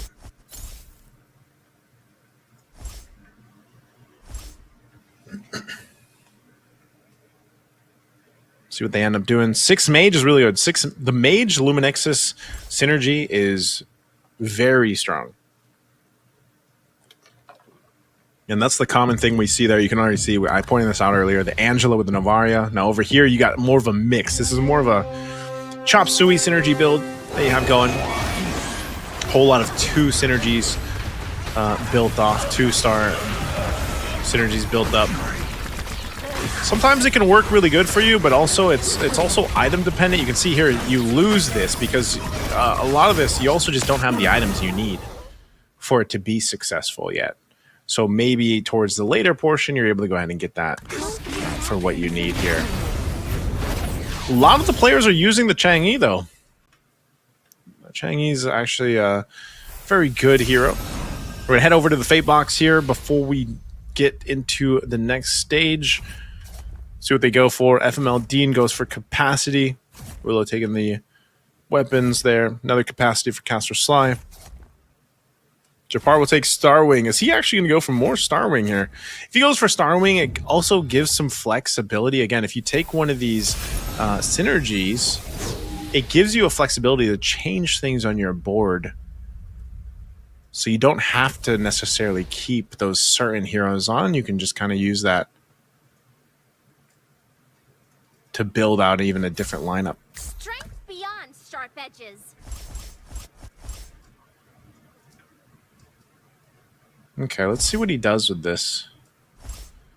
So he's going to swap some things out.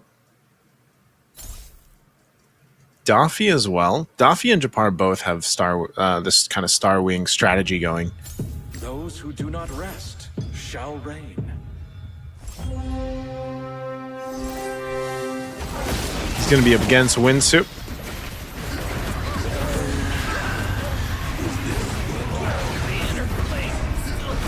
Again, his Harley's doing pretty good, but if he gets that to 3-star, I don't know if he's going to try to 3-star the Harley or just keep it at 2-star. I don't think he can handle all this, though, so yeah, that's unfortunate. He's going to lose that one. Oh, he has the Yuzhong, too. Maybe they can survive this. Again, Harley versus Harley. 1v1. Oh, Winsu wins that one. Little Harley action. We'll see if he ends up building that into a 3-star. I'm not sure if he's going to. He's still got quite a bit of gold, though, to go ahead and economy into this. Does 2-star the Atlas.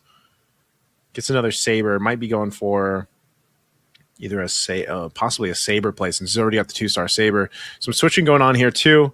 Now for Japar, again, he's sitting on 7 out of 10 on the Starwing. I don't think he's even going to go for more. It's more so if he can switch or sacrifice one of the Starwings out to pick up something else if he wants to, since he picked up the Starwing emblem earlier on. So he switches things around, but he's going to hold on to gold. He's holding on to gold, too, because interest, again, you want to make sure that you are getting interest from round to round if you can. And since we already had one of our players out here, Winsu is getting really low, 6 HP. Let's see if Winsu can also survive out of this round here. Or Willowsu. Oof. Okay, Willowsu's out. Willowsu will be exiting outside with FML Dean. So we're back to a creep round. Down to 6 for our first game. Looking pretty close towards the top, though. Daffy, again, Daffy running somewhat of a similar game plan that we saw before from Japar. Japar also run the Starwing, but they might switch things up after this creep round. Daffy sitting very comfortably up top, though.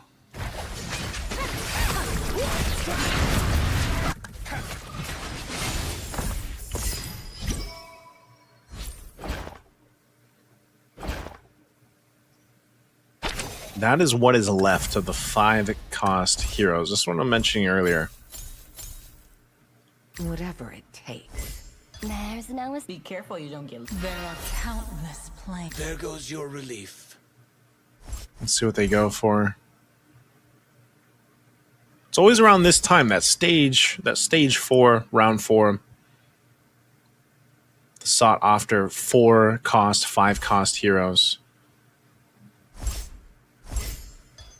Japar's not going to change too much, though, with his lineup. Again, just kind of holding on. Even though he spent some of the gold, he's going to sell some to try to roll here. You can see it. He's trying to switch things out, trying to get most ideal for him. This Chang'e is built up item-wise. Doing pretty good damage, actually, there in the corner. Still surviving with a little bit of HP. Finally goes down. Yuzhong still here. Oh, that's another Yuzhong. Oh, Japar. Very close, but unfortunate. Little Baksha versus a Harley. Yeah, Baksha wins that any day. As logic would be. Oh, a Novaria 2-stars we saw there. We got a lot of 2-stars happening here on the 5 cost. The Yuzhong 2-star for Dolphy. Hayabusa also the 2-star for Dolphy. So Dolphy's hitting a power spike here. You can see this. Caster Sly is telling the players, watch out for Dolphy. He's getting close to the 3 stars. I am the only judge of myself. See, this is the thing about Magic Chess Go-Go too. The players keep an eye on all each other, right? So they will point out what's going on here. Everyone's calling out Dolphy. Watch out for the 3 stars that he's building up. Senzi T, he's got his own 3-star now with the Argus. This is a pretty good build too. We'll see if it ends up working out. He's got the 6 marksman. Really good synergies here. He's actually still going to be alive. It might be tough to kill this Argus as a 3-star. He might just get all of them here. Yeah, this is actually going to be pretty good, especially with the Hozclaws, the Guardian Helm. He's still going. He still has a Revitalize. Revitalize is down now, but there's some good burst. Oh, I was going to say that 3-star Argus is really good. Saves Senzi T with 6 HP. 3-star Argus. We'll see if he can keep it up. I mean, he's still got to go ahead and win a couple rounds before the next Fate box. Next Fate round. Sen able to keep it together. Senzi T also from Indonesia. Could potentially be killed here. If, 9 HP. Caster Sly as well. Caster Sly, 2 HP. Bellow, my ghost generals. We'll see if they're able to pull something off here before this. A lot of 2 stars for Caster Sly. He's got good synergies here, but he's against Family 969. It's a good lineup. Changi. He spread out his items too, so even there, the Eve on the corner, able to pump out quite a bit, plus the Changi, so very good spread of damage and the items. They should be able to take that out. That's a big item too. The Feline Blade, by the way. So you can actually, you transform one of the heroes over on the other side, and that's what we saw. So that little interruption, I mean, you could see Family 969, the way he reacted to that too. Again, the Feline Blade works really well to stop some of those moments where it should have been a kill or it should have been, you know, this. And so that's a clutch item to get.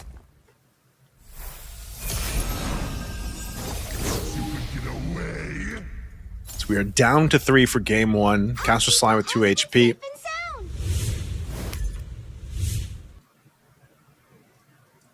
Caster Sly might just have an upper hand based off his itemization, and as he's working on the 3-star Changi. He might even switch some of the items, but he's got 2 Feline Blades here. So we'll see who Caster Sly ends up playing against. This is also a strong lineup. Again, that Star Wing.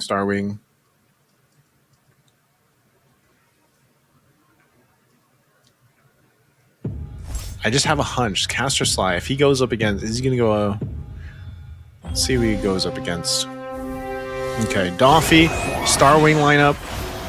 He's getting good stacks with his Shadow Cell too.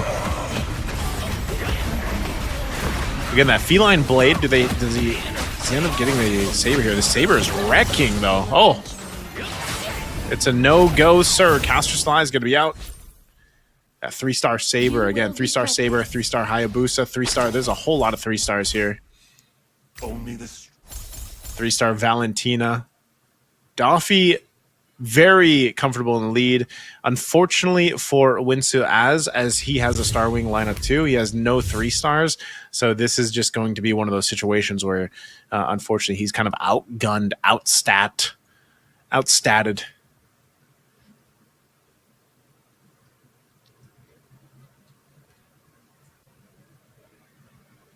Just really good items too for Dolphy. He's got his own Feline Blade as well on the Saber, so not only is the Saber messing with some of those higher damage profile heroes, but he's also Feline Blading them with the sweeping, with this triple sweep.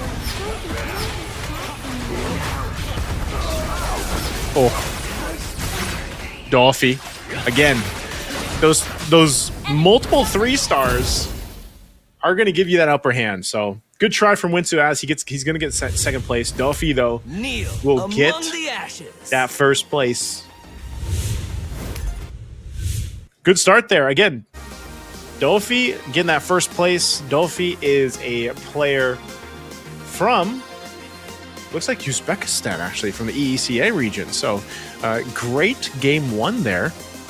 And again, one of the things about our MCGG Rising Stars, guys, is we had people participating from 200 different countries.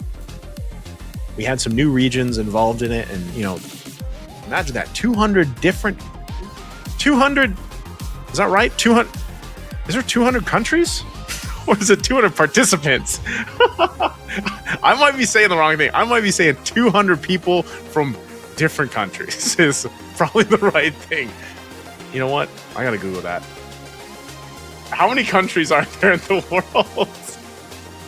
Okay, well, I'll have you know, in the world, there's 195 countries in the world. So let's just say that, you know, there's 200 people from different countries, maybe even more. I don't know. But Rising Stars, I know this. The group stage portion of Rising Stars was massive. Like my family members were in Rising Stars for Magic Chess. Okay, but I want you guys to join us on Facebook. Go ahead and head on over to our official Facebook page, Magic Chess Go-Go on Facebook. You can scan the QR down below if you want to. That'll lead you guys over there. Make sure you guys give it a like and a follow. And while you're at it, we want to give you guys some freebies or a chance at some freebies as well. So make sure you guys go ahead and comment here on the stream, wherever you're watching, MCGG FB milestone.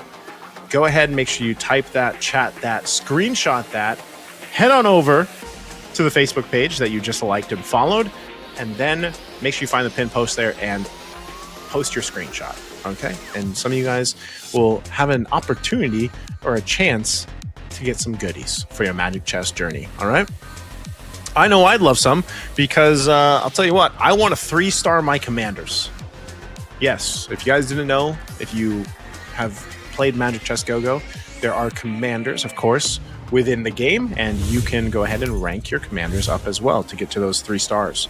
Now, here's our winner, Dofi. Once again, I love that everybody used the same commander. I don't know if they're going to keep doing that, but it was great. I really enjoyed seeing all the little Valiers. Yeah, you know, I would not complain if we see the same commander for each game. But here we go. Great breakdown. Like I said, he had multiple 3-star heroes that allowed Dofi to pretty much control the end game, like the late game. It was, again, he utilized the fact that he had good go-go cards to start off. And again, Valier is a commander that works off those go-go cards and allowing you to build that strategy around that. But, you know, as we see here, Dofi was able to just go ahead and scale up really well. The rest of the players here throughout this game one were, like I said, were relatively close. There's Family 969 doing some quick math. Most likely. Family 969 was also someone that was very competitive and close to getting to where he needed to be. But, you know, he got Feline bladed a couple times, which kind of messed his lineup up.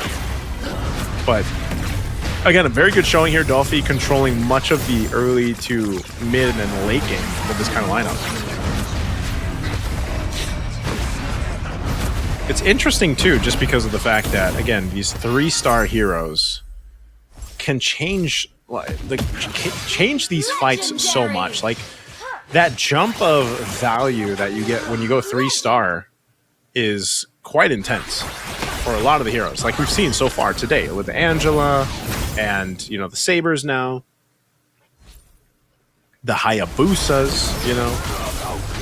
I like Fanly 969. I feel like he's the most active in the player cams over here. So we're probably going to see more of his reactions once we get to game 2. But yeah, again, congratulations to Dofi there, getting that first place finish. Again, all the players, no matter where they finish, they do get points based off our point system here. So Dofi gets himself those 9 points. I'll tell you what, it's very clear that just in the matches we've seen so far today, there's something about the synergies. There's something about the synergies. And I say that because obviously there's meta. there's meta that we're seeing here kind of unfold. I think for a lot of viewers out there, this might be their first time seeing meta, because anytime we watch competition, there's always this meta that forms, right?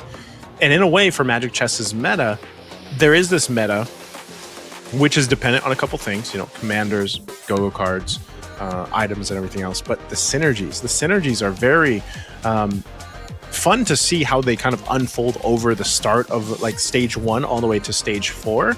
Especially, like I said, a lot of the Star Wings synergies that are coming into play, a lot of that mixing and matching that we see with Star Wing. Surprisingly, even the last game, we didn't see too much Dawnbringer. Like we saw maybe one synergy, maybe two synergy of Dawnbringer, but a comparison to Group A where it was like we saw Dawnbringer all day, you know. So I don't know if that was just, again, based off maybe some of the starting points that some of our players in Group B got, but it's a whole lot of Star Wing and a whole lot of again, Mage, Luminexus.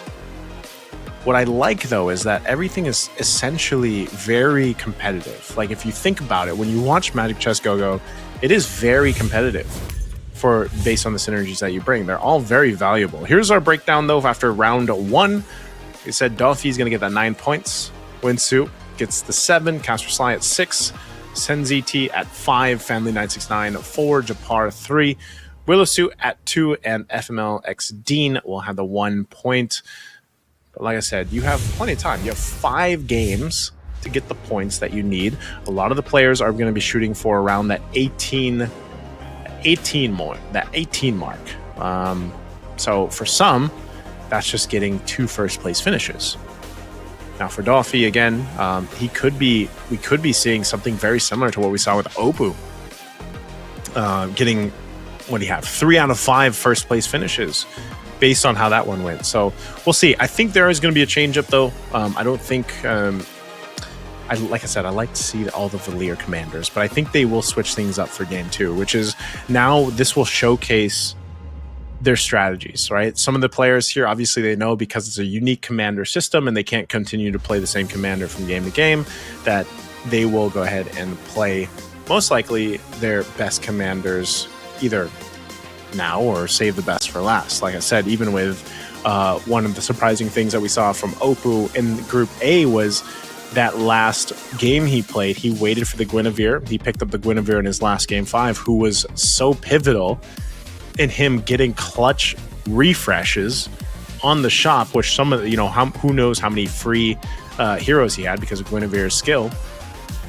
Free hero in the shop that he was able to pick up to get some of the 3 stars that helped him win.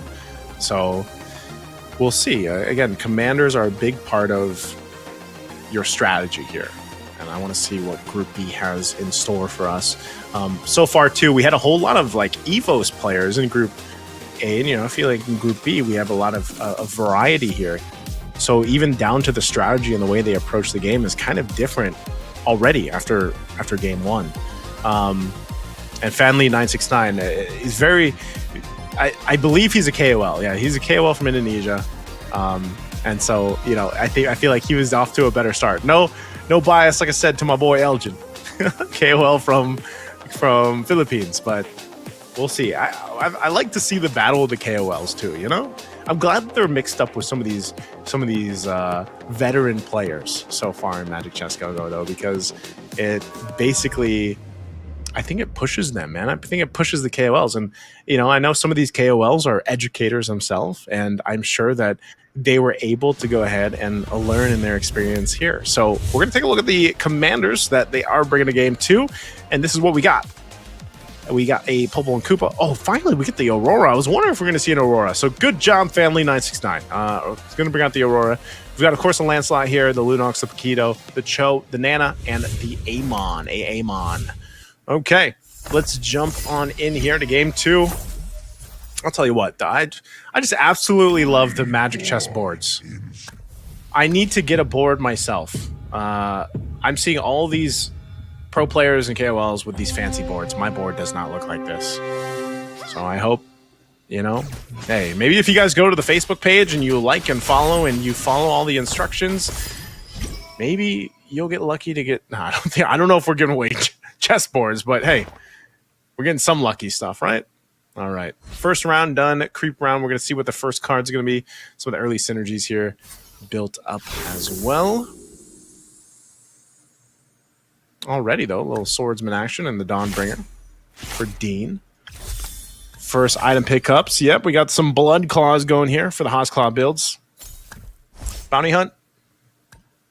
Steady growth. Yeah, steady growth. Adequate shock. Oof. They got the unyielding spirit. That equipment chest from Unyielding Spirit is actually pretty good because, like I said, equipment can be really big for certain lineups. Especially if you just get good rolls on the equipment, they'll be really beneficial to you. Okay. Again, these first rounds, like the first stages, are always really interesting because it's sort of a, you have to look at stage one kind of like a slow burn, you know. It's because some of the players themselves, they'll use these initial stages to go ahead and kind of map out what they're going to do towards even the late game, depending on how they pick up these early synergies. Because you can see some of the players will 2-star some of these heroes early on, and then sometimes they even sell those 2-star heroes just for the sake of gold, if that's the play. Otherwise, they will build them up, you know? They will build them up into whatever last lineup they want trying to go for.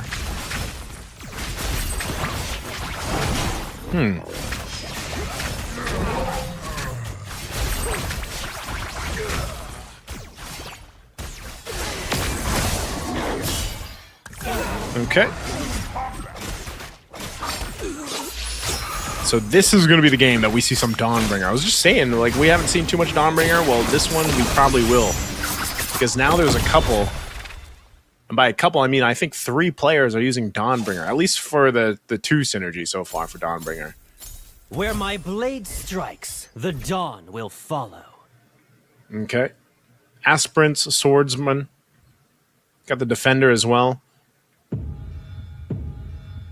Really good kind of early building going here, too. Interesting as well, because what we see here is that you've already got the Skywrath Spear this early on for Sue. Or for Caster Sly, I mean. Willow Suit still working on his. Again, nothing too fancy just yet. Still sitting at 100 health, though, so we're going to head into the auction here. Family 969. We'll see what he goes for. Again, that Go-Go Magic Crystal being one of the sought-after items, but oof. Winsuaz goes right for it. They want that DHS. The fight for the items. A little bidding war for the capacity of that Go-Go Crystal. So the highest bid that we're going to have here is 9 gold from Dean. All right, so they locked that in. Oh, that last minute for that copying device, for that copying. Okay, they've settled it. They've gotten their items.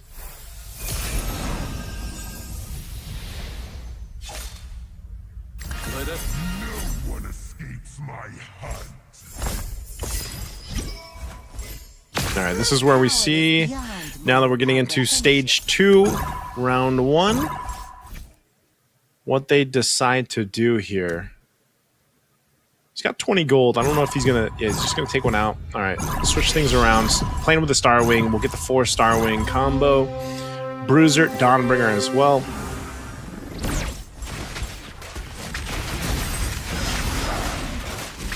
See how Japar does. This should be pretty good. I mean, he's got the Aldous. And that's the interesting thing, though, because, yeah, over on the other side, already got that Skywrath Spear for Caster Sly, the Dawnbringer item, but this is going to win it out because of the 2-star advantage there. I'm in top form. Let's go!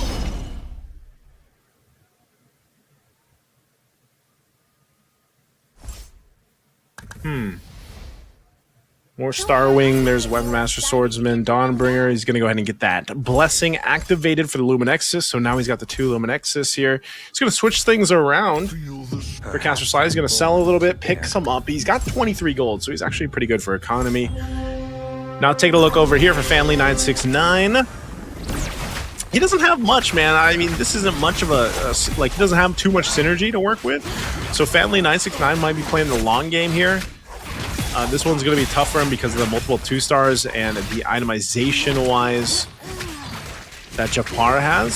So we'll see. Again, Family 969, this is more of a long game play. Because even with the Scavenger synergy, he's not going to really be able to do much with that anyway until later. Swordsman as well, he needs that to kind of build up. Doesn't really have the right much of the heroes that he wants. So we'll take a look at this before the creep round. Second cards coming up. Second go-go cards. Also, some of the synergies are changing. Now you got the 4 Dawnbringer over there for FML Dean. See things being swapped around by both players. Good cards picked up here too. A fresh, by the way, Winsu getting that adequate stock. A fresh free refresh every first start of each round is really good. Rising Festivities. It's adequate stock. Also really good. Payday gains 7 gold immediately and 7 gold per round for the next 2 rounds. So that's really good economy. Payday as well. Northern winds blow with Trust Fund. A whole lot of gold cards being given out. This is why the thing is, like, always creep round stage 2 is usually more so, if you look at it, it's kind of like a mid-game power spike. A mid-game power spike for a lot of these synergies, especially now that you start to get in territory of the, you know, the 4 out of 6s, or some of them are even capable of getting those 6 out of 6s. I think most of the synergies, yeah. We do have a 6 Luminexus for Doffy. Doffy's got a 6 Luminexus already.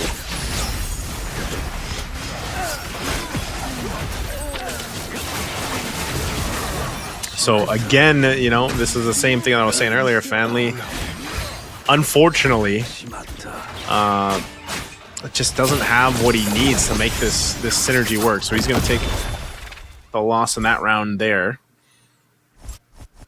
It's one of those things where it's like you have 3 synergies, but you don't really have the heroes that you want, nor the items that you want for those synergies.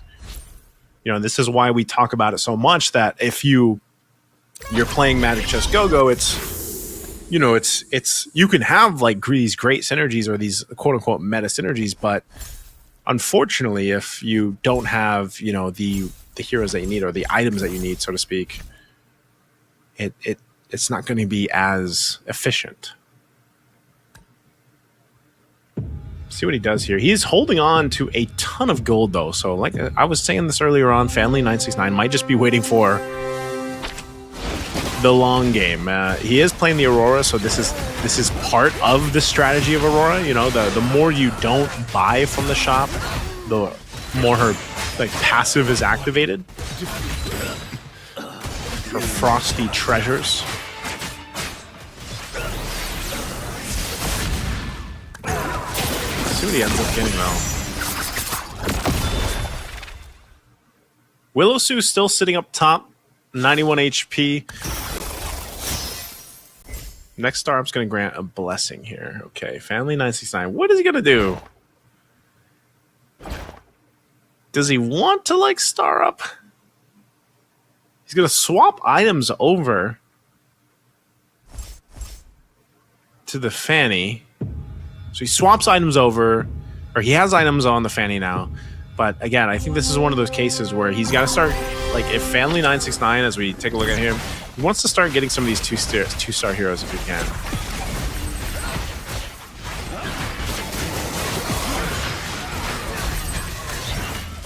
It's looking decent, though. Well, he has these synergies. He's actually going to be able to take out Caster Sly. Oof.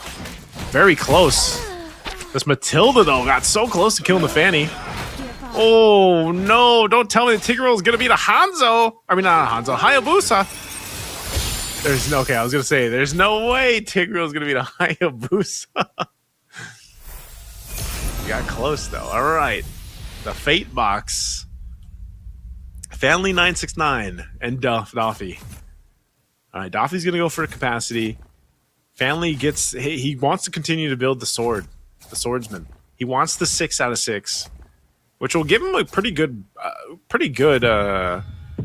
buff to be 6 out of 6. He went for that instead of like the Hayabusa or the Saber, though. So he went for that. What is he going to build here?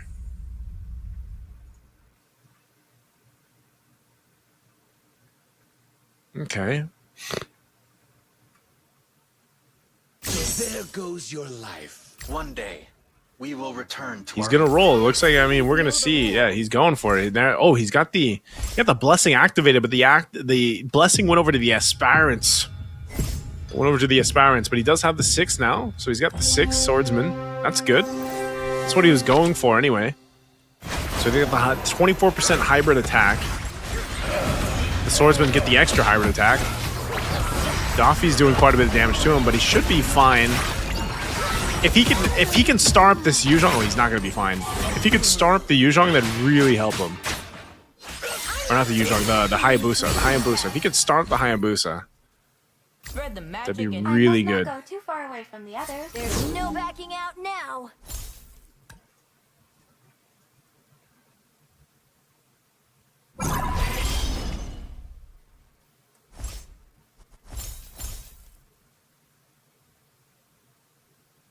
Way of the sand lies. One life is just enough.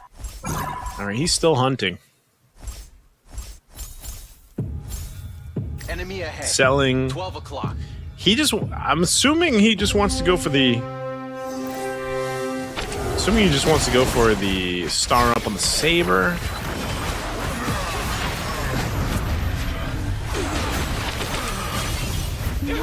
Okay. He made it happen. You can see he's excited. He's excited. Family's feeling pretty good. No one, I'm surprised too. We're about that midway point of stage 3. No one's out just yet. So we're gonna see another creep round, and these last go-go guards being picked up. We got the healing fountain coming out. The glittering jewels, so the 9 free shop refreshes. Also the prime selection, get 1 magic chest crystal, select one of the magic crystals for Dean. What else are they going to be going for? Are there any more healing fountains? A lot of economy here too. Caster Slicing on 51 gold, Doffy on 50. Got a lot of gold here.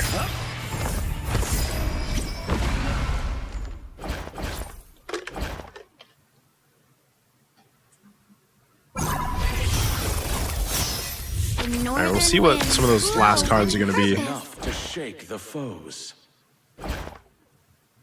Family 969 now for 9 for 9. He's going to pick up, spends all his golds. His gold's gone. One life is just enough. Okay. He gets a Natalia 2-star, which also gets the blessing activated. So he's got the blessing on the swordsman. So he can actually get rid of one of his swordmen to activate another. And that's exactly what he does. So he now has a marksman.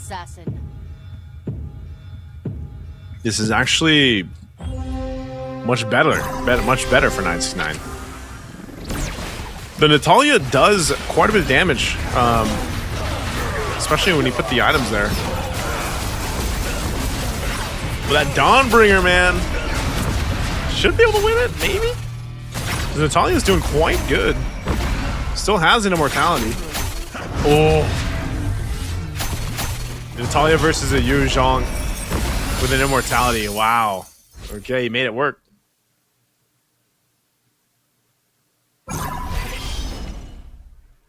Discipline and focus. Balance the soul. Okay. Now we take a look elsewhere. This is what I was saying. The Dawnbringer, 6 out of 10. Stacks are looking okay. This is the combo that we see a lot of too, the Mage and Luminexus for Doffy. Take a look at some of the 5 costs that are still available out there and how many there are. some of the forecasts as well here.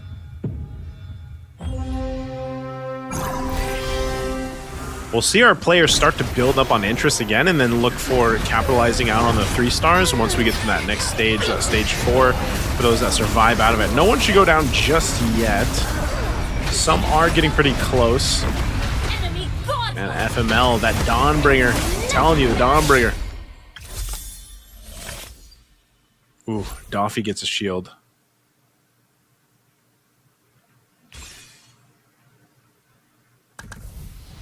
All right, Dolphy picks up a shield. Our winner from the previous game is now facing potentially to be the first knocked out. Now that he has the shield, he'll survive another round if he loses it, but that's fine.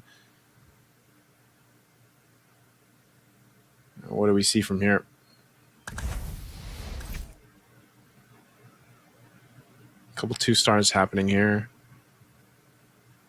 Family now finally having some 2 stars himself. The Saber there.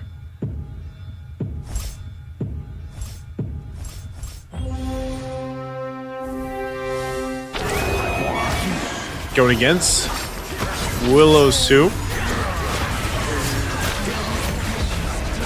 Yeah, he might get wrecked here.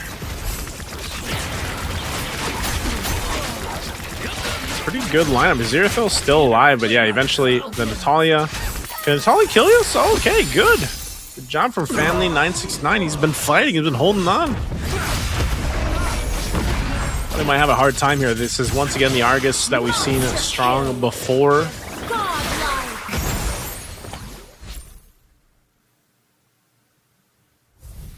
Very close now. Now that we approach this next Fate Box round, this is going to put everyone very close. You can see this across the board except for Winsu.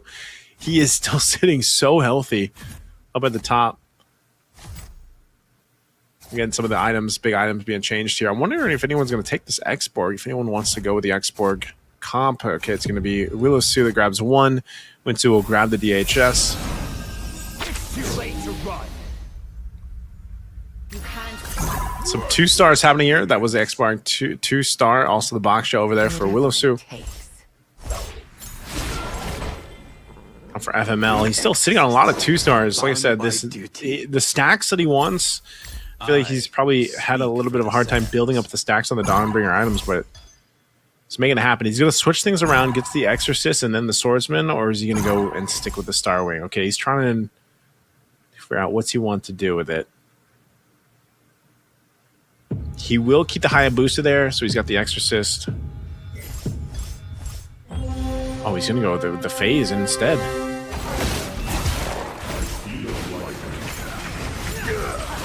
Goes with a little bit of extra attack speed.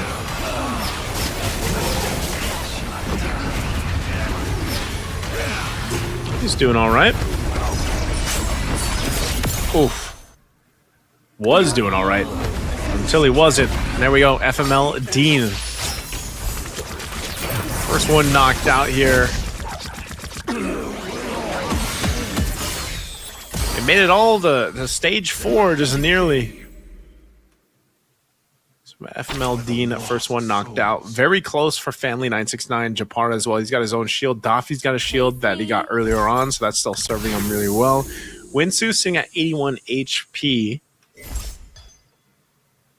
Thought you could get away. There's not too much that Family can do unless he starts selling, so it looks like he's going to do that. Going for some of the rolls here. Not getting what he wants to, it looks like, so just left with what he has.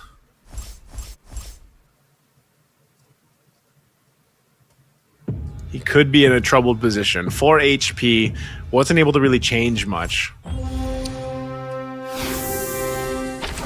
See if he can stand Caster's Sly here. They're both quite low.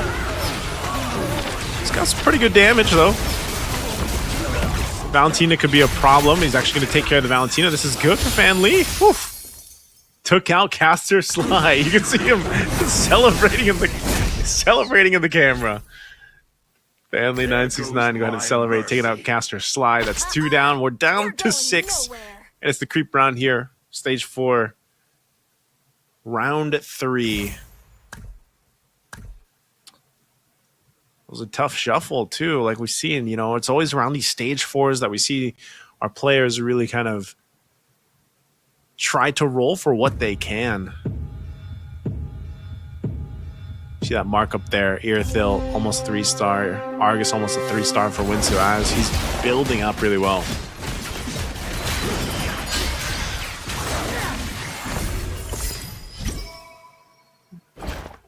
All right, creep round done.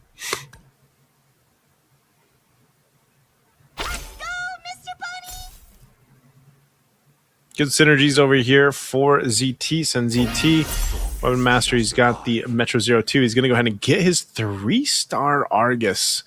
That's going to be really good. He's got 1 HP, so his 3-star Argus is going to be his clutch play if he can make it happen with the Haas Claws, the Winter Crown, plus the Immortality. And then he's got an Alpha over there, too. That's somewhat tanky, rolling with the Haas Claws himself. This might be good for Senzi. Also gets a 2-star Moskov, so really good with the items that he needs. This could be one of those clutch things for Senzi T, where this last creep round basically keeps him into the game for a longer period of time. This is a really good synergy. He's going against Family 969. This is going to be really tough for Family to win this. Does have a Saber to go for the Moskov. He's able to actually do so much damage, though. But the Argus is still going to be a problem unless he's able to deal with it, but he can't take out this Argus. 3-star with a Winter Crown and an Immortality. It was a good try. But Family 969 won't be able to deal with that Argus. Again, this 3-star Argus is a monster. Family's still in it, though. He had a shield, so I was thinking he was out, but he's still got a shield. My blade is restless. So he'll survive to fight another day, but this round might be tough for him.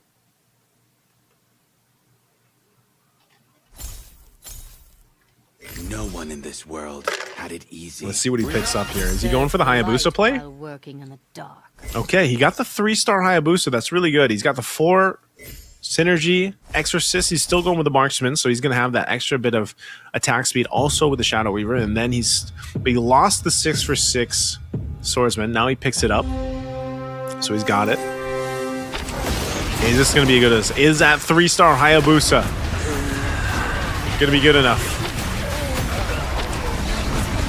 Good amount of damage against Japar. Still alive for now. The shadow kill is going to be what he's relying on. Oof, that's massive. Ooh! And he got it. Family 969 still in the game. Still in the game. And now I'm surprised at how many players had shields. A lot of our players had shields, and they were able to go ahead and stay in this long. It's a good thing they had the shields. Again, that rock-solid shield that they got on their last Go-Go card draw. Playing a big part here. Now that we're approaching Stage 4, Round 6, this is the last battle part before the next Fate box in our game, too.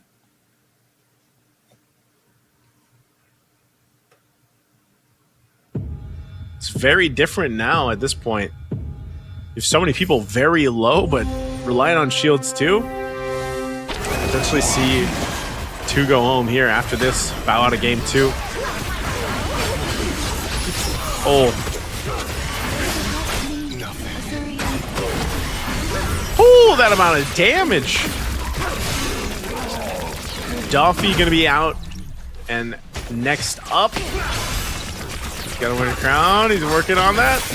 Ooh! And we'll take him out too. Japar and Duffy will sit out. Senzi T. Family 969 is still in it after being almost sent out. So we have Willowsu, Family 969, and Winsu. Winsu as Willowsu. Goes for the Bruiser. We'll see if he's able to make something happen here.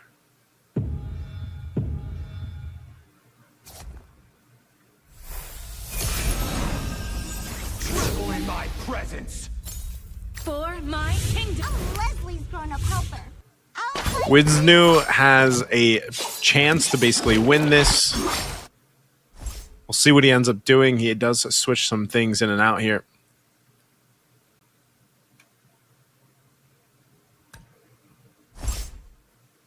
Oof, that 3-star Baksha. A 3-star Baksha is so beefy. You saw how much damage it did earlier when it critted. For Willowsu, though, nice little mix-up on the synergies, too. The Metro 0.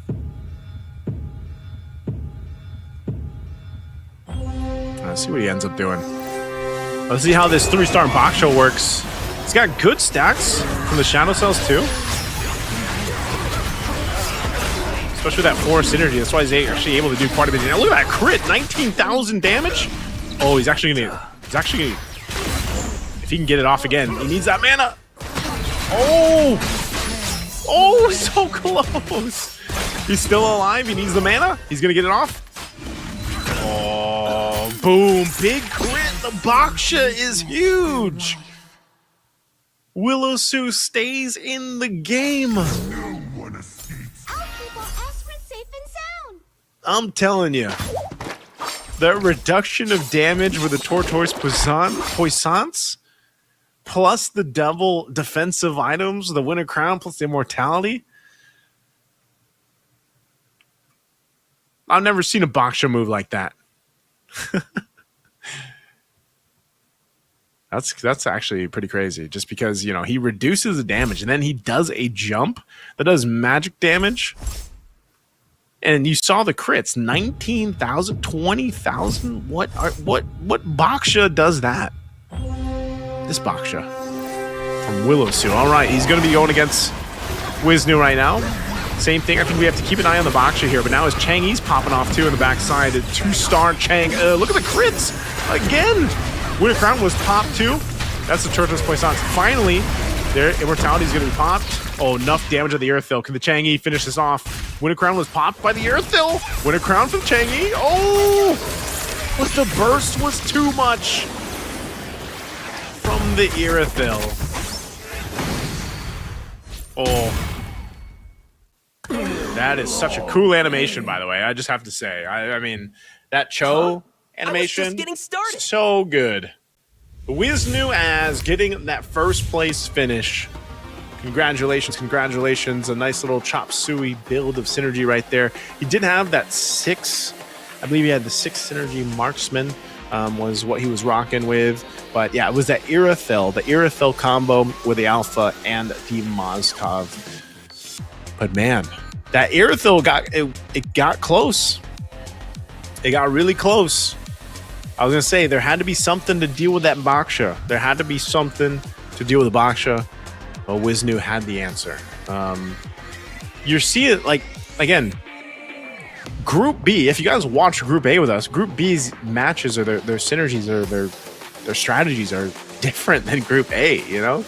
Again, that's why the thing about Magic Chess, there's so much room for something successful to work for you to get the win there. And again, even if you look at that, Fanly 969, the guy was at like 1 HP for the longest time, and then he got a shield too, and then was able to go ahead and stay in the game all the way to, I believe he had a 3rd place finish there for game 2.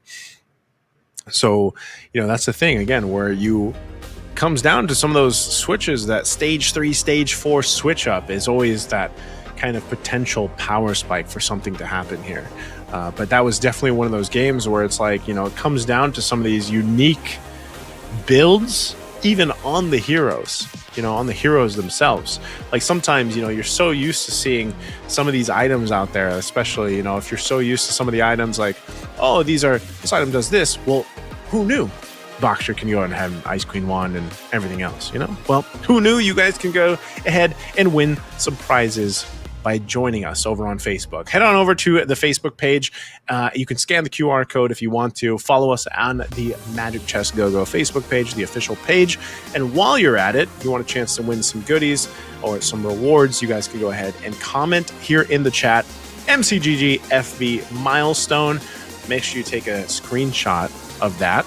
Head on over back to the Facebook page and then find the pinned post and comment there down below on that pin post, and you'll have an opportunity, a chance to go ahead and win some prizes. Now let's go ahead and take a look here at our winner for game 2. It is Wiznu. Wiznu as he's also from Indonesia, player from Indonesia. Like I was telling you guys, man, like the Indo players in Magic Chess Go-Go are different. They're like, you can tell they've had quite a bit of competition out there. So, you know, everyone else is definitely going to be looking to see what these guys are doing and bringing out the strategy. Because Wisnu, he had a comfortable lead like for the majority of the game. I don't think there was really much of a moment where he was kind of struggling or anything like that. So,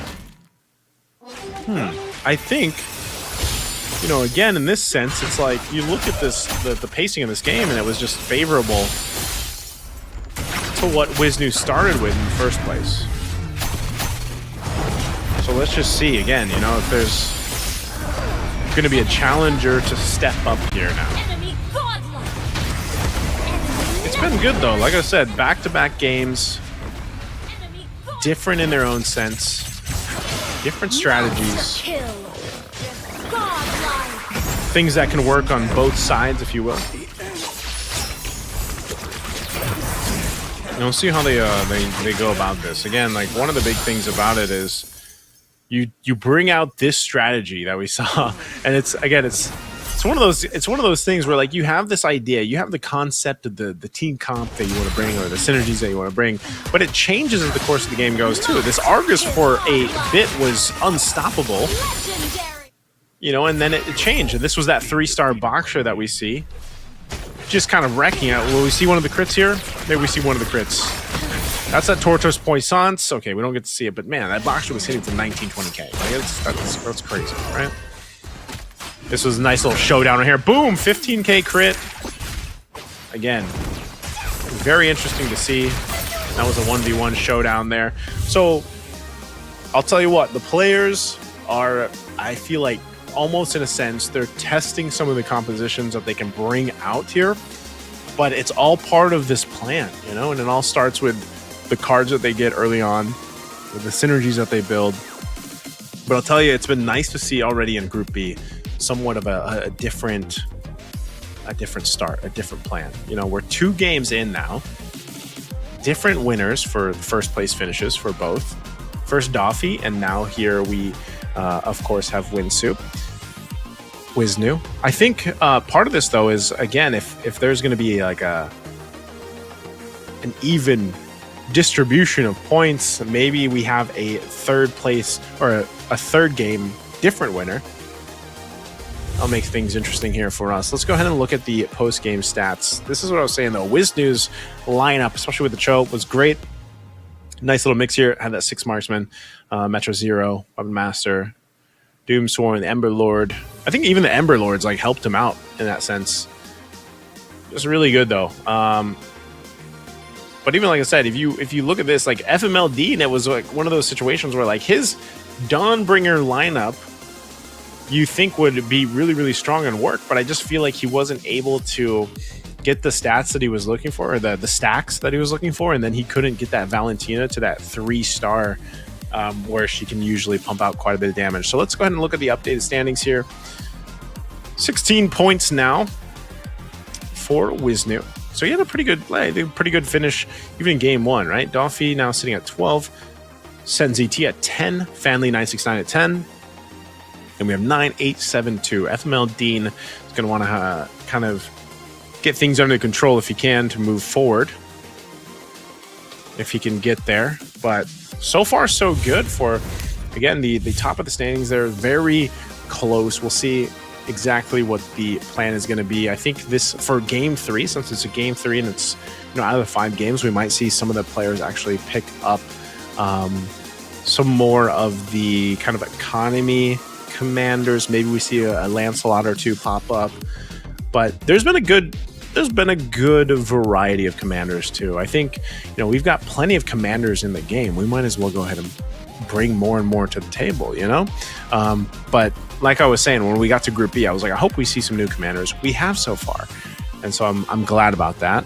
I think even if you look at this though, play style wise, Indonesia just has something that's very apparent with the way they like to play Magic Chess Go-Go, and I feel like they're able to go ahead and figure something out with the composition that they want, you know? And if that means waiting till stage 3 to go ahead and wait for that power spike of the creep round and maybe that fate box round, and then sometimes just clear a board and switch up, they'll make it happen. I think so far, though, it's been Fanly969 who's been like the most active or vocal on the player cam. Like, and it's funny because maybe for some people, like, you don't play Magic Chess Go-Go that way, but then when you watch other people play it and how excited they get when they win these rounds, it's pretty crazy, right? So let's look at the unique commander for game 3 ahead of us. Those are the commanders they have already played. Again, everybody played a Valir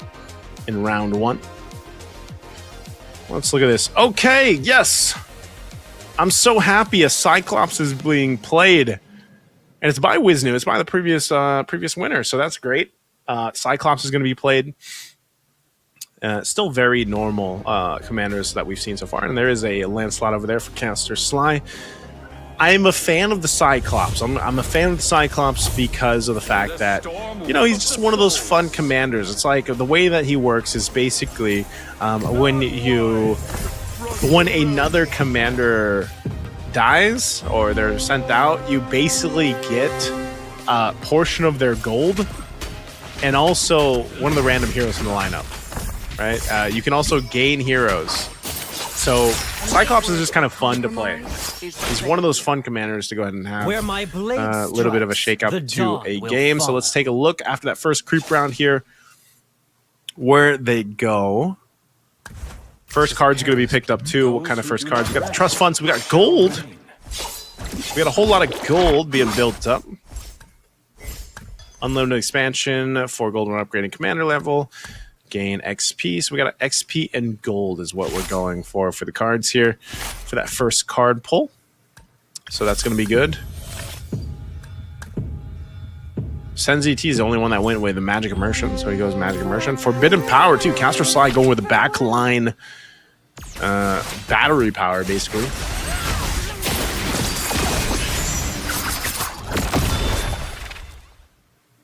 Let's see what he ends up doing with it. Again, these first rounds,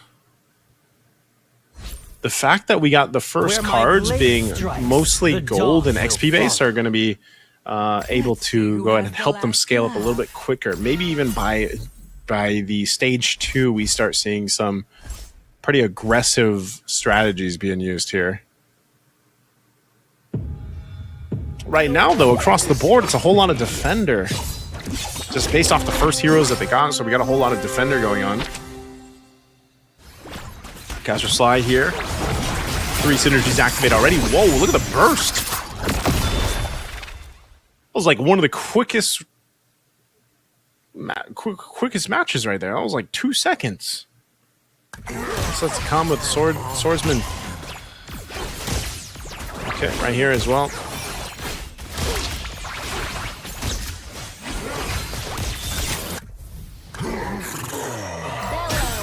Ghost General. Ready for the real challenge? Okay, holding on to that gold, this is where they want to go ahead and build this interest.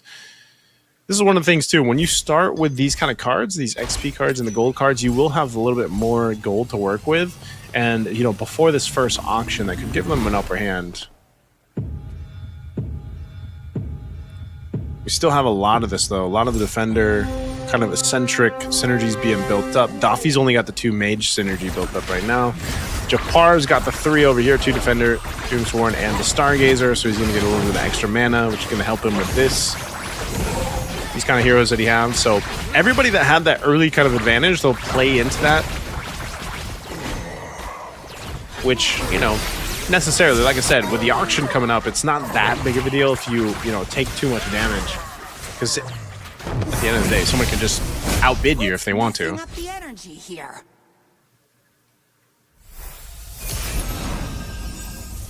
All right, let's head into the auction. See where they end up going up here. Good items, too. That even the enhanced feline blade up here in the auction is actually pretty good. For more of these aggressive synergies that are going to be built up. Let's see if anyone goes for it. No one's bidding really for anything? Okay, no. There is going to be a bid for the feline blade, the enchanted talisman, Over here for the 4-star, 4 gold, or four cost gold heroes. Now back for this, okay. Sen's just like, I'm going to go for the Feather Heaven. Nope. He's already got the Enchanted Talisman. Okay. Now we get to this point next. This is where the blessings will come into play too. Don't tread. Don't interrupt my show. What are we going to have here? The dawn will All right, finally Dean's come. got this going through. I think he's going to switch things out. He did get the 2-star Tigreal, though. I am the will of Azurian. The greater the power, the stronger the curse. Kill you makes you stronger.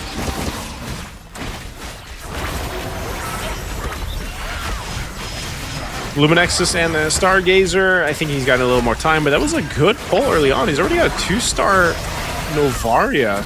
For Family 969, that's actually a great start. He's got multiple 2-stars.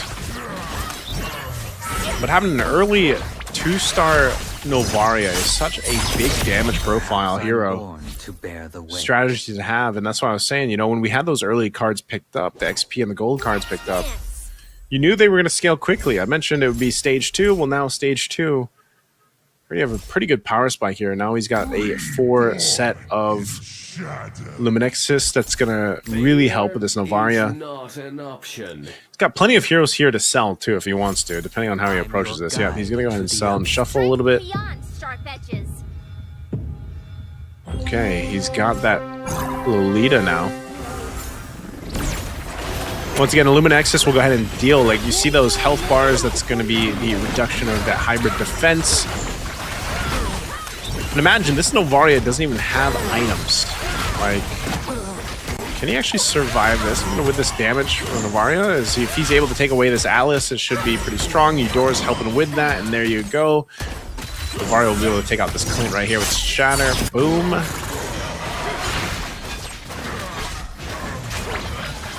Wisnu's got nice synergy going up, built up too.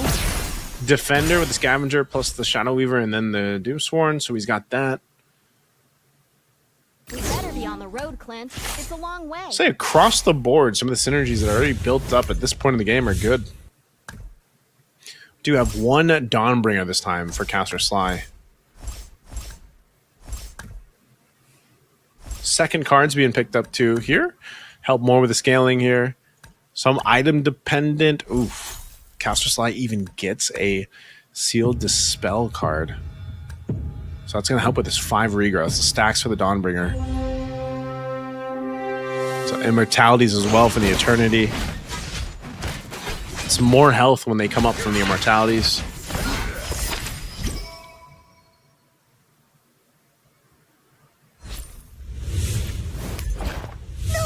I'm letting you outshine this celestial traveler. Brings victory. Paxleys are always true to their word.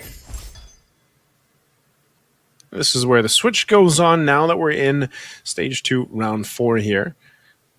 See, now they're picking up some of these 2-stars across it. Again, once people start getting knocked out here, that's the thing about Wisnu. The Cyclops will kind of help him. And I know we didn't see it in Group A, but the Cyclops, as long as he stays alive and he's not one of the first ones to bow out, he'll be able to use that. He's taking some pretty good damage here, though. Might be able to win this, though. Again, this Defender thing's playing out really well, but he's actually dealing with that back line. If his Baksha goes down, his Hanabi's going to be in trouble. Oof, yeah, he's not going to win that one. Unfortunately, even with the Guardian Helm and the Revitalize, not enough, so Wisnu takes a hit.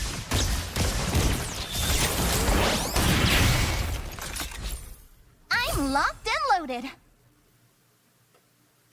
My greatest weapon is my imagination.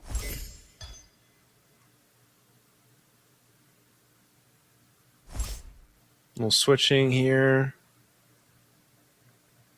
This is where we usually see, yeah, that Metro Zero, Aspirants, Scavenger, Doomsworn, Stargazer. Start to see some of that built up. he's able to get the 2-star Chang'e later on, it's going to be really good. The Metro Zero thing will help with this buff here, though.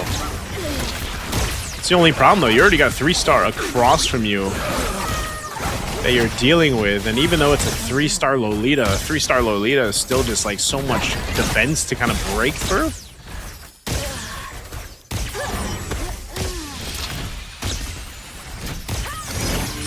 That's tough. That 3-star Lolita this early on, you start getting into 3-star territory early on stage 2. Kind of tough to break through that. Not to mention, family also has that 2-star Novaria. My mind is clear. Well, switching here from Doffy. Doffy, 35 HP now. Still going to be okay for a little bit longer. You're going to switch things out. Selling here, sitting at 10 gold. He will be building up on that interest.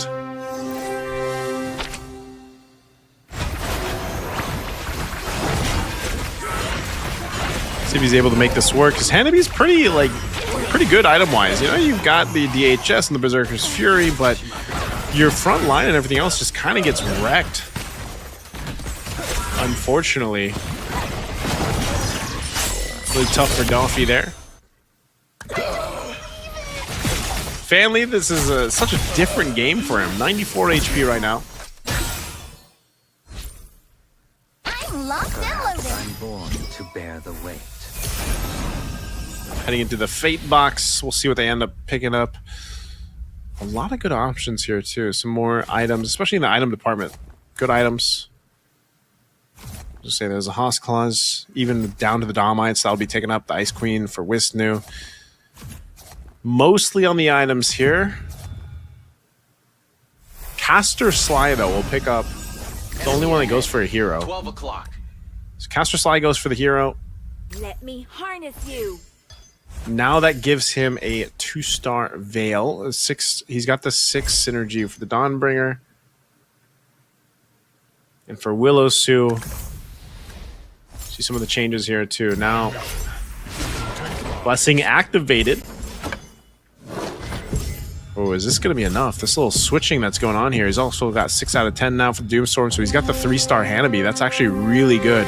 Plus the items, the DHS and the Berserker's Fury.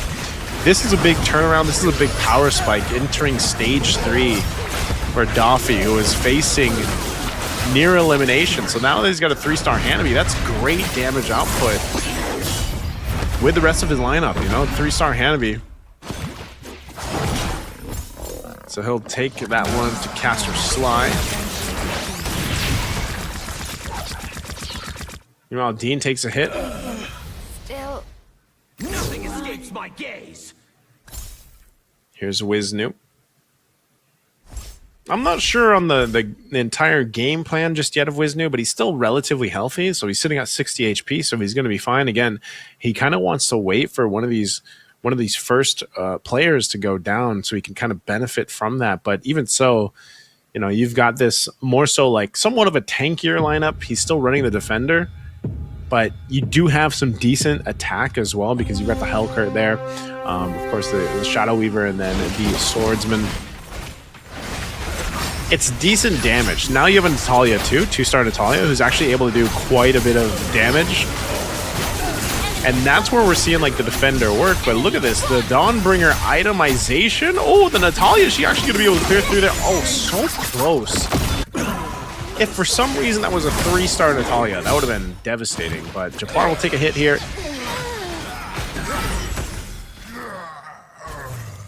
All right, they're getting quite low, but that's going to be a win right there.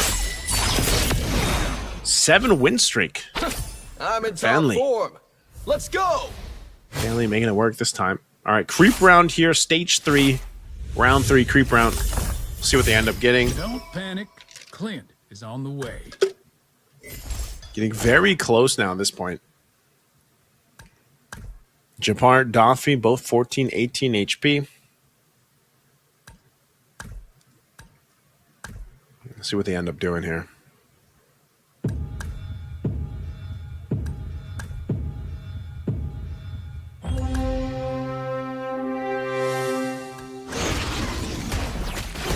Okay, last cards picked up too. These are some big cards. Got the Eternity. Sealed Dispel. Trust Fund again, gold based here. Something that a lot of these players could use right now that we get into this phase. Little switcheroo happening. Not just a weapon. Selling half the board. We've seen this before, especially now in this stage of the game. This is where things could turn around based on your strategy. It's going to go for it. Has 48 gold too, so plenty of gold to make this happen. Don't be lazy, Leo. Run.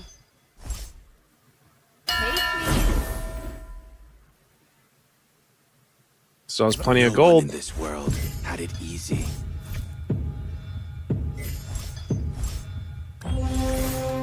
Okay. Quite the shift of game plan there.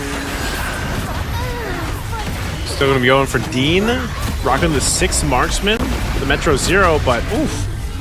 Good thing for the Airthill. The Airthill's still up alongside the Yu Zhong. Should be able to cap this out, but oh no, the Angela again. A little bit too much. Still going to be okay though. Still going to be surviving that round. Doffy will take out Willow Soup. Not out, but do some damage to him. The greater the power, the stronger the curse. Relatively close still. No one going down just yet. Japar, Doffy still at that bottom side. But Doffy's making moves now. 2-star here. Selling some of these heroes to make it work. Trying to stay into this game. Even for Japar. Japar, quite a mix-up. So Japar and Doffy both kind of in danger zone. Both with mixed kind of lineups, mixed synergies. Very 2 for 4, 2 for 4 across the board. We'll see what Japar is able to do. Against Fanli. Really tough here. We'll see if he's able to pull off and stay in the game.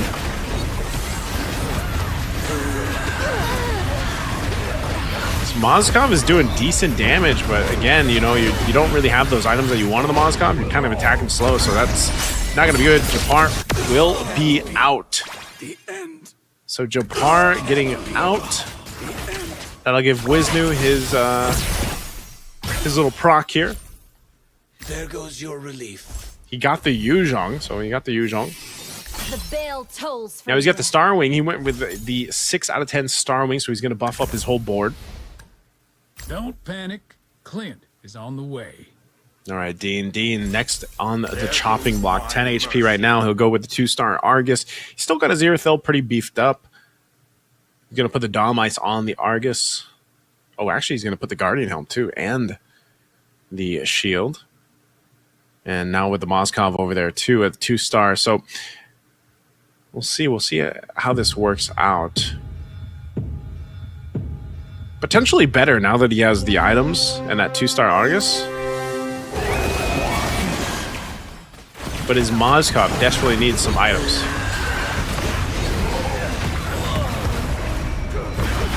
Airthill's doing pretty good over on the corner there.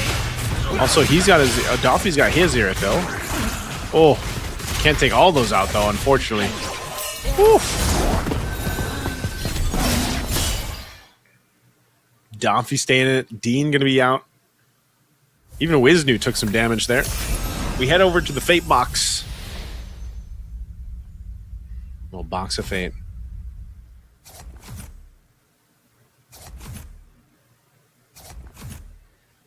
Okay, how are they going to play this one out?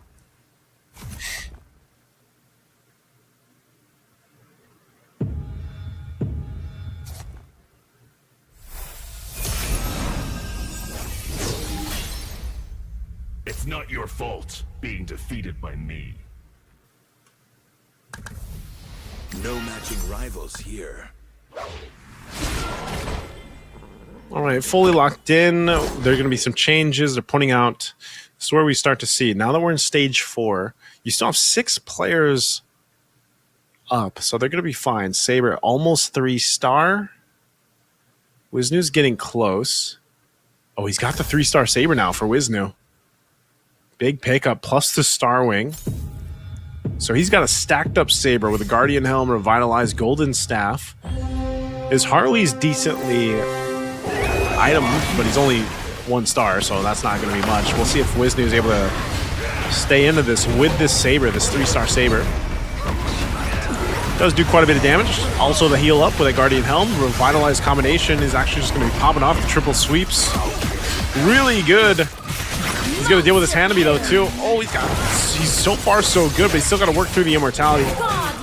Oh, still going, still going. Is he going to be able to take out the Airthail? And he's got a Harley. That's going to be a win right there. For Wisnu. That big pickup again in this 3-star. Always in the stage 4. The 3-star changes need no protection for the heroes. Coming in clutch. On the winning side. I will prevail. 5 players left, 3 out. Doffy with 3 HP. Wisnu sitting at 12. Sen, Willow, family still healthy, 79. Only a couple of the players, so 3 of the players have 3-star heroes. Doffy, Wisnu, and Fanli. Fanli running that 6 mage, 6 Luminexus lineup though. Sen as well, Sen over here with the mage Luminexus lineup. So some similar lineups going up. We'll see though if Doffy can stay in this.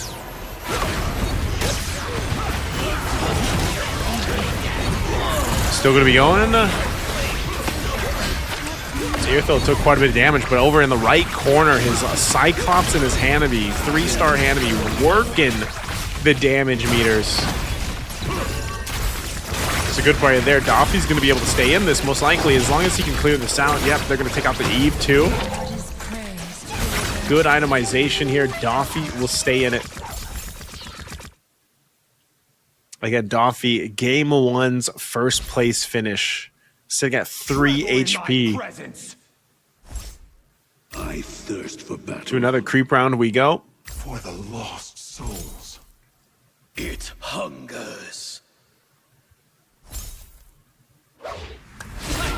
A life of regrets.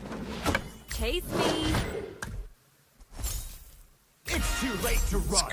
What we can see with the 5 cost heroes still left out there. With invincibility comes solitude. Also the 4 costs.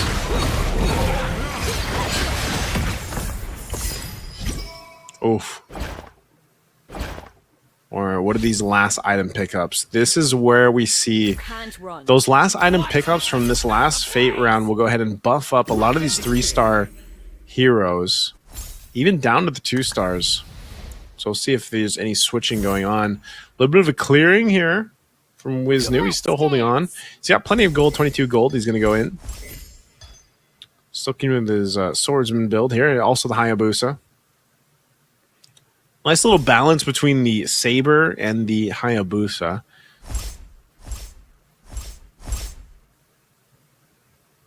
See what he decides to do here. Puts the Alpha and the Helker behind.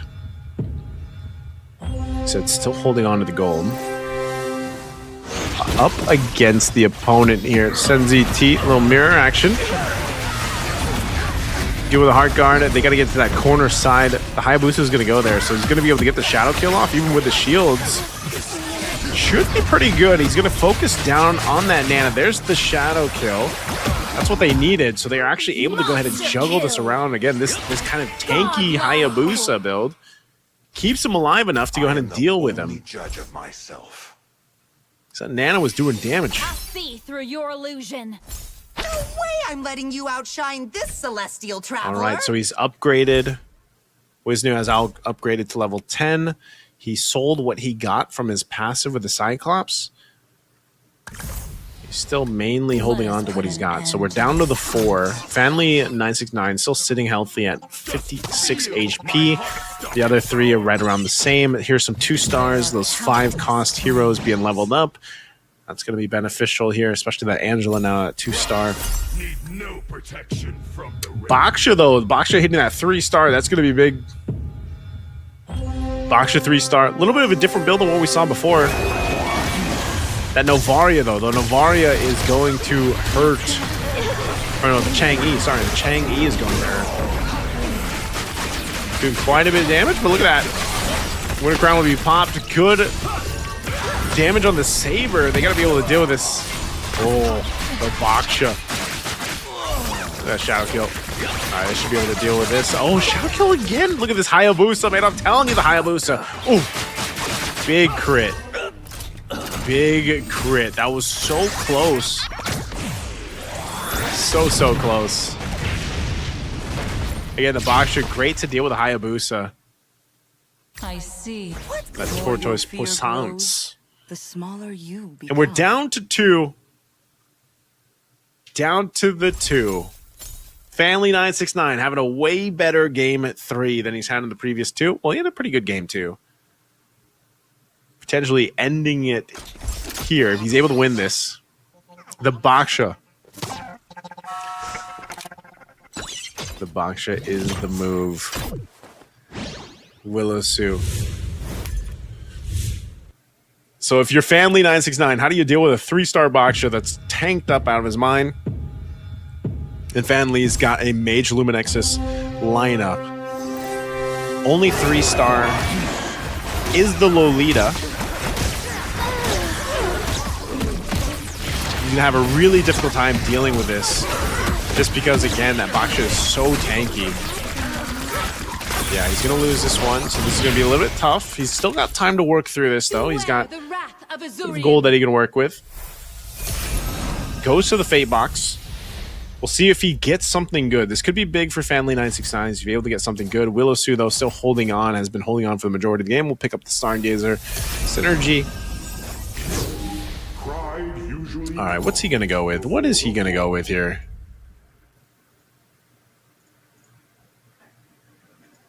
That's the thing, though. The fact that Willow Sue picked up Stargazer, like, he's just got so much mana now. The way of the sand lies ahead of me.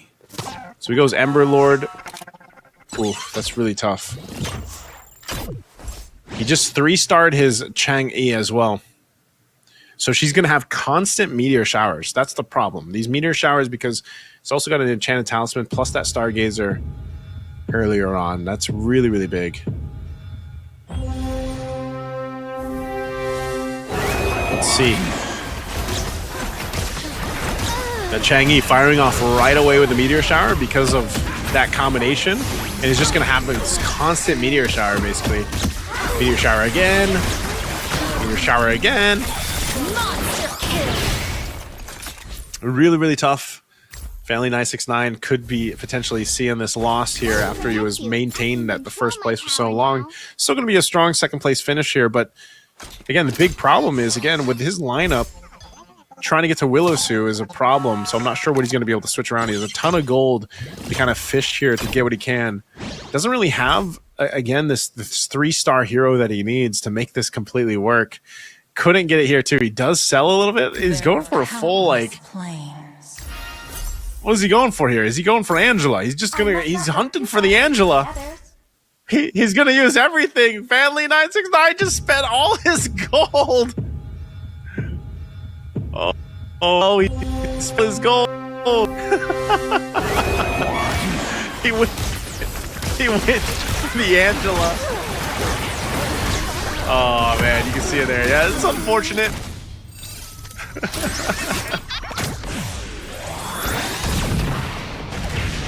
That's what Magic Chess Go-Go is all about sometimes. When you get down to it and you know you have to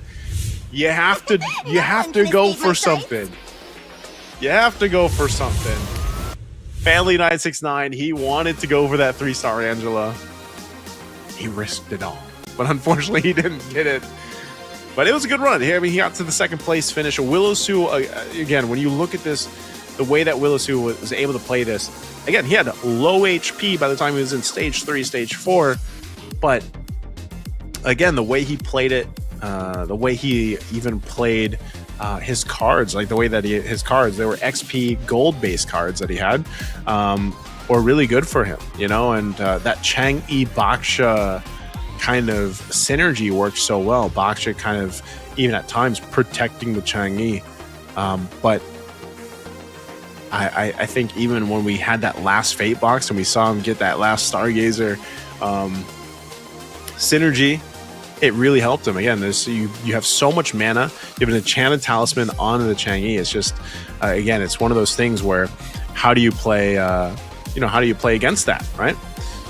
The constant meteor showers that you have, the Chang'e in that corner, just secured, not really worrying too much. It was one of those things where no one could really figure out how to get rid of the Chang'e's damage or the Baksha. The Baksha, for some reason, the Baksha 3 stars has insane HP, right? And then he's able to soak up and reduce damage too. But I want to invite you guys once again to follow the Facebook page. Head on over to our official Facebook page for Magic Go-Go, Magic Chess Go-Go. It is on Facebook. You can scan the QR if you want to. Also, we have some special stuff for you guys too. If you want to join this and get a chance to get some goodies, you guys can go ahead and follow these instructions right here. Just chat down on the chat, MCGGFB milestone. That's all you got to put. Then you take a screenshot, head on over to the Facebook page, look for the pinned post, and then post it there. And we'll be picking some winners there for our exciting prizes. So good luck to everybody, and definitely join us while you can. That is game 3. We're going to be taking a look at the breakdown here for our winner, but also, of course, the match highlights later on. And this one was interesting because game 3 was one of those games where what we saw in game 5 in Group A, where it was because of the draw of the cards, it was a quicker kind of pacing, right? And when I say quicker pacing, I just mean like stage 1, stage 2, they were able to kind of play the economy the way they wanted to for their game plan. That's what we saw from the players there. And that's why, you saw some of these players have these 2-star heroes early on, which kind of gave them some of the advantage and play into that. But let's go ahead and look at Willow Sue. He had the Layla. This is what I was saying. This Baksha Chang'e combo is deadly. Not only that too, but eventually if he wanted to, it's like he could have swerved into even having a Mozkov or the Eve there. But even his cards were very gold XP based, even from start to finish. And then he had that kind of mixture of the synergy, right? The Ember Lord synergy, by the way, gave him that little extra burst when one of his Ember Lord heroes went down. And then he was just able to build into that really, really well throughout the game. So one of those things, like I said, for Willow Sue was that his game plan could have changed, but the players were even pointing out, like, hey, watch out for his Baksha 3-star, watch out for the Chang'e 3-star, because they saw that that's where he was going. One of the things that these professional Magic Chess Go-Go players do is they look at everything, right? And that's one of the things you have to do to be very successful here for Magic Chess Go-Go. You got to take a look at everything, what they're building, what synergies they're going, the cards that they have.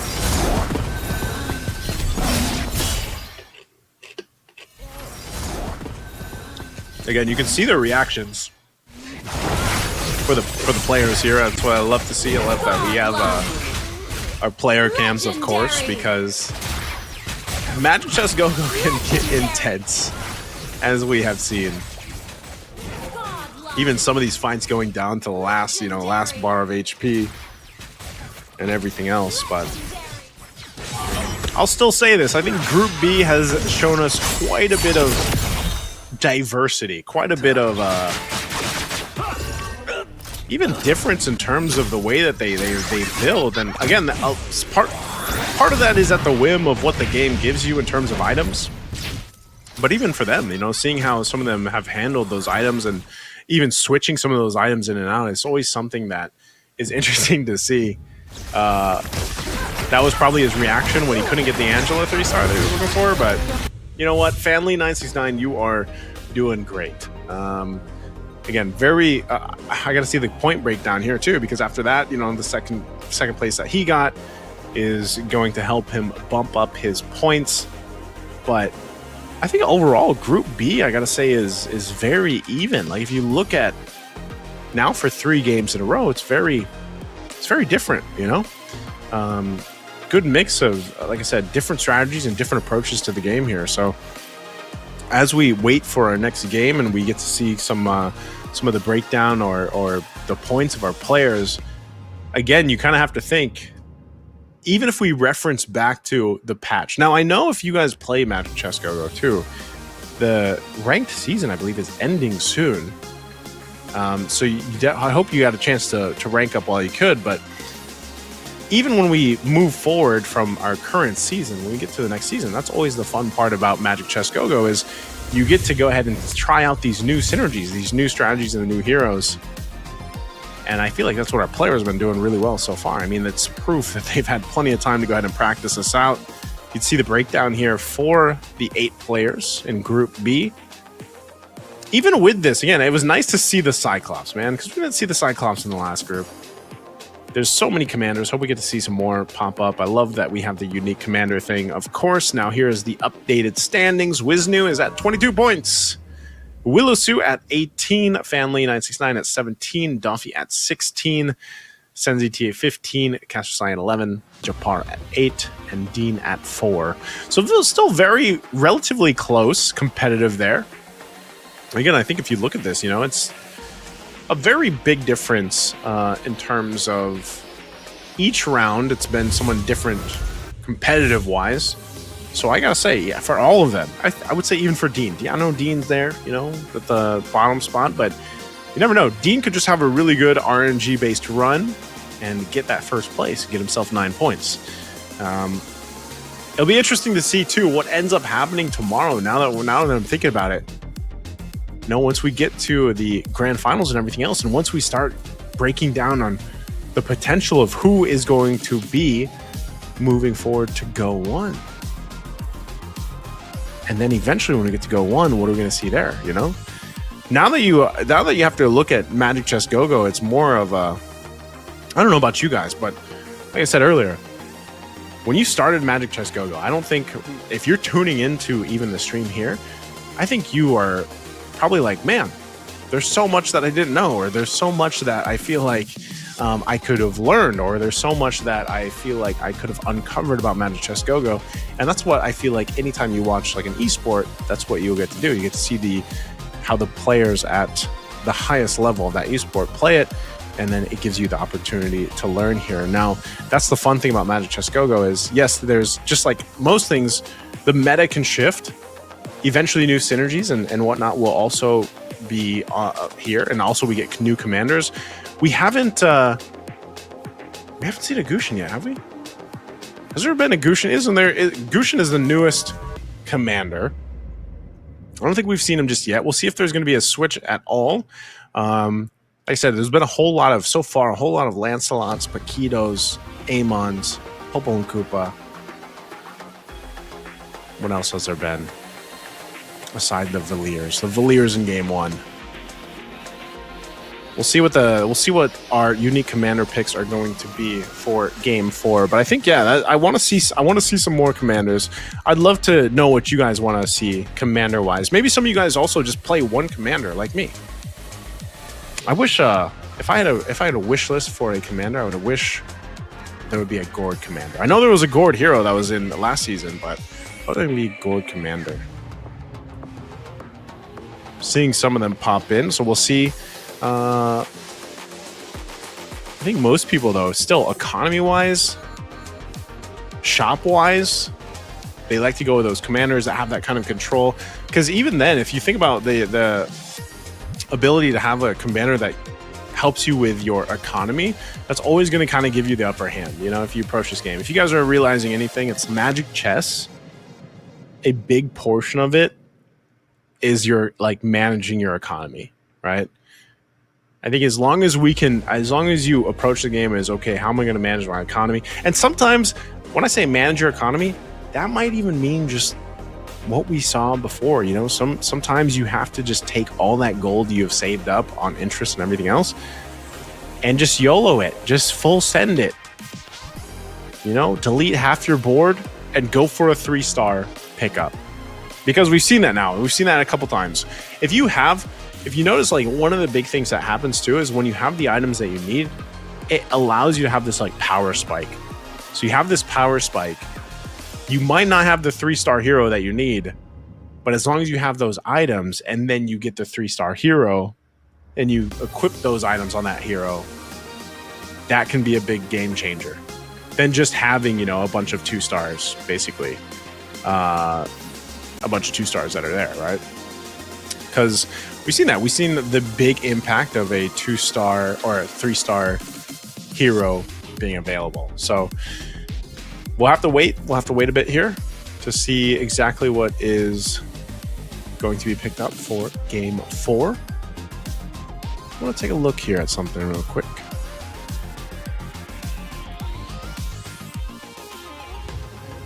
The surprising thing that I'm seeing here is, again, if we look at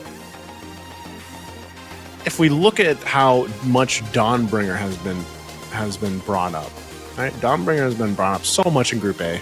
It's been brought up a little bit here in Group B, which is funny because obviously Dawnbringer, you have those 3 items, right? You have the Skywrath Spear, you have the Horn of Prosperity, you have the Direwolf Devastator. But it's that Skywrath Spear that is so deadly. And it provides that lightning once that game starts. And it's funny because it was kind of nerfed a bit. But people are also wondering, like, how do we deal with this Dawnbreaker? And I feel like so far players have really showcased how to deal with Dawnbreaker. Because some teams, they still opt for that Dawnbreaker synergy, but they haven't been mostly getting that first place, that first place finish. A lot of the first place finishes so far are very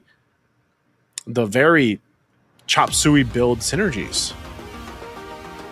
And I think sometimes even if you look at the leaderboards here, if you also look at the leaderboards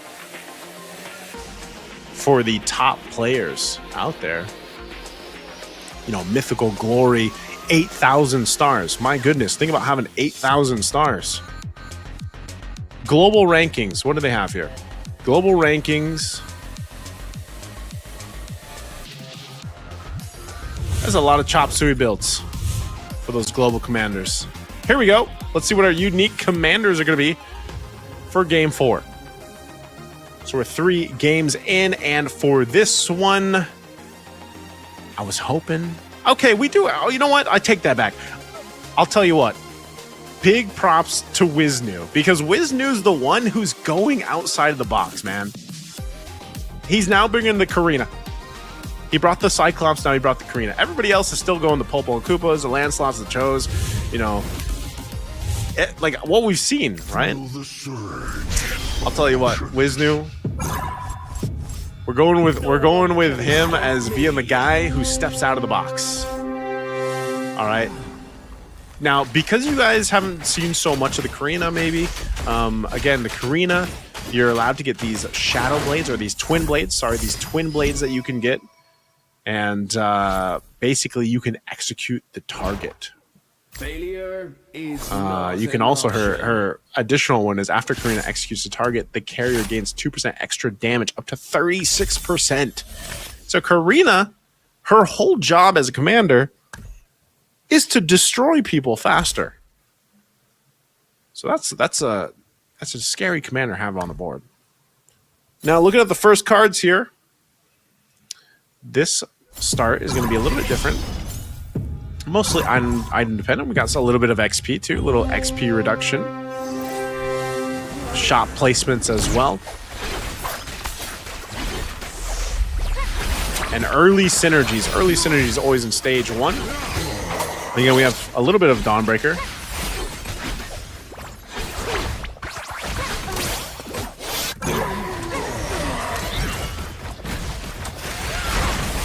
That Dawnbringer, we got some Aspirants. We got 3 Aspirant synergies being built up across the board here. Let's see what else is built up. Really amazing, but I won't lose. Don't ever look back. A lot of Defenders, too. From game to game so far in the early games.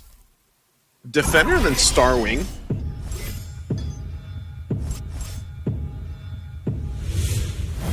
A set of Aspirants, too.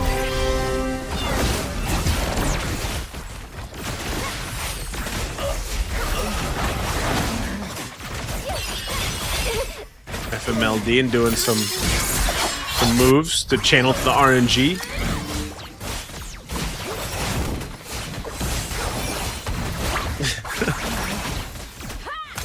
These are the battle cries of the players here, okay. Willow Sue should win this out. It is only a Lolita, even though it's a 2-star. He's going to be able to go ahead and punish that. Early items, too, on the Hanabi. Have that Haas class. Soon you'll see me come out on top again.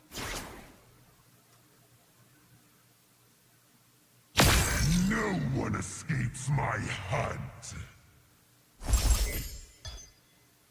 Ready for the real challenge? Okay, he gets the capacity. He's working on that Layla still, too. And now over here for Dean, aside from the dance moves that we see Dean doing, he's got the Bruiser plus the Dawnbringer. So he's already got one of those he's already gotten the one Dawnbringer item, but he's still got to build up on it, too. Most likely wanting that spear. He's not going to be able to get a stack, though, unfortunately. I don't know if Japar's going to be able to beat this, though, because the Badang 2-star should get the burst damage here. Oh, no, he doesn't have the shield anymore. Okay. So Japar will win this against Dean. But again, Dean's just kind of building up here. You can see this is more of like a slow cook gentle breeze is enough composition that he needs.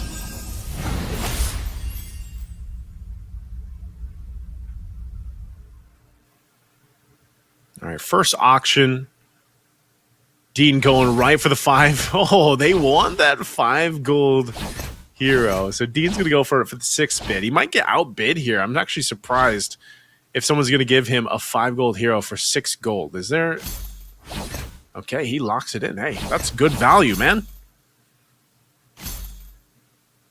Dean getting the good value. 5 gold hero.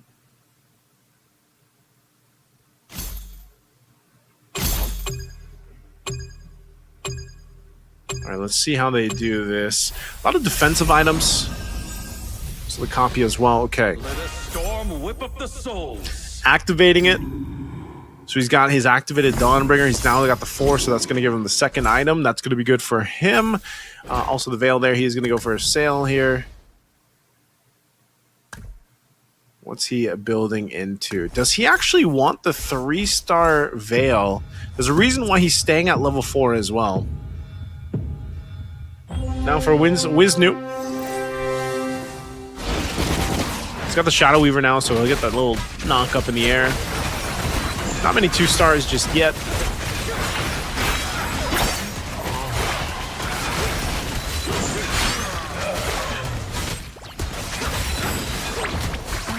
Yeah, he's going to lose that one, unfortunately. This is one of those lineups like for Wisnu where he's just going to kind of wait. Got to let it cook a little bit. No 2-stars just yet. Playing the economy game here.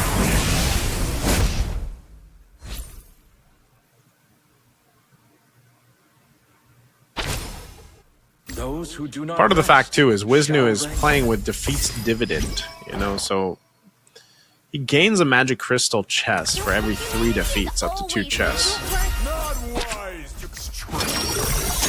The greater the power. Oof. The stronger He's got the 3-star Veil now. Kind of early moves here from Dean. This is what Dean needed, though. Again, he's sitting at the bottom of the points. It's a good little kind of early advantage. I know it is just a Veil, but a 3-star Veil is better than nothing right now. Might be able to help him build the stacks on the Dawnbringer items. Then he could switch those Dawnbringer items out later on if he wants to. That could be an option. He is going to win this round, though.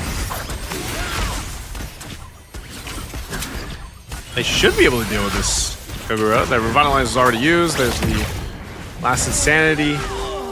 Oh, okay. Gets that, gets the stacks, does some damage to Fan Lee, 969. It's going to be good for him.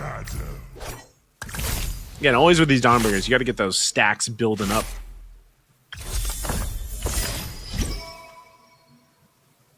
Creep round for stage 2. We'll see what ends up happening. Second card's being picked up too. Can already see here, Solid Alliance. We got the synergies, of course, the Eternity with that Immortality, Rising Festivities, Trust Fund for Fanli.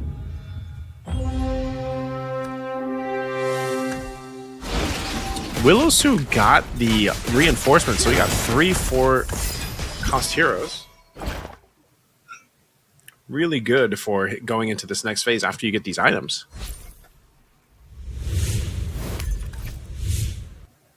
Real strength the bell tolls for you. Okay, let's see what how they play this out. He is always on the winning side. Everybody's still quite healthy here, running into halfway point for stage 2. Some of these synergies building up now. Get a little more built.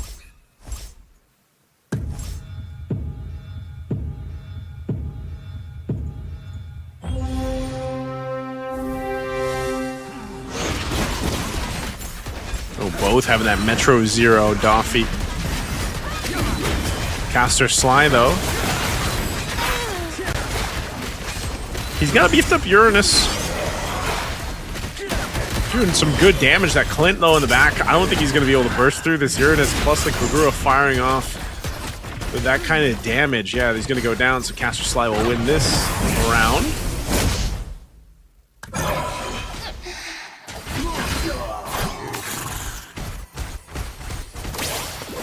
Oh. Bellow, my ghost generals. It's not your fault being defeated by me. Very close still, too. I mean, again, one of those situations where very close here.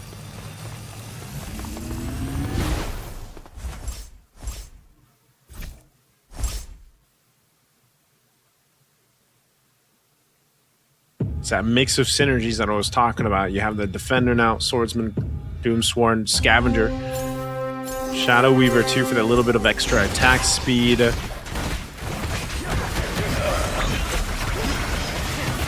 The attack speed actually surprisingly works well, even with the Cyclops here, but that Dawnbringer.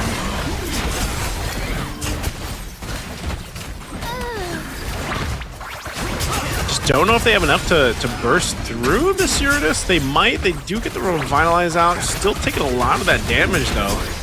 Luckily, having this Saber finally goes down, though. It's unfortunate. They spent so much time going for that Uranus, and now the 1v2, the Hanabi. Maybe if that was a 2-star Hanabi. Ready for the real challenge? Maybe. Attack, if you dare.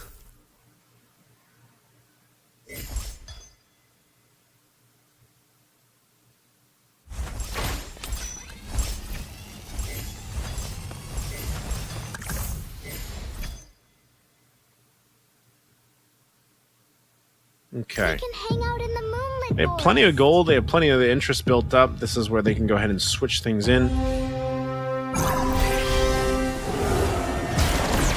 Oh. Doffy sitting healthy at 83, just above Willowsu. Yeah, that Chang'e and unfortunately that Eve are just not built up enough to deal with this. Even that 2-star.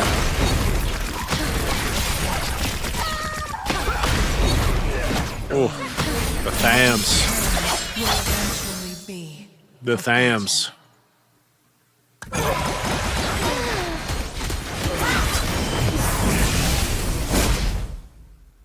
Yeah, again, this is one of those ones where it's just very even across the board. Once we get to that stage 3, that momentum might shift here. So we're in the Fate box. They're going to go for some of these synergies, some of the items. Golden Staff for Wisnu. Willowsu will go ahead and take the Natalia.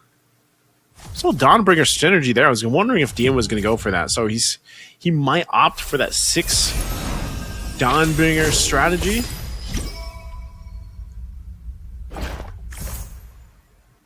It's getting close. He actually, okay. I think Dean's got the 6 Dawnbringer strategy too. Over here we got the Scavengers for the economy to build up here for Wisnu. I'm in top 4. Let's go! All right, Caster Sly. He's got a couple of the 2-star heroes now too. A little defensive with that Dauntless. and the defender.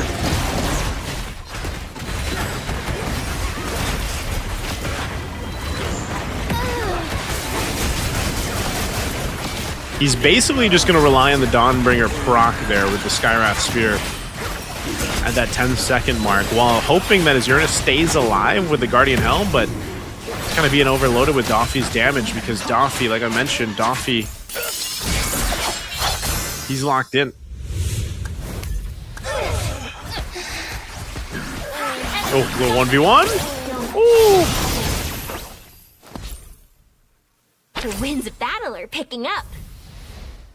Those who do not rest shall reign. Stage 3, round 2. Nearing level 10 now. We've got quite a few level 9s. Where's he going to go from here? Multiple synergies already unlocked, though, here for Willow Su. I'm not sure if he's going to be able to change too much. He's holding on to so much gold, so he's going to be making a move later on, most likely just kind of waiting for that creep round to come up and then go from there, depending on what he's able to go ahead and grab.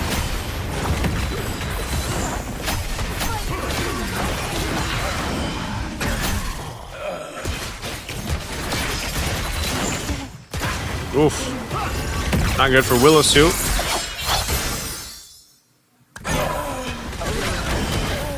Over here on the other side, Fanly 969.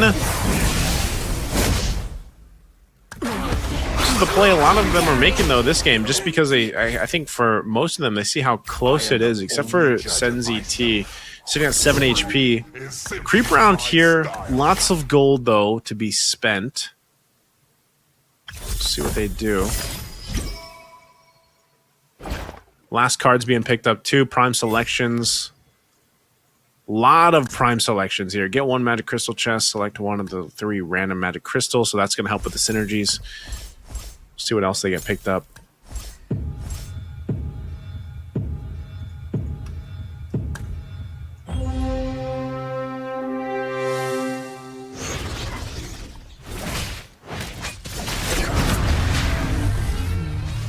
See what items they get from this creep round before they go into the halfway point of stage 3. Senzi T needs something good for him to stay in here. Locked and loaded. We'll see what he picked up. He's got plenty of gold. He's got 50 gold. He's going to go ahead and star up now. So this is where we start to see the players. After they got those 3 cards, they held on for a lot of the interest. They'll go ahead and start building up. In death, I am the sacrifice. Very big plays. Just feel my heart. I can't get more excited. Still going, still going. All right, he's got the 6 swordsman plus the Star Wing. 6 Star Wing up. That might have been enough, too, to keep Sen in. And again, playing this Guinevere, he was able to go ahead and grab some of the free heroes from the shop based off the Guinevere Commander. So this keeps him in. Still holding on to 38 gold, too. That's great.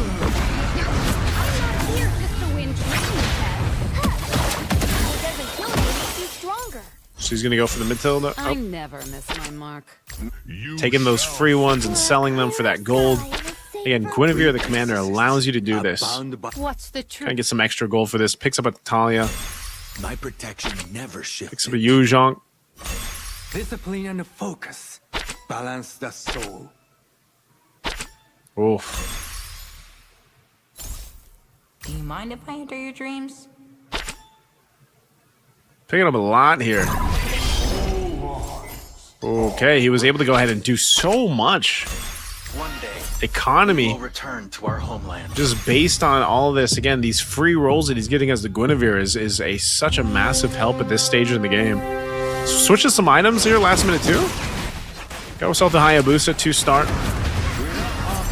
2-star Nana on the backside. So again, Senzi T at 7 HP had around 50 plus gold. Picks him up, utilizing the Guinevere Commander.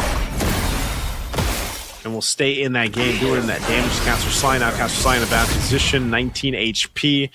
Still some healthy members up here at the top with 60 HP. Doffy at 56. Speak for the sands.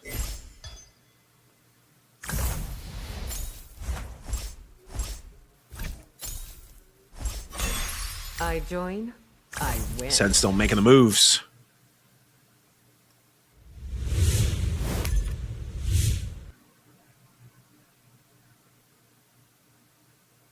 Sen ZT locked in. We've seen this so many times today alone, just being at single digit HP, being able to hold on, potentially even winning if he can.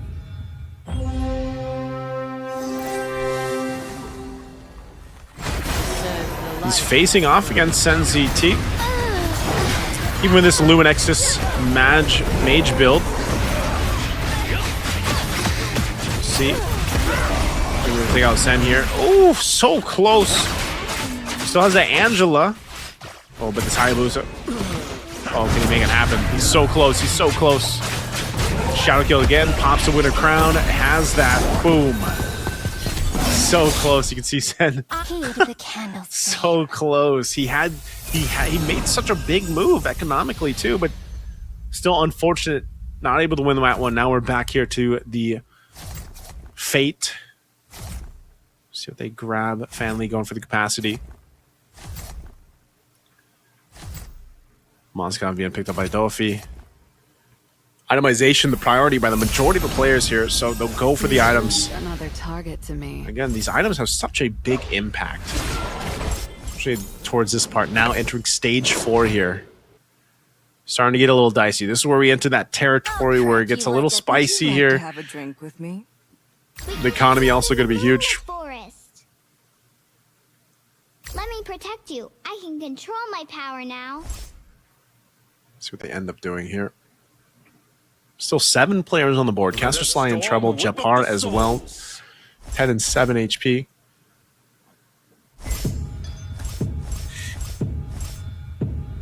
Japar relying on that synergy, that Luminexus mage synergy we've seen so much of. We'll see if he's able to pull it off. Because Angela is stacked up. Was probably hoping for that 3-star if he can get it.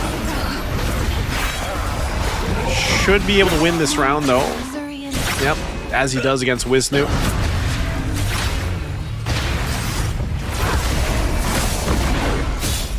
Okay, he stays in it. Wisnu's still alive too. Good move there from Japar. He's trying to go for that 3-star if he can get it. Petra, let's go. Even working on the Kalea.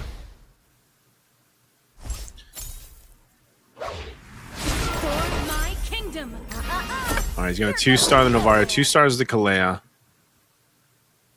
Doesn't have that much gold left. He might just wait to go ahead and build up on the synergy here. He still hasn't picked that last card yet as well.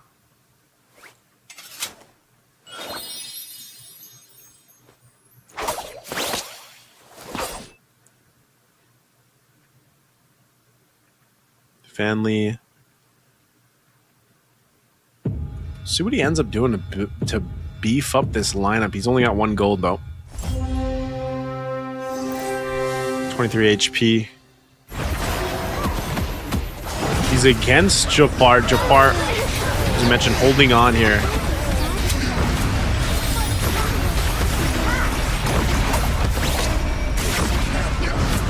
Okay, Japar's actually going to be okay.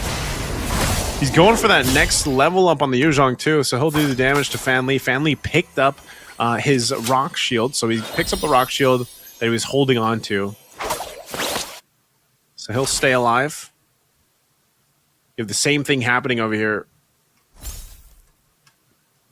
Japar as well. Creep around now, so this is a big part.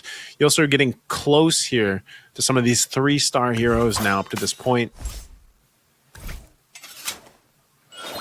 Again, 3-star being held on here by Dean.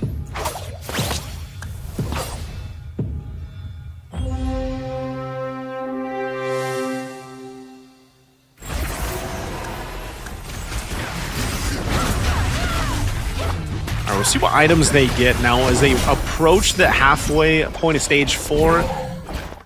If they can last 3 more rounds until the Fate box here, that might be big. Again, quite low HP here for 3. Japar, Dolphy, and Wisnu.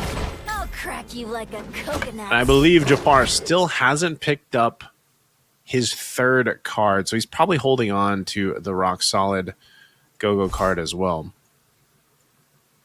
Maybe just be waiting.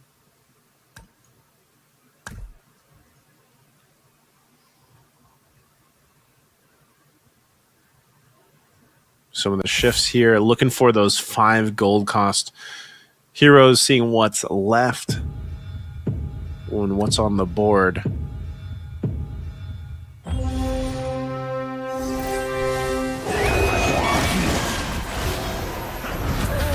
Okay, he's going to be fighting off Dolphy. Japar or Dolphy, one of these two are going home. Or getting knocked out, rather. Japar seems like he's going to be okay. He's actually got enough to rely on. He's going to take out Japar. So close. Or no, Japar taking out Dolphy.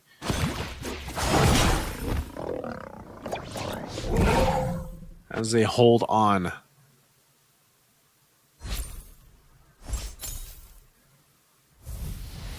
No matching rivals here.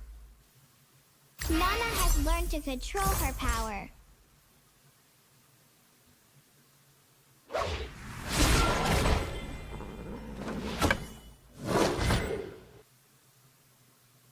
With 3 down, we're down to the 5. Any round here, too, as they have 2 battle rounds before the next Fate box. Could still potentially lose 2 more to have 3 left, unless they're able to hold on here. Japar still part of this, too. Hasn't even picked his last card.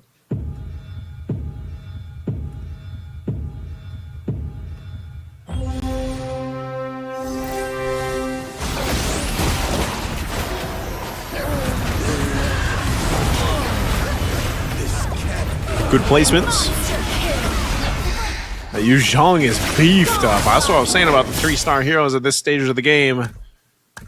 Japar was hunting for it. He got it.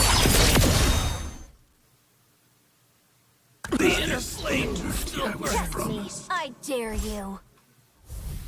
3-star Yu Zhong, and this is where we have to see now that we're down to the 3 last players. Do you know what loneliness is, Tetra? Who's going to be able to make that work better? See what 3-star compositions come through. I can control my power now.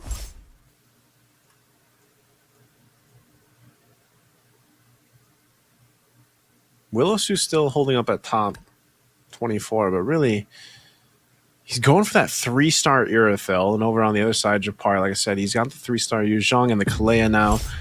The Angela. If he's able to get the Nana to 3-star, I think Japar is going to be in a really good position to win. At first place.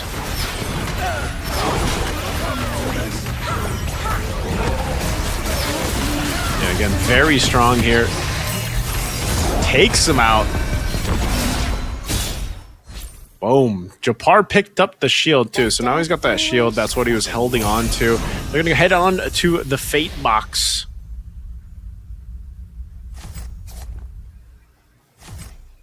Little Fate box here.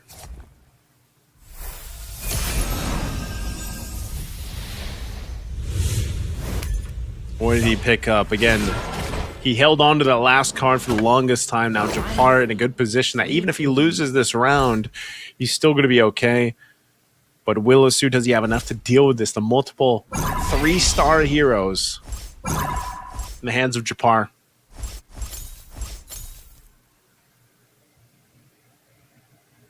Again, Japar from Malaysia. Willowsu from Myanmar. Again, very competitive Group B we've had. First and second place finishes from different regions, showcasing different strategies. See how this plays out. Oh, that Yu Zhong once again, just so strong. That's going to be it right there. So close, Japar. Yeah, he's feeling that. He's feeling good about that win. Again, held on with, what, 10 HP for the longest time. We feast, Koopa. a good win there for Japar from Malaysia. That was, again, it's always that stage 3, stage 4, you know? Stage 3, stage 4, things turn up, and like I said, he held on to even the last card that he was holding on to, the rock solid, just in case he was able to get to that end. He wanted that shield to keep him up, to keep him alive, and he made it happen. Really, really good there from Japar.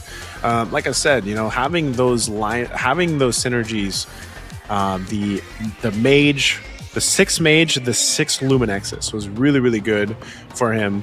It took him a while to get the Yuzhong that he needed because he kept looking at the shop again. You can look at the shop to see how many Yuzhongs are left in the shop and everything else, and he was finally able to get it. And that 3-star Yuzhong with the items that he had, you know, the Winter Crown, that Revitalize, and then the Exorcist item, it just really helped him play that composition the way that it needed to be, and then he could just rely on the Yuzhong to be such a it's weird how the Yuzhong is, because it's such a front like hero that causes distraction and stuff, and it you know, it takes a lot, especially when he's in dragon form, but then he does a lot of damage too. Like when he lands in the dragon form and then he follows through, there's just so much damage there for the Yuzhong. So great there. We'll break it down a little bit more, but also, guys, again, I want to invite you guys to head on over to our official Facebook page, Magic Chess Go-Go. Please head on over there, give us a like, give us a follow, check out our pin post over there, because you guys can get some prizes as well. If you scan the QR code here, you guys can go ahead and get a chance to get some goodies. That's going to be today and tomorrow. All you have to do is comment down below MCGGFB milestone. Make sure you guys take a screenshot of that, and then you head on over to the Facebook page you guys just liked and followed, and go ahead and leave your screenshot there, and good luck to everybody, okay? And so again, if you want it easier, you can scan the QR, and I'm sure you'll hear me say that plenty more times. Now, once again, that was game 4 for Group B. We have one final game, game 5. And that's interesting because, like I said, Group B has been competitive as heck. Group B, each time I feel like has been a different winner, where in comparison, you know, we had Oppo from Group A from Indonesia winning 3 out of the 5 matches in Group A. But this is what we have. This was the breakdown of Japar, man. Japar from Malaysia rolling with this lineup, the synergy. The Mage Luminexus synergy paired with the Bruiser, the Star Wing, and then the Exorcist. This worked out really well. Again, he held on to that rock solid go-go card at the end, just to give him that little bit of extra shield, just in case, you know, just in case he needed it. But yeah, the big part of this was that 3-star Yuzhong. That's really, once he got that and locked that in, he was hard. It was hard to deal with him, and you know, he was able to play around 10 HP for the longest time. So again, that's just a great usage of the economy that he built up and getting to that point that he needed to be. We're going to look at the match highlights here on exactly how this game went forward. And again, you know, Japar started off by building these tanky items and going for these tanky items. I'm not sure if his game plan just switched midway through, or if that was kind of what he was going for all throughout. But again, I mentioned this even in when we opened up in our Group A match. The Yuzhong hero is very sought after. And sometimes when you're approaching the game strategy-wise, you do have to pay attention to how many heroes are left in the shop. You know, again, that's one of the things you guys can do. You can go ahead and look at the shop and see how many heroes are left in that shop. Because that is going to help with your decision making on that. Do I plan to 3-star this hero? Are there even enough heroes left in the shop to 3-star it, you know? Again, it was a good usage of everything they had. And holding on by 10 HP now. I mean, this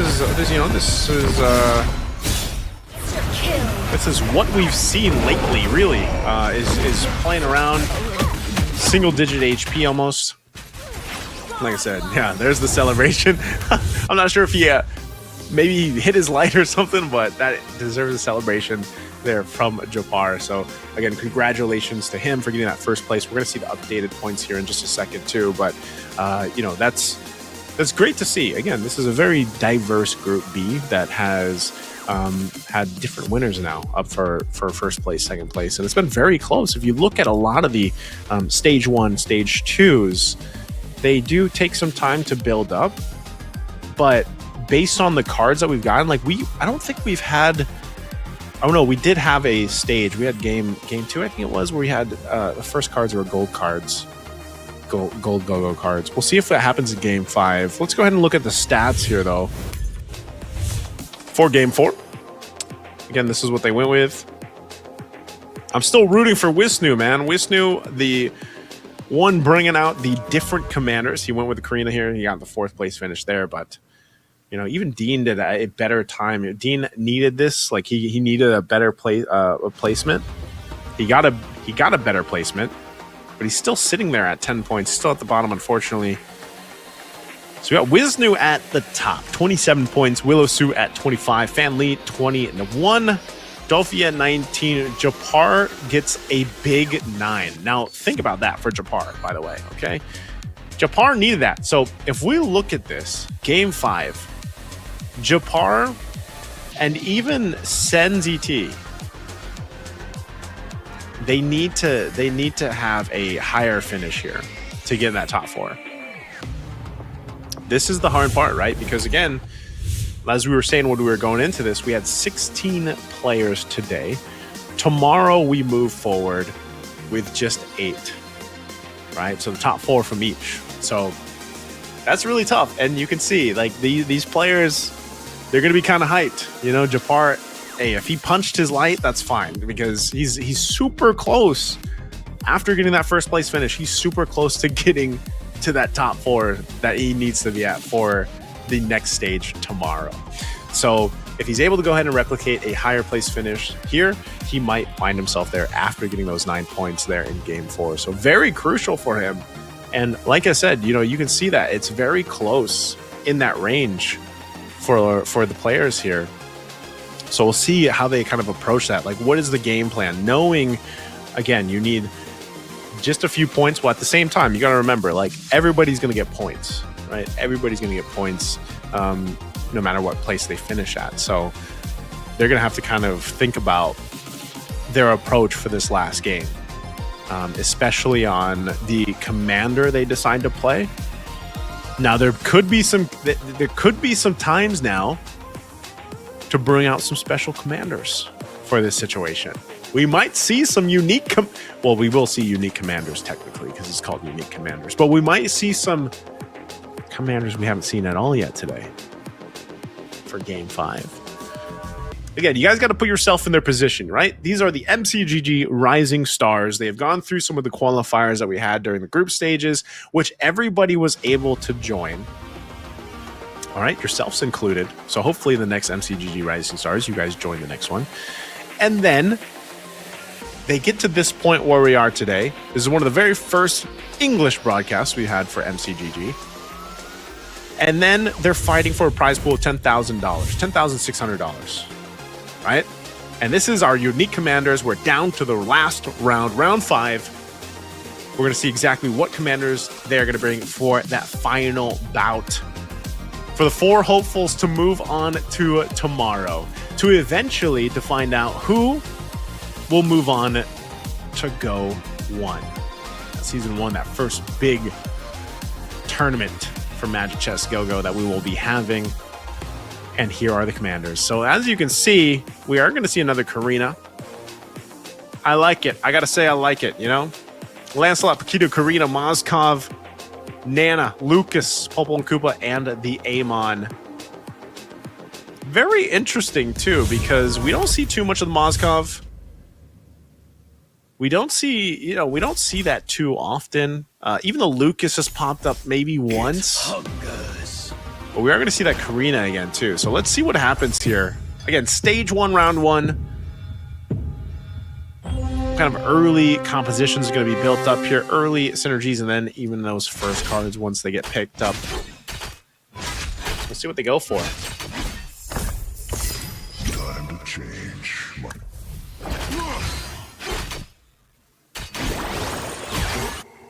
Oof.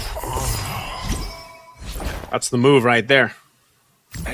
Those who do not rest. That's the move. If you're, you know, if your goal here is to play around these first cards, we're gonna take a look at what they have. My skills just Gain 1 equipment. They got Rogue's Aid, so they're gonna get Claude's Theft Device. Extra gold there too. Magic Immersion, allied equipment. A good mix of gold and XP first cards being drawn here. Synergies being built up already. Some of these multi-synergies too.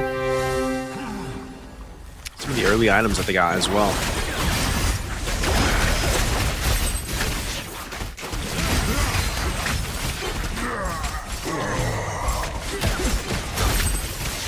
Already having that early Dawnbringer item for Willow Sue plus the Defender.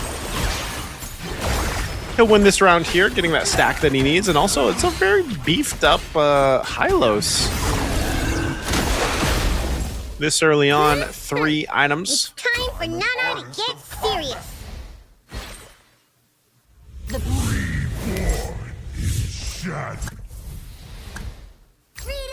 Alright, let's take a look here. Some economy already being built in.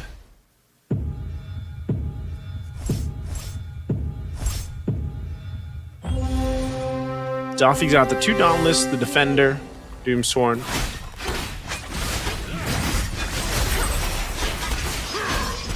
Up here against Willow Sue. Should be able to win this. I don't know, that Hylos is stacked, man. The Hylos from Willow Sue. An Oracle revitalizing immortality while your Veil just shoots off from the back. It's kind of hard to deal with. Even with this, like the Hanzo, you know, he's got the Supreme Blades. He should be able to kill him. Oh, that immortality though. Oh!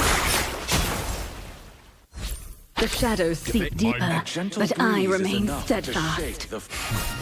You cannot beat me.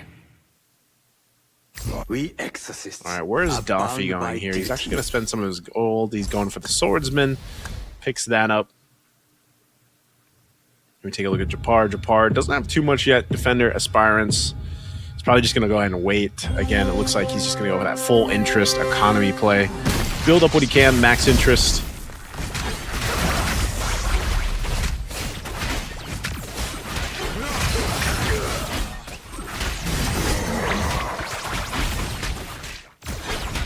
Japar not going to win this round against Wisnu.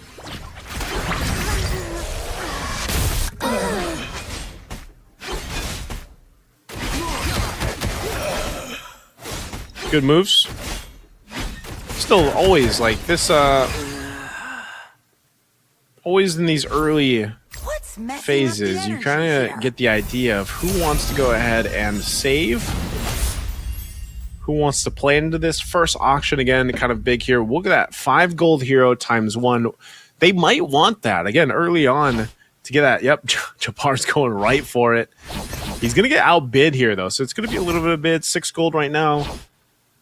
Are they still going to bid? Oh, he's actually going to give it up.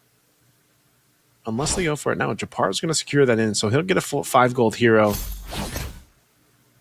Locks that in. Still bidding here for the capacity, plus that winner trunch, that winner crown.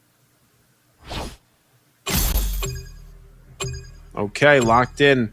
I think Japar getting that 5 gold hero early on is going to really help him here. Let's see what he has. The ocean. My power is beyond. On my freedom. This suit is way more Okay, fun than the so he's got the X-Borg, 2-star X-Borg already. That's really good. So 2-star X-Borg already because again that 5 that gives him that help plus the War Axe item. So he's got the War Axe there, Aspirant still. So he's got multiple 2-stars. So very strong place to be in for stage 2 for Japar.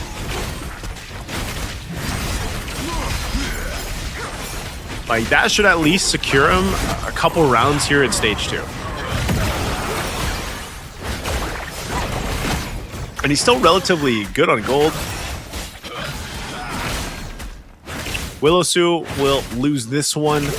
But again, this is going for the long game here. He doesn't have much synergies to really work with.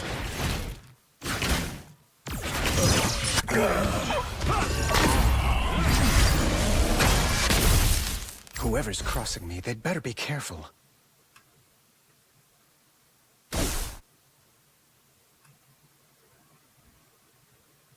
Nothing too out of the ordinary. They're going to wait for that first creep round. Once that creep round comes up, this is where we start to see some of these lineups like this, like these synergies here that aren't really pushing it just yet. They'll wait for that creep round to come through, see what they get from there, and then build up. Potentially even waiting for that next, or for the first Fate box round.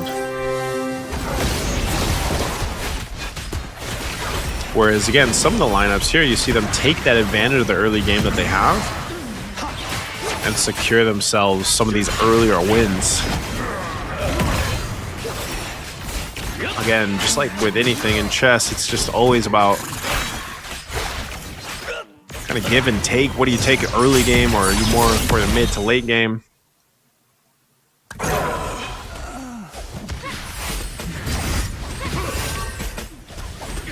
Trading happening here. A true hero has come to help. Okay, creep round. Cards being picked up. Free. A whole lot. There's a couple free cards here. Gain 2 gold. The first hero purchase each round is free. That's really big. That's 3 across the board. The gold cards here are massive. Increasing the limit interest to 8, get 18 gold. So there's some good interest cards. Territory agreement, gain 50 gold, but your commander can only level up to 7. Wisnu's going with a play here with the territory agreement. Big move right there. Fortified as well. Fan Lee. Caster Slice still waiting here. So these gold cards and the second cards are actually going to be a big shift this early on. Thick and Blood. 55% extra damage for Caster Sly's lineup, who, again, he might change this lineup. He's got kind of a mix going on here. All glories to the Empire. Let's see what he does. I'm coming to get you. Gets that blessing activated, now has the 5 Dawnbringer. Potentially going for the 6 if he can find it. He does get it, so now he's going to be able to give himself the crucial items here for this Dawnbringer lineup. That was a good play. Now he's just got to get these stacks. The fact that he's got the Valentina already as well. Starting into the 2-star if he can get it. The Saber is doing work, though. He might not get a stack, so he wins the round. But that's tough. That's tough because, yeah, that's his Valentina. Monster kill. Already with Hayabusa.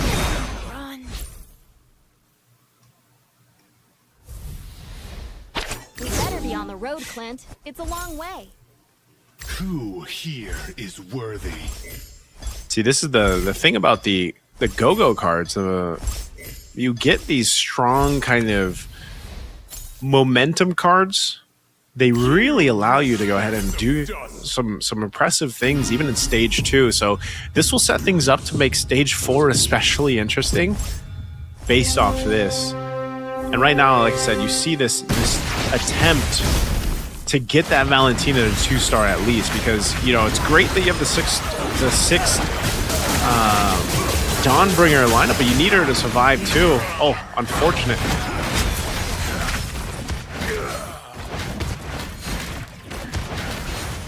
A little bit of trade there. Immortality's still up. Big slow battle. Plus building the Baksha again. Like we've seen this already today. That Baksha is going to be playing a big part of this later on. If it can get to the 3-star. So nearing that Fate box. One more round here. There's no escape. Building things up. There's the blessing. That's the mage blessing. I'm not sure if they're going to be able to use that too much. It does actually. The Jushin's going to go for some sales. Still sitting on 42 gold. We'll go ahead and play the economy there. Starwing, though, for Starwing here. Is not an option. See what they can roll on with this. Copy device for the Saber. That's going to be good. Metro Zero muff over there for Depart.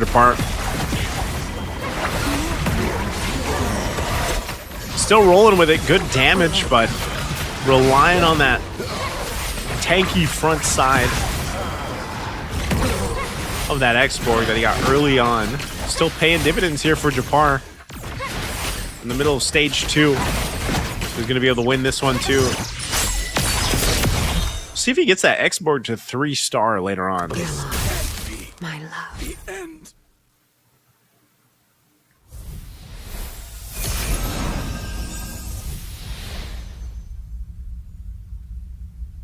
Fate box round, we'll see what they take. Priorities, most of it's been the items. You know, a lot of the players still like to go for the items. Mid-star is going to be picked up. There's the capacity for Van Lee. Japar will go with some defense and antique Ras for Dolphy. Holy Crystal for Winsu. Mel picking up that Berserker's Fury. So now they'll find themselves in this position. Plenty of gold for a lot of the players still now too. We might see them now that they're in stage 3 to go ahead and focus on, if they can get one of the 3 stars, then great. If not, they'll build out and buff out some of the 2 stars that they have. Again, still hunting for this Valentina too for Wisnu. Hold on to that gold though. Again, interest still a big part of this. Holding on to that extra gold to get that interest going. Very familiar lineup that we've seen here too. This is going into that Luminexus with the mage emblem setup.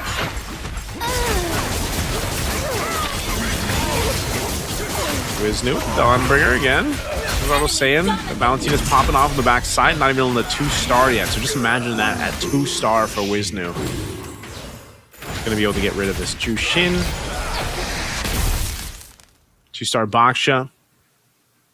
Senzi T, second one to get quite low. Caster Sly next, 12 HP here.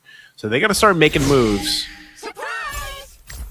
Cowards don't deserve peace. Strength is simple. Don't worry, my friend.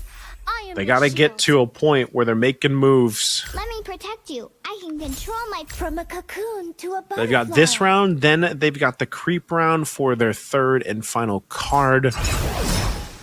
We'll see what they decide to do.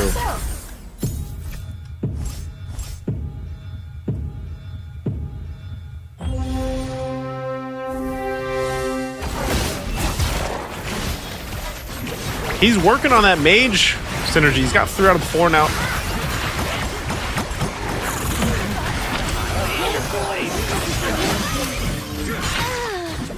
Oh. Good round right there. That might be it for Caster Sly, though. Uh-oh.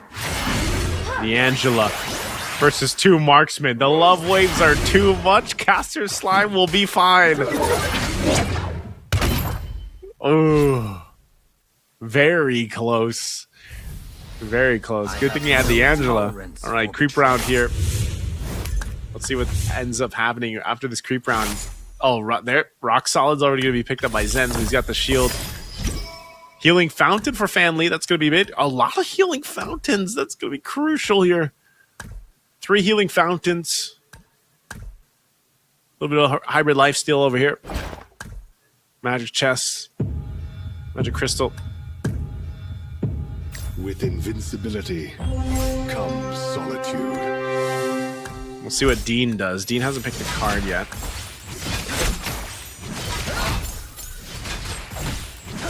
Yeah, we've seen it before. These Healing Fountain is great for the end. Especially stage 4 if they can survive up to that point. Alright, this is where we look at the economy too. What are they able to do? What are they able to pick up? Time to fight, Tokoyo.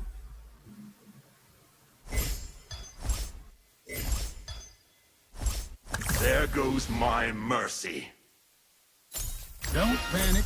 Clint is on the way. Okay, what are they going to be able to go? The worm soul burns eternal. All right.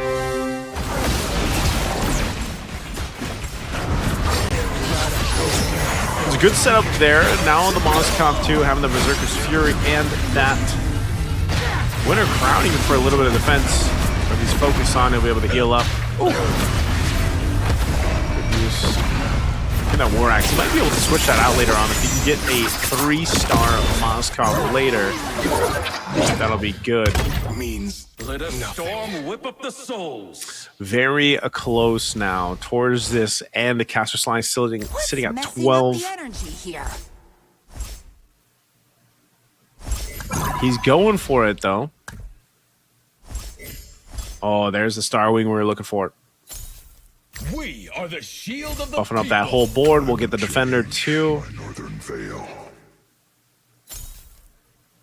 Drop your weapon and hands up. Okay.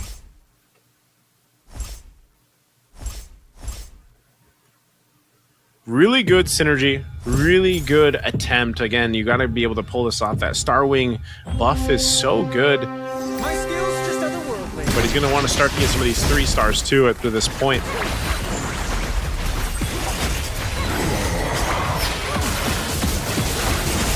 Starwing buff is really good across the board. As long as you're also able to survive the Dawnbringer Lightning, then that's really beneficial.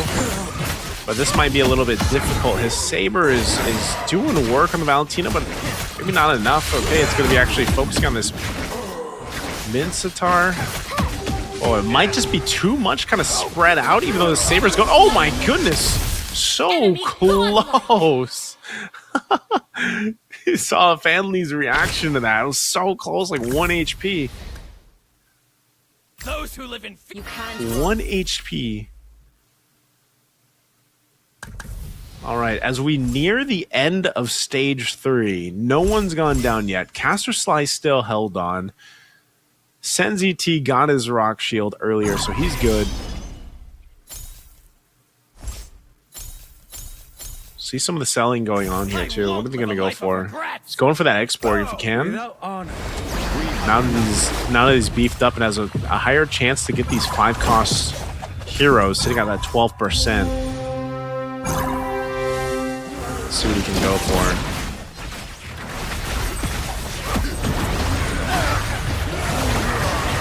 Utilizing that. He's got to survive that damage. He does really well surviving the damage there from Fanley.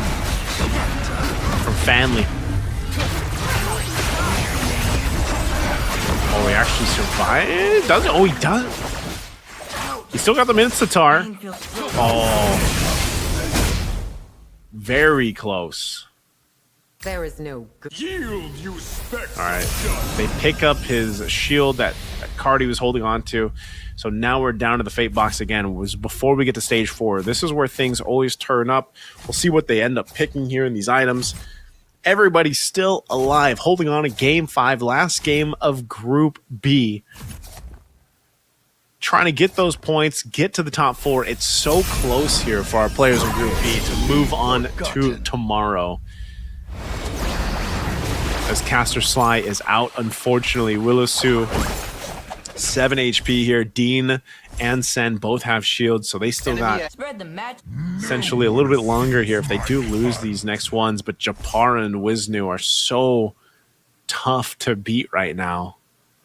Again, Japara winning the previous game. He's in a good, comfortable position now. See if he's able to get another first-place finish. If he can get another first-place finish here, that's going to be huge for Japar. You need 1 point to move upward. But if he can get 9 points, that's massive for him.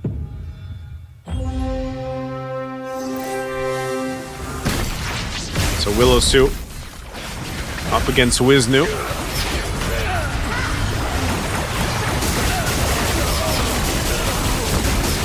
Again, relying on that Dawnbringer, that lightning, that spear. It's just unfortunate. He doesn't have those items with the stars to make him more of a threat. It's going to be tough for him. Willosu holding on with 1 HP.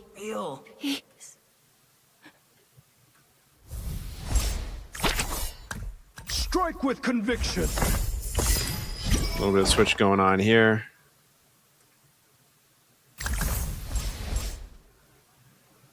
Lots of 3 stars here. That's what's working so well for Wisnu.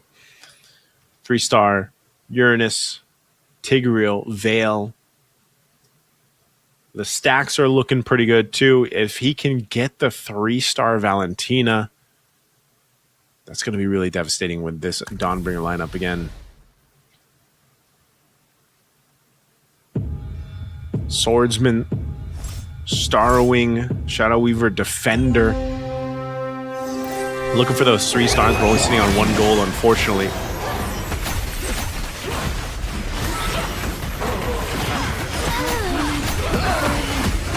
Holding on here. Even with the 2 stars, he's still going to have to work through this X-Borg that we've been seeing before Japar, though. Oh, might actually be able to do it. Oh, he's so low. Japar taking the damage. Family 969 still in it. And that's a Willisoo out. Willisoo bowing out. We're down to 6. This is a perilous Gonna be going place. to a creep round here. Smell it in the air. Okay, big creep round. 6 still alive. 2 very close to being eliminated. Taking a look here at what is left for these 5 costers.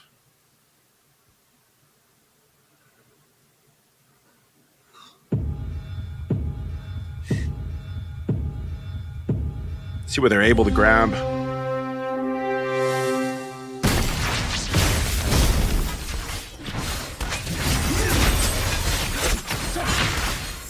Again, it's always these items here in stage 4. The last creep round and the last fate box, which really pay dividends for these lineups, these synergies that these guys have. So they're able to go ahead and work through, picking up what they can to get the 3 stars now.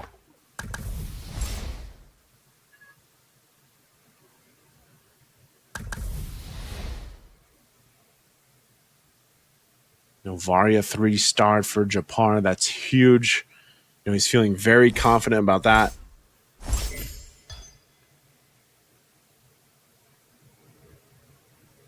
Three-star Hayabusa as well for Daffy. So he made moves as well. You can see he made the economy move. He sold. He had to sell what he could to get that 3-star Hayabusa.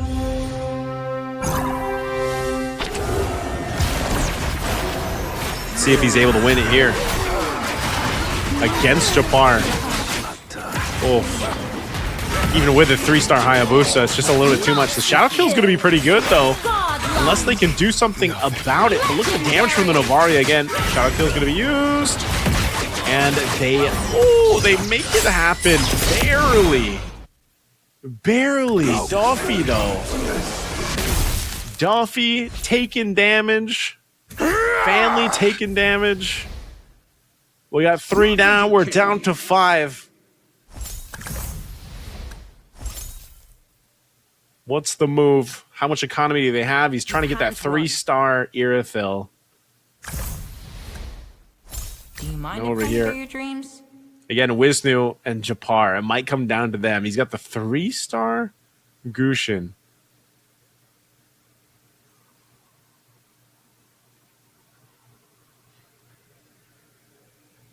Very, very tough position to be in here.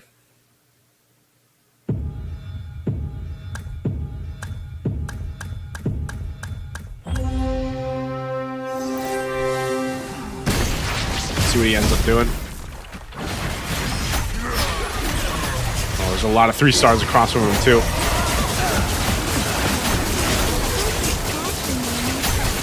Oh, so close with that. Natalia's doing work, but they're so beefy, they're so tanky. Even though the crowns of Valentina's still going to be alive. Oh, family! You can see him celebrating. He's going to be able to pull it off. Oh, so close!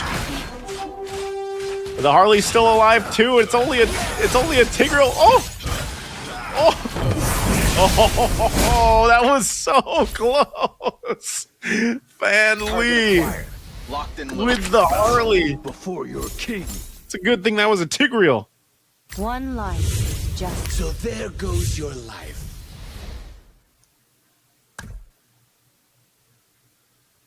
So close.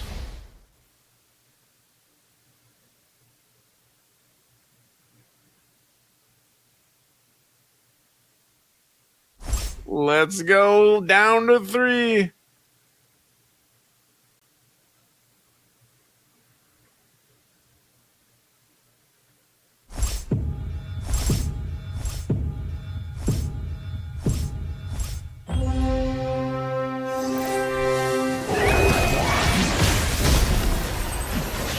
All right, down to it. Down to the last 3. Got the Monsters coming, the Navaria popping off the backside. They have such a reduction of the Luminexus. Wisnu not going to be able to survive this one, even with the tankier items here on the Tigreal.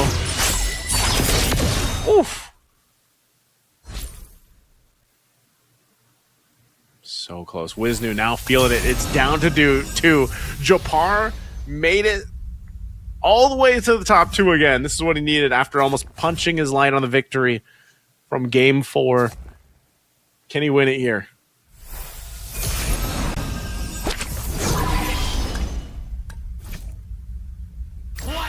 See how the adjustments go. Both pretty healthy, 58, 54 HP.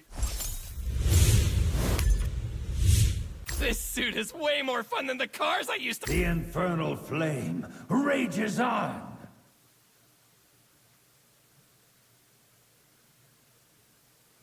See how they approach this again. What kind of changes can even happen here? 3-star Leslie though for Wisnu. It's gonna be good.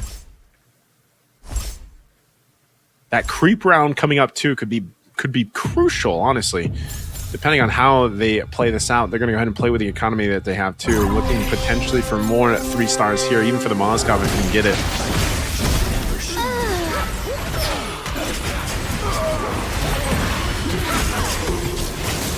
Okay. Always getting close.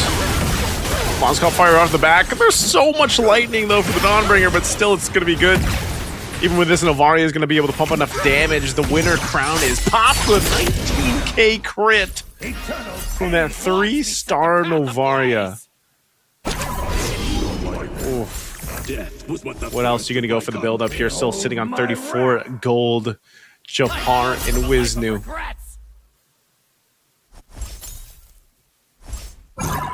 Japar locked in here. He's still potentially going for the 3-star Moskov. If he can go for the 3-star Moskov, that's going to be a huge damage output to help with the Navaria. He's been relying on this Navaria for the majority of the game, which has been working out really well, but unfortunately, at some point, that might be dealt with.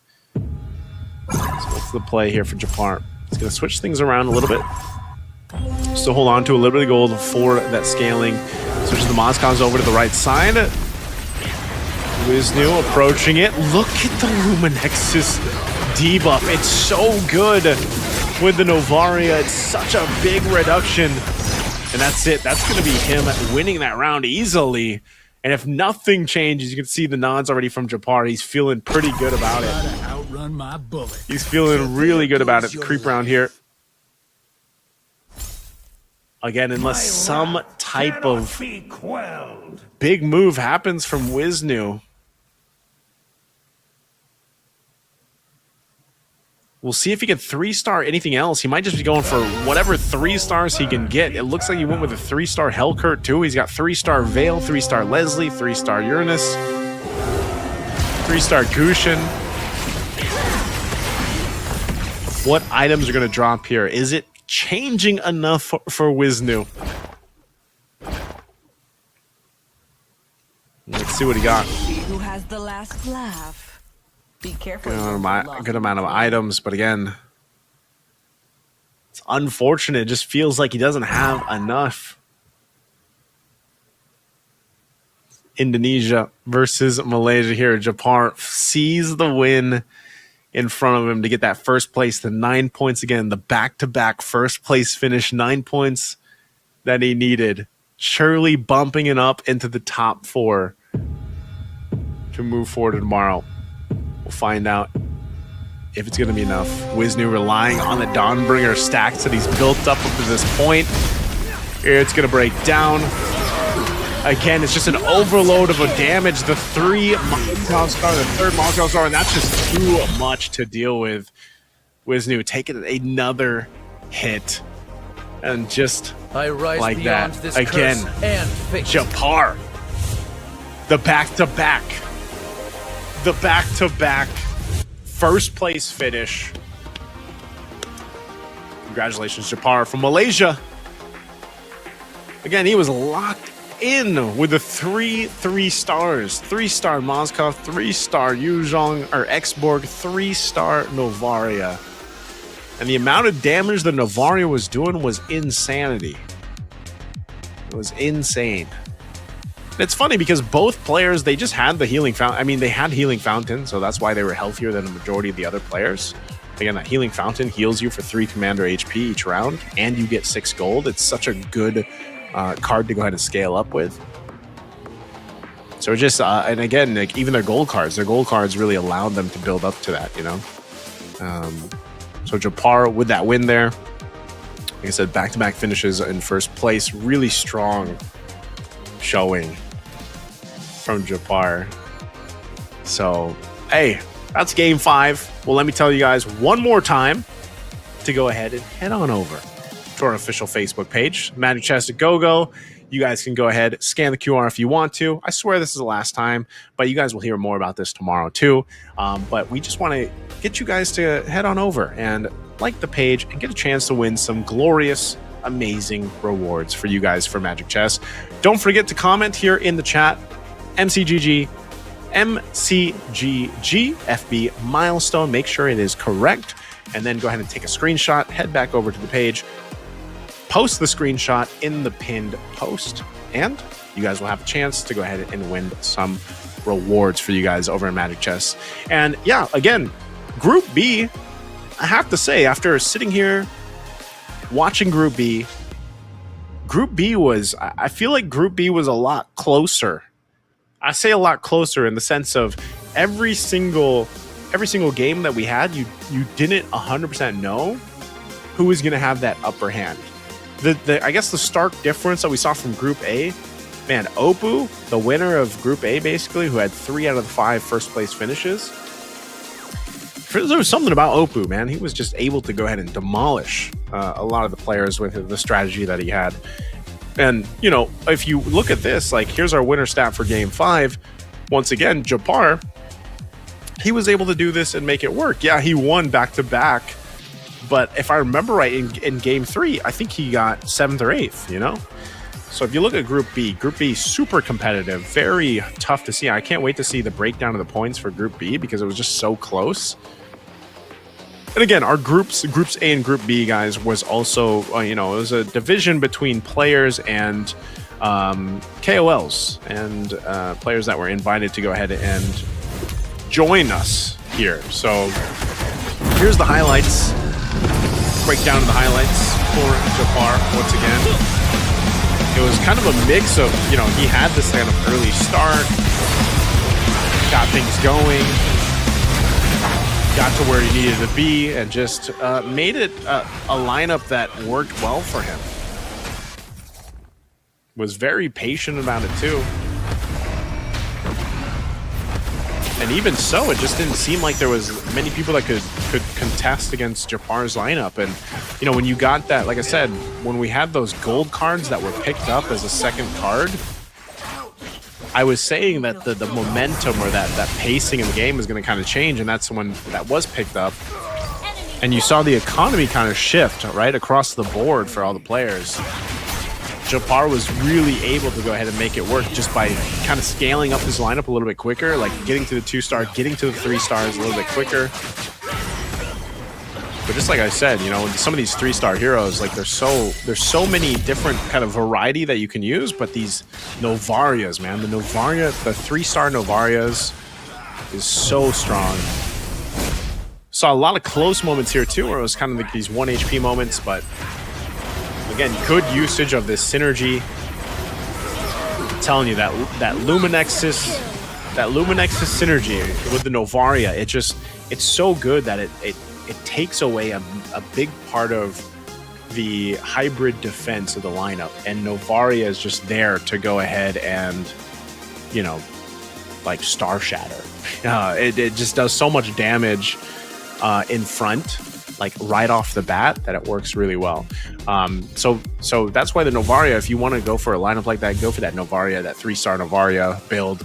It is crazy. Here's our match results, though, for Game 5. Again, hey, big shout-outs to Caster Sly, you know? I hope more casters join in on these, you know? I hope more casters out there join in on the MCGG Rising Stars. Hey, maybe one day I'll be playing in MCGG Rising Stars, you know?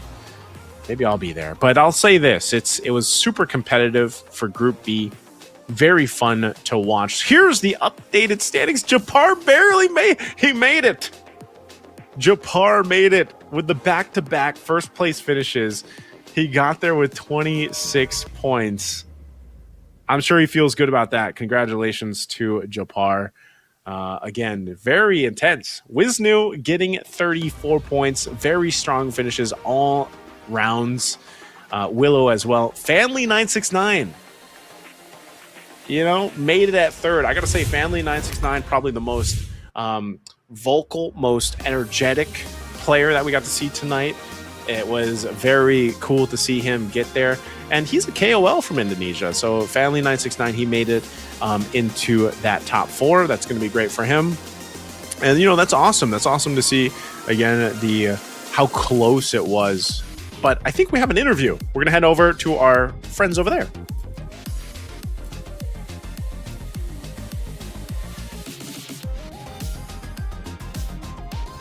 I believe we have an interview.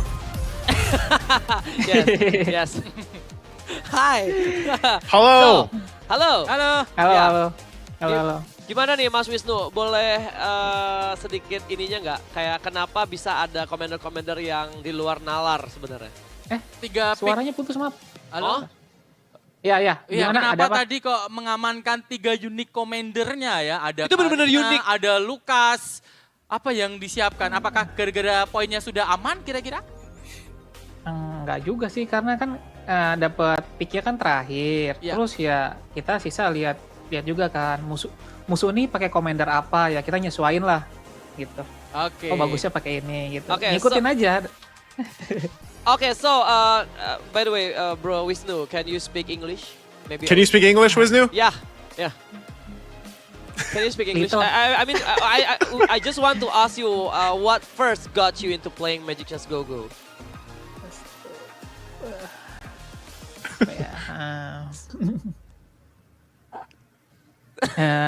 Because Because Armeni Hero Mobile Legend kan pertama campur Gak apa-apa, boleh nggak? coba ngomong aja nanti aku yang translatein ke You guys can translate for me. Ya, awal kan main Mobile Legend kan, hero-nya kan ngerasa nyaman main Mobile Legend, terus ada keluar Magic Chess gitu. Wah, dan hero-hero Mobile Legend ini ternyata ada semua di Magic Chess ini. Skill-skillnya tuh kayak keren gitu. Wisnu playing Magic Chess Go-Go because he really enjoy having fun with the Mobile Legend and the character has the same character with the Magic Chess Go-Go, and Magic Chess has implemented. So he just feel like it's the same like Mobile Legends. That's it.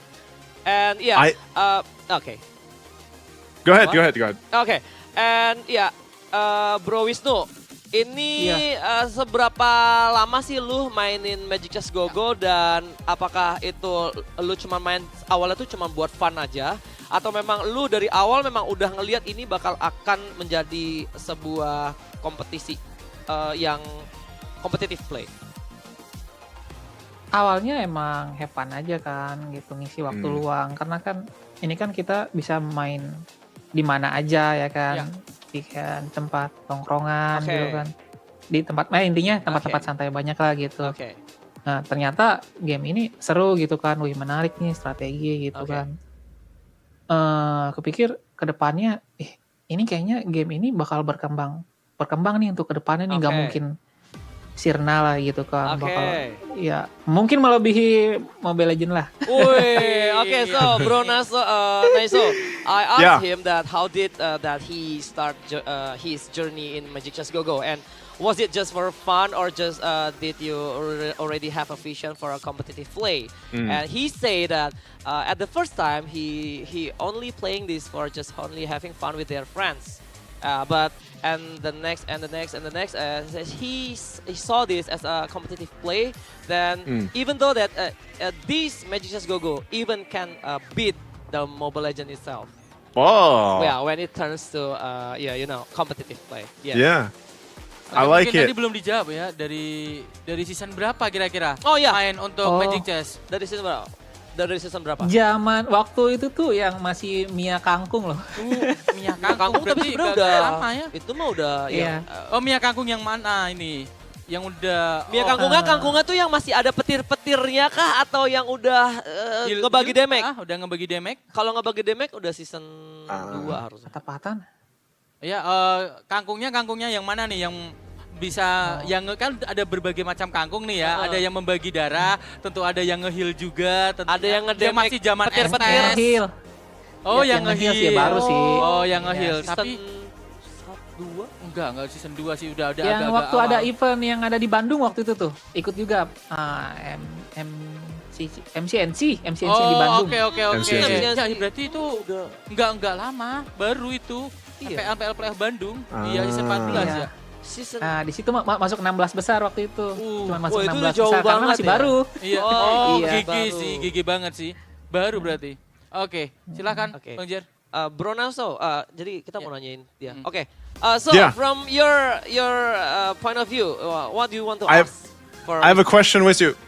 Congratulations, by the way. Congratulations. I'm sure there was a lot of English viewers that were happy to see your gameplay because you're so good. You're so good. Quick question, Wisnu. How do you prepare? So I don't know if you guys want to translate or that, but I'm curious, Wisnu. How do you prepare for a tournament, or like do you scrim? Do you study the meta a lot, or do you just play a lot? Oke, jadi dia nanya, apa sih yang lu prepare buat turnamen ini? Apakah lu kebanyakan cuman main sendiri, push rank aja, atau memang lu banyak doing scrim or latihan bareng temen atau apapun itu? Mungkin bisa dikasih spill sedikit. Sering main fun match sih, custom gitu kan sama teman-teman. Fun match itu berarti lebih ke arah scrim atau gimana?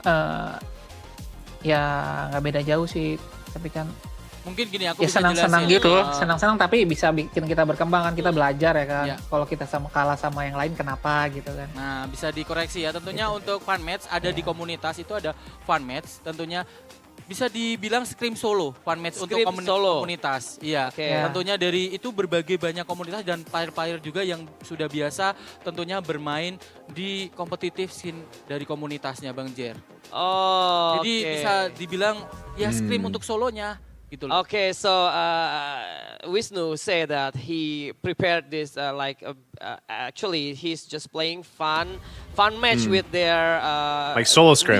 We have a community here, so we playing with our community. We share our strategy and we just playing like a freestyle, or maybe we can say that it's only a solo scrim maybe. Solo that's scrim, why he yeah. learned a lot from his friends and his community. Great. So I just have one last question sure. for Wisnu. What do you expect, Boss Wisnu, that if you go to Go 1, like if you're invited and you're representing your region to go Go 1, what are your expectations for Go 1 finals? Oke, karena ini pertanyaan dari Naiso ya, Bro Naiso di sini apa yang lu harapkan untuk Go 1 ya? Ya. Go 1 itu jadi nanti karena dia menang di MSX Stars juara ini, ya, ini masuk ke Grand Final. Iya, untuk ya. Di Grand Final nanti yang juara itu bisa dapat invitation ke Go 1. Go 1 ya. Apakah kamu expect untuk mendapatkan juara di MRS dan menuju ke Go 1? Oh, iya dong. Oh iya. Yakin ya. Yakin. How much percent? How many percent? 100%. No. Gue gak suka nih. I don't like that. Gue mau lihat lu 100% bro. Respect. Oh respect. Harus respect sama musuh. Respect. Gak boleh suzon. Tapi tetap positif. Tetap positif. Tapi tetap positif. Jadi 90%? 90%? Nggak mau 70 95. sampai 90% lah. Oh, Yeah. 70 to 90%. Okay. I think that's it, bro. Nice. Yeah. Thank you Thank so you, much. Wisnu. Thank you. so much. Congratulations. Congratulations. Once again ya, sekali lagi congratulations buat Wisnu. Mungkin ada kata-kata dari Wisnu yang mau diucapin ke kita semua? Enggak kayaknya. Besok aja. Oh, besok aja kalau juara. Oke, kelas, mantap. Besok kalau juara ya, tomorrow if you win, you have a secret word for your fans maybe out there. Yeah? Yeah. Okay, thank you so much and see you tomorrow. Bye-bye, bro. Nice to meet you. Bye, guys. Bye-bye. Thank you. Okay. All right. That was interesting. I'm glad we were able to do that. You know, it's always a challenge, guys, to go ahead and do like a multi-language interview, but it's always great when we can. And, you know, props to the production to be able to do that, because I think it's really fun. I know it is a little, you know, hard to kind of coordinate, but it's really great to go ahead and interact with the players here. So congratulations again to Wisnu there for grabbing that first place finish. And we wish him luck tomorrow. Again, he's one of the 8 that'll be competing to get that chance to go to 1 and compete in that. I guess we could look at Go 1 as, and I know they'll probably talk about it more later here, but it's going to be a big, great celebration for Magic Chess Go-Go, and I think it's really exciting that we have that. So I know it's been somewhat of a long day here for us and for you guys watching in from Group A to Group B. I hope you guys have really enjoyed this English stream. Of course, it's been great to kind of bring it to you guys to finally cast Magic Chess Go-Go and learn and have some fun with you guys too. I hope you guys learned something from this. Again, this is just the beginning for Magic Chess Go-Go. So we'll be back here tomorrow. It won't be me. You'll be joined here with a different caster. It's going to be my friend Renmar. But thank you guys for joining me again. I'm Naisu, and it's been a wonderful, wonderful day to join you guys here for MCGG Rising Stars. Don't forget to like the Facebook page and everything else, and be back tomorrow for the grand finals, and we'll see you guys then. All right. Until then, thank you for joining us. Have a good night, and we'll see you guys next time.